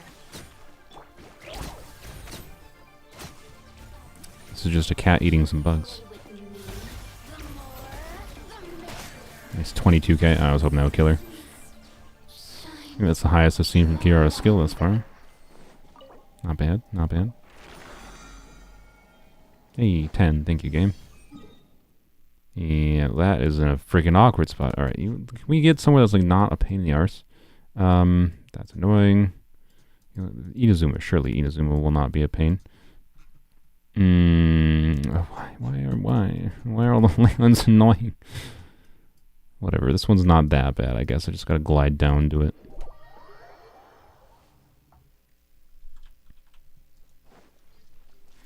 Got a clue when a child would hypothetically rerun? When did they last run Child? With Yae, right? With Yae last year? I'd say sooner rather than later. This chest probably gives 0 Primogen, so I don't even care. They need to like make rewards of chests higher, in my opinion. It just feels not worth my time most of the time to bother with things like that. It depends. Like if because this is Leeway where that common chest might not, it might give rewards. It depends on like if it's one of the later ones or not, but it also might not. And it's just like it's not worth my time for something that gives potentially nothing of meaningful value to me.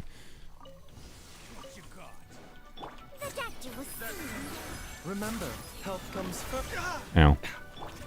Yeah, Child has like a good generic DP, relatively generic. It's not great, but it's okay.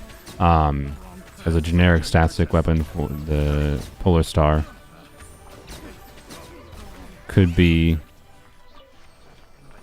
something they rerun with like anyone that they want to make a weapon that they're good on. Essentially, that's kind of what I'm saying.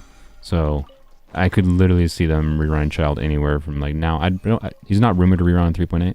But probably 4.0, anytime 4.0 onwards, I could easily see Child getting a rerun. He's due for one soonish. And they have flexibility slotting him in because any weapon banner they make with Polar Star makes a probably decent weapon banner as long as the other weapon's not hot garbage, right? He'd probably rerun before Eula. Wouldn't be surprising. Can you imagine if they just never rerun Eula? It'd be hilarious. I did nothing. I don't know why I did that.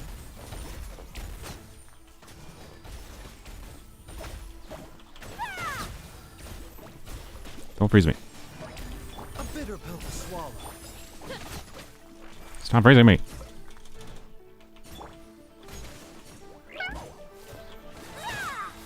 You're not dead.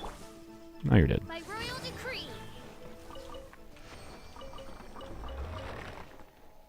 Lame.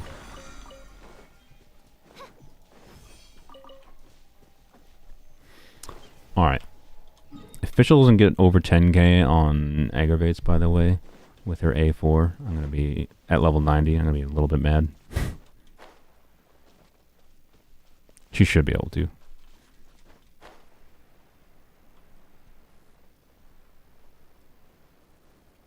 They'll definitely rerun Eula Brim. Don't worry about it. She's almost assuredly being rerun next patch. I can't fathom they wouldn't. If they wouldn't, I would laugh my ass off though. I would laugh my ass off. It would be hilarious.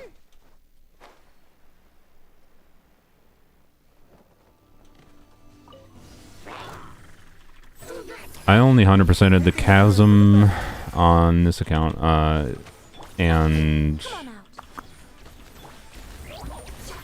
Inazuma, because that was when I was really enjoying, and I was only playing on one account.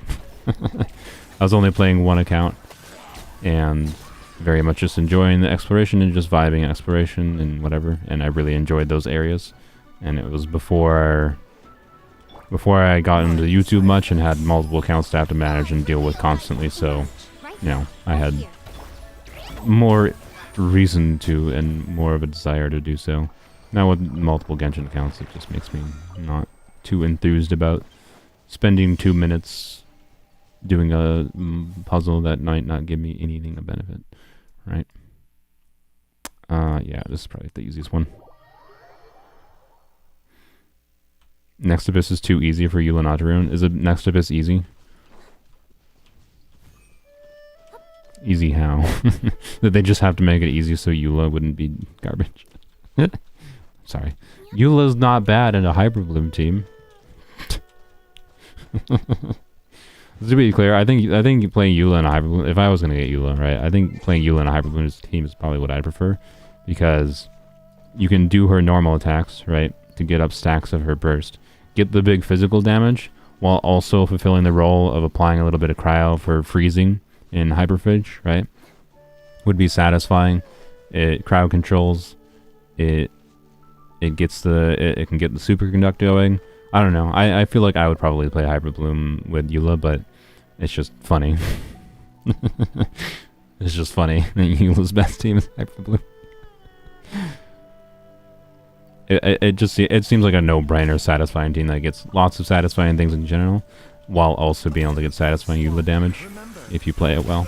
So I don't think it's a bad option. I would actually probably do it. But it's just slightly sad, especially that they made Mika, and like Mika's not that good for Eula. It's like really sad. All the slime, all the freezing. Mind the side effects.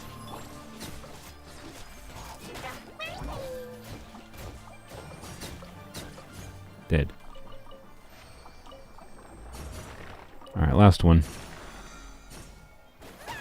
Yay. Alright, what am I at? Wait, look how many freaking artifacts I have in this account.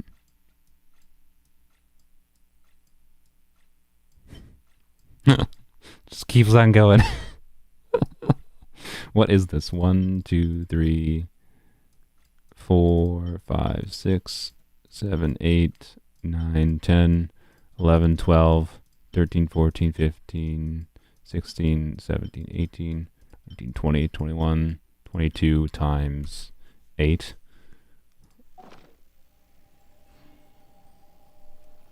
22 times 8. Why am I struggling with that math in my head? That's, I don't know, a lot. There's a lot. There's a lot of level 20 artifacts. And I like how I have a 50 CV artifact on both of my other accounts that have existed less time than this one.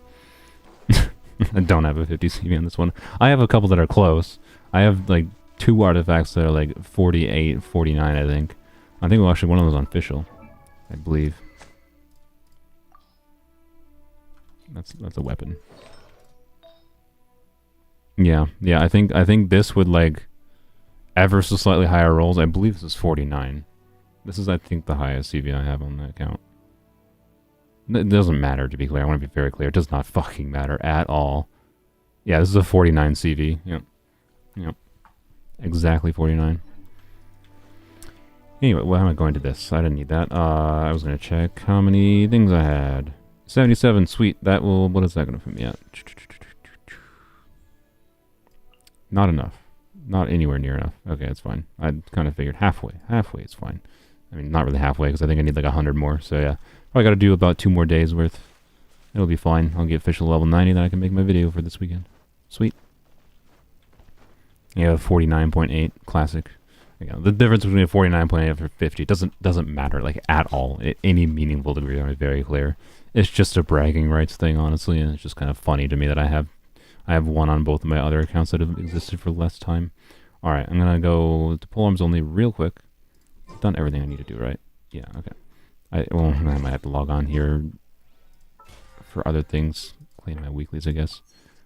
Oh, no, I hit 10k, so I don't need to do any of those. That's good. Okay, sweet. Have I done... Oh, I have. Okay, good. Good, I don't need to do anything more on my main account this week, other than finishing the event.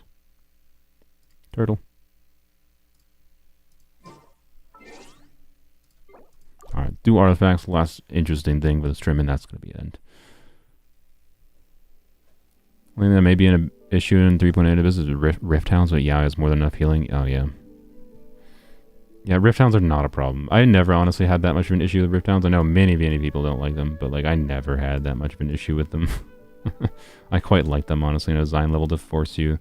They're one of the things I liked more as far as like forcing the player to deal with different enemies more. It's just like, because it's relatively simple. It's just like, shielders don't work as well against these enemies. Because they need a healer. Shielders can still help you prevent taking damage. They're not technically useless, but you know, heavily incentivizing healing over shielding, I think it's interesting. It's a good incentive to give people a reason to level up more teams, try out different things, and play a little bit differently than they might be used to. So I have always liked the corrosion doggles, but I know a lot of people hate them.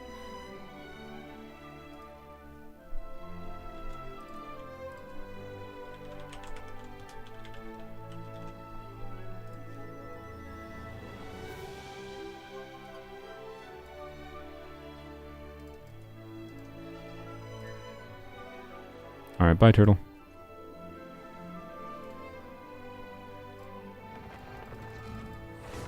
I've always been heal over shield, so I never really minded them. Same.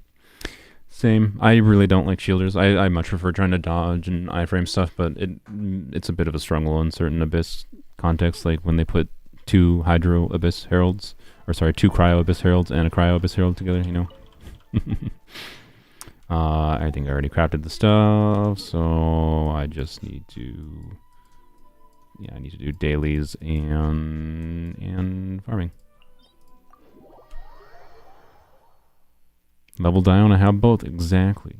Or level Baiju have both, except Baiju doesn't really shield. I think it's interesting what he does, by the way. I think it's interesting that the mechanic of providing a small amount of interruption resistance, but not a ton, is interesting. But it's also mostly useless.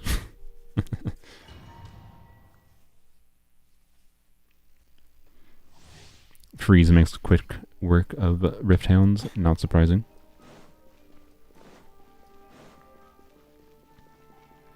Are you done with reviewing? Yes, I am. Sorry, Scoop. If you have any specific build questions, though, you can feel free to join my Discord. Link is in the description. Me or other people might answer any questions you have. I'll probably do more streams like this in the future, but yeah, I did like well over 3 hours of account reviews, I think. So I'm at the very end of my stream here, just finishing up farming before I'm done.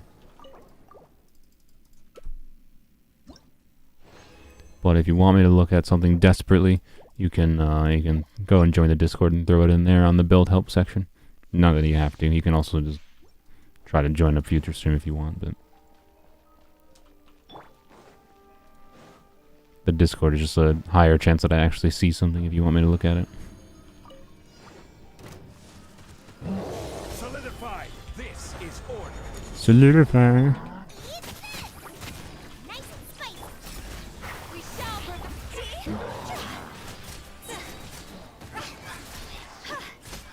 Did. You think there will be another polearm Archon? I hope so. I know it's greedy. I shouldn't be greedy and want 3 polearm Archon characters, but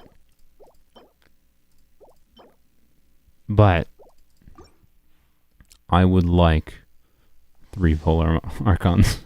I think people would riot if the Hydra Archon was a polearm, but that would be a dream come true. But I'm pretty sure she's rumored to be sword or claymore. I'm pretty sure the current rumor is more sword, though. That's probably correct at this point, since we're not that far away from her. But yeah, I would very much like more Hydro and more Dendro on this account. Other than that, the only real thing polearms only could use is a ranged character, which probably won't happen. I'm so freaking annoyed it didn't happen with Mika. God, I'm pissed off about it. I really dislike Mika, man.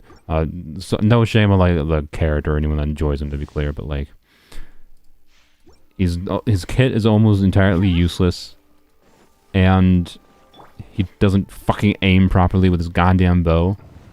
The stupid ass target. I'm so mad about the targeting system they gave Mika. So, anyways, yeah. Other than the wanting a ranged character in poems only is mostly a joke. What I actually would want is a grouper.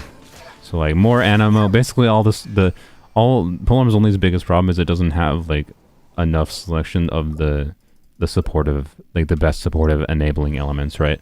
The elements that enable the strongest other things. So that'd be, we don't have any good option for animo other than Shao, who's not really the best, let's be real. He's not really the best for VV Shred. And then, yeah, spear throwing character, exactly. It's not impossible. I want someone that can properly like have a skill that they aim and throw their spear. I want it. But anyways, it'll happen maybe. There's actually a good chance it'll happen eventually. Probably more likely than a freaking grouper, but anyways. Would like a grouper, more animo options, grouping, just more animo options in general, and then more Hydro options because it's Hydro enables doing 500 different reactions in this game, and then of course more Dendro would be the same story, enables doing more creative different things. Would be really nice, but will it ever happen? Who knows.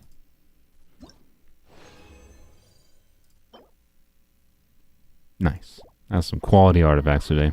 Well, that's the stream. That's all I got. Well, whatever. We'll do dailies and then I'll end it off. But I don't think there's a single artifact there worth leveling up. Well, no, we had the one flower that is probably not worth anything to me.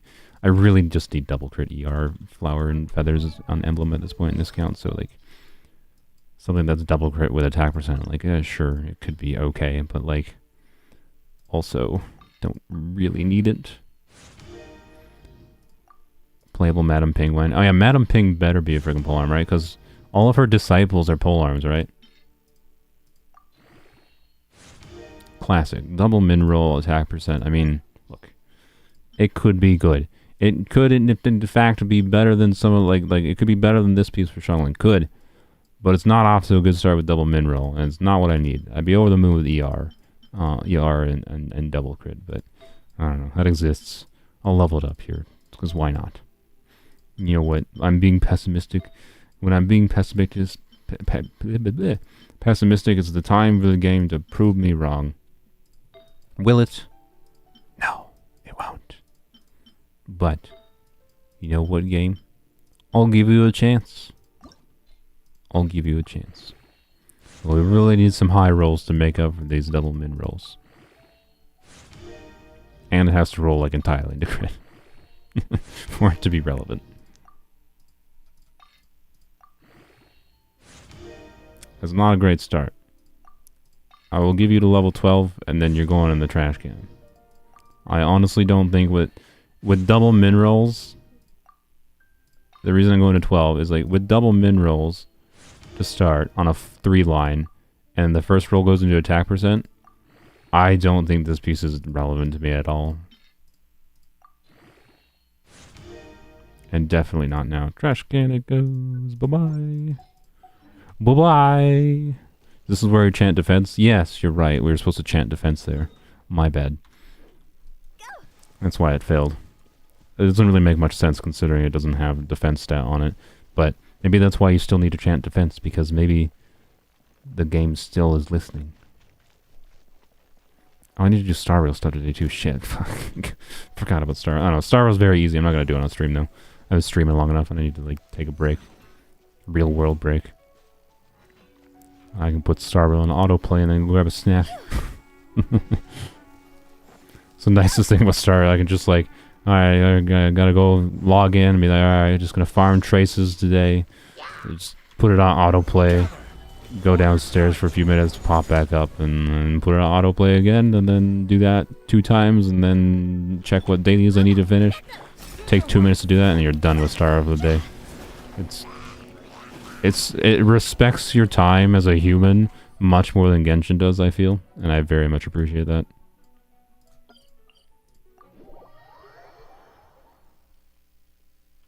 Alright, maybe I can do something silly and end the stream right as something special happens. The game listens to your mic. Exactly. It does, for sure. That's what my Star Rail video proved. Not that it got me any good artifacts, but it definitely listens. We shall prevent your ghost! Where? Oh, he's over here, isn't he?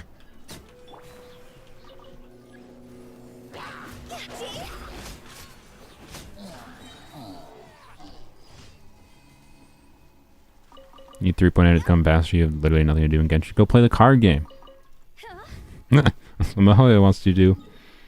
Stop complaining that we're not doing anything with this game. You can play cards. We added a bunch of cards. Go play cards.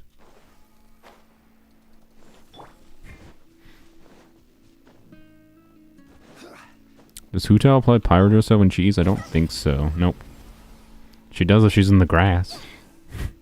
Oh, I didn't even... That didn't light on a fire? There we go. Now she has a pyro on herself. Let's not kill her. Hutao's 136 health. Almost where she should be. She should be at 1.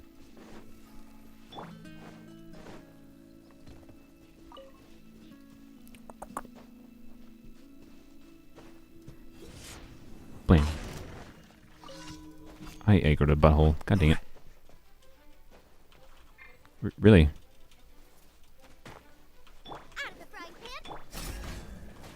Bam. There we go. That's what you get. Hi, new sub. Hi, Mia. Welcome. Sorry you missed the thing that this stream's about. We're literally just ending the stream, so I'm pretty low energy right now. Yeah, but you can go back and watch the rest of it. It was most of this was what the stream said it was supposed to be, which was just unit review stuff. Welcome. Glad you're new.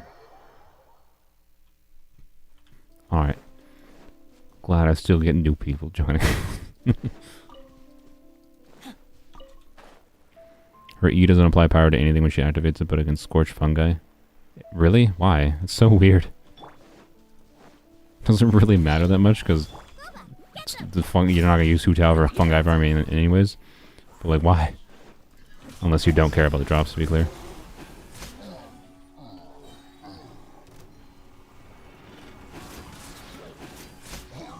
Perfect.